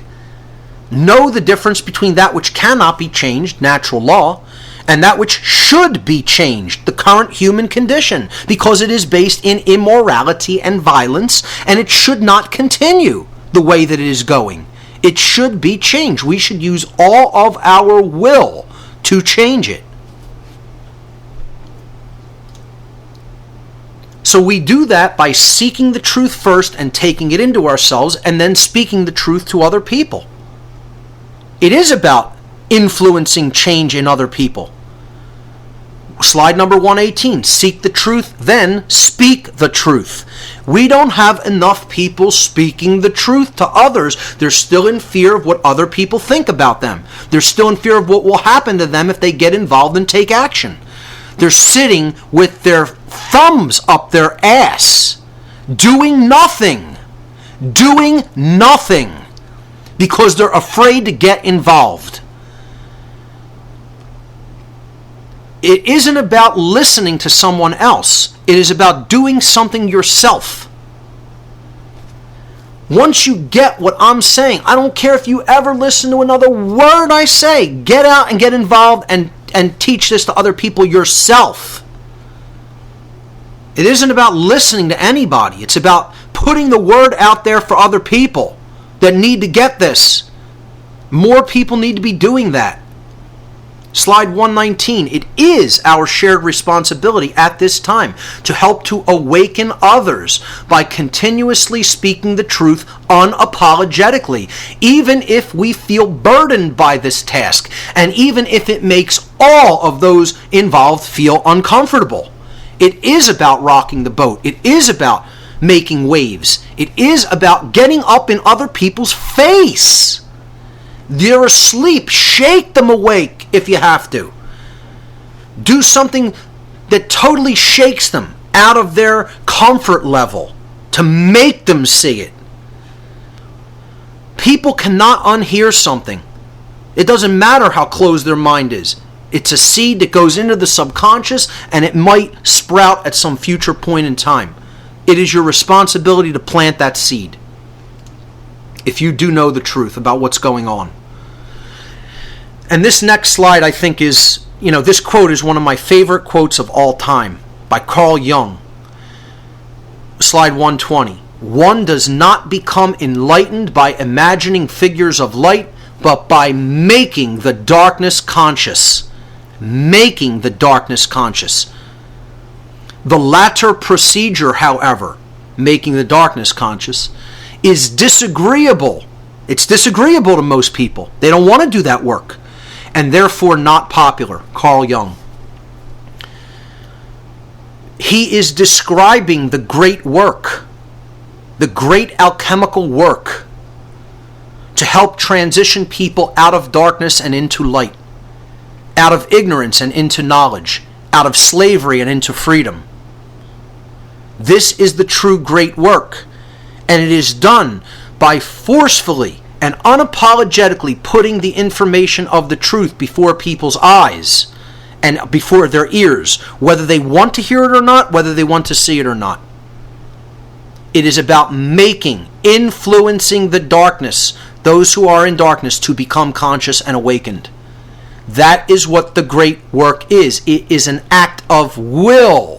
It is an act of will. It will not happen automatically. It is not an automated process. It is not a process that just automatically occurs with no work. It requires constant work, constant effort. It requires sustained willpower. Sustained willpower. And above all, it requires courage. Getting out of fear. Courage is what it requires above all else. That is what the true great work is. And all you need to do is look around and find, and you will absolutely know that most people are not doing that work. I put the words "the true great work" over this quote in slide number 121. This is the true great work, and this is what most people in the world look like who are doing the true great work at this time. They look disillusioned. They look like they're ready to give up, because this is what the people around them look like. They're totally asleep. They're totally asleep. They're not really conscious. They're not really getting the message, because enough people aren't doing what the person there with his head in his hands is doing, trying to speak the truth to other people. He's awake. He recognizes other people are asleep. We need more people who are awake speaking the truth. There's a lot of people who are awake and are doing nothing. They are doing nothing. You need to get involved and speak the truth in whatever capacity that you can. This doesn't just mean to other people in your family. It means to strangers. It means to anybody that is capable of listening and hearing the message, which means, do you have eyes and ears? Well, then speak to them. Something cannot be unseen and something cannot be unheard. It is up to us to put the truth before people. It is their karma as to whether they accept the truth or not. Our work is to speak it, to learn it and speak it. New Age deception number 10. And this is the last one. The truth does not need to be defended. You hear this constantly. Oh, the truth doesn't need to be defended. It speaks for itself. Oh, really? You want to explain to me how that works when so many people don't know what the truth is? They don't know the difference between right and wrong? Truth doesn't have a physical voice. We are the people who truth works through, those who know it. So, they say since truth doesn't need to be defended, don't ever confront anyone on their bullshit. Slide number 123. Never confront anybody on all the things they're doing wrong, on their total bullshit. Don't confront them. No, that's confrontative. We don't want that in the New Age movement. We don't want any confrontation. We don't want people saying unapologetically, what you're doing is wrong, you should not be doing this. This is wrong because it causes harm to other people, and explain how it actually causes harm to other people. No, that would be calling someone on their bullshit, and we can't have that. That's confrontative. We don't ever want to talk about the negative, remember? Never talk about the negative. Truth doesn't need to be defended. As it's being totally destroyed in the world, it doesn't need to be defended. No one needs to come to its defense. It's just dying, it's being slain, it's being murdered. But don't come to its defense. It'll defend itself. So never confront anyone on their bullshit. This, ladies and gentlemen, in itself is bullshit. The correction to this nonsense, this New Age nonsense, is that which can be destroyed by the truth should be. A quote by Hodgel. Okay? So, if truth is a destructive process, it's not an additive process. Truth strips away the lies. It's an acidic process that eats away at what is false. It's apophatic. It works through the negative, through the dissolving process. It takes away, it chips away at the stone like a statue that's inside of a stone. You chip away all that is not part of it. It's not additive, it is subtractive. And we are the vehicles by which the truth operates in the world. We are there to break down the lie. The lie needs to be broken down. People's ego needs to be broken down. They need to understand that they are doing something that is immoral. Not only by supporting violence and slavery, by doing the physical tasks that lead to violence and slavery through the state, through government, through the police, through the military, but by supporting it at all. Ideologically saying that you support any of that. You are supporting slavery. We need to break down that ego by continuously putting the speech out into the world that is morally wrong and unacceptable. Doesn't matter who's ready to hear it or not. The idea cannot be unheard. We need to create a bullshit-free zone where we do not apologize for any inconvenience that we are creating by speaking the truth. The people who currently don't understand the truth are the ones who need to offer an apology and say that they were wrong. Not us. I do not apologize for being vitriolic in my speech against immoral people. Immoral people. I am going to tell them at every opportunity that they are wrong. And they know deep down inside they're wrong. At a soul level, they know they're wrong. They know that they're immoral. And they want to offer justifications for continuing their immoral behavior. They want to say, I got to do this for money. It's my job. This is all I know. This is all I can do. No excuse. I don't accept it. No one should accept that as an excuse for the continuance of immoral behavior. Wrong. If we don't put that idea out there, it will not take root. We are the vehicles by which the truth operates in the world. The truth does not have a voice itself. It is a concept. It is a law in existence, but it doesn't have a human voice. We have to be its voice. Slide 127. The universe is spoken into existence. Once again, those who are speaking, that's how the world's going to become. The media is speaking the lie constantly, 24 hours a day, 7 days a week, 365 and a quarter days a year. The propaganda and lies never stop being spoken. This is why they're kicking our ass, ladies and gentlemen. We have to become the voice and the defender of truth. Yes, truth will exist. It will still exist whether we do that or not, because truth is always true. It doesn't matter whether people are here or not. We can be destroyed and truth will still be. So yes, it is true that truth can never be destroyed, but we can be destroyed, and that destruction will happen when we refuse to be the defender of truth, when we refuse to take the truth into ourselves and then defend it against the monumental lies that are being spoken every moment of every day. We have to become a louder, more forceful, more powerful voice than the voice of those lies. And until we do that, not one thing is going to change here. We have to take up that mantle. We have to take up that sword and be a defender, a knight in the service of truth. And that is becoming a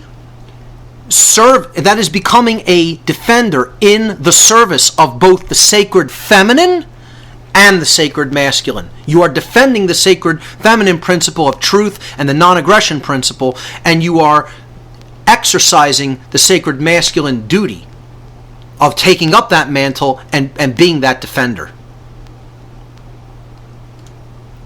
Slide number 128.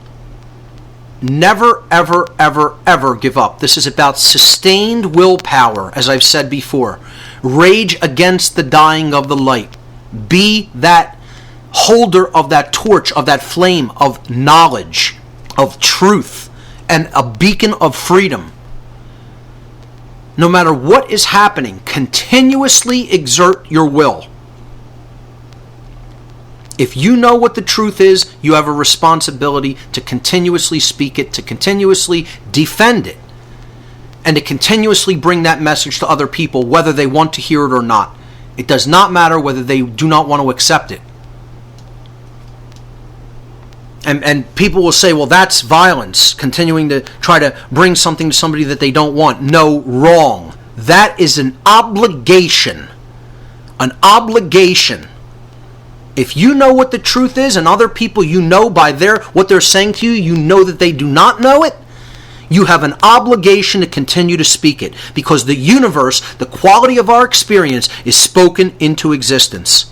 And this is why it's in a tragic mess of a state, because we are not taking up that sword of truth and putting it into and swinging it by using our voice. That's why words and sword all use the same letters. People don't even look at simple things like that. That's synchromistic. It's there for a reason. The sword of truth, it's wielded through words, through speaking the truth into existence. Speaking the acceptance of the truth into existence. Like I said, truth will always exist. We need to get out of the New Age religion cul-de-sac. Slide number 129.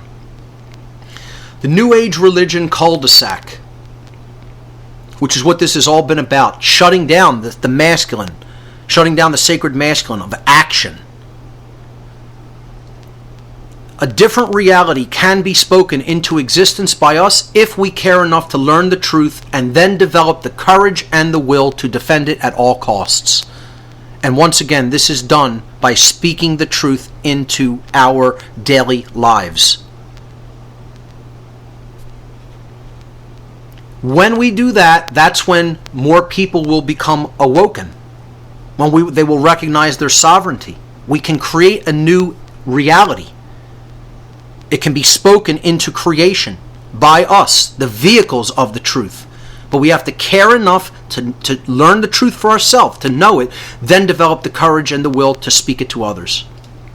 That when we do that, that's when we're going to change internally, as depicted on slide number 130. And as a result, when we understand that sovereignty and we have come into that level of enlightenment, then the chains that are binding our whole world are going to crumble, as depicted in slide number 131.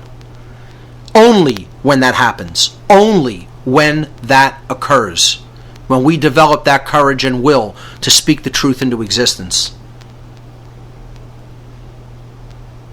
When we do that, we'll see a world emerge that we can scarcely even imagine right now. A world based in truth, above all else, a world based in love, higher consciousness, and a world that is truly free. That's on slide number 132. And that process can only happen when we ourselves, in slide number 133, free our minds from the illusions that we have been led to believe our whole lives. When we free our mind, that is the beginning of that process. When we come out of the illusions that we have been taught, the shackles that have bound the mind for millennia, the mind of humanity for millennia. That is an internal process that is a choice. It is a choice that is based in opening our heart. Love. Do you want it? Do you want to know the truth? Is that desire present within you? Because that's where it has to start. It has to start with that desire. And that is born of the heart, which helps us to free our mind and expand our consciousness. That's what love is, the expansion of consciousness. And being open-hearted and open-minded enough to take the truth into oneself.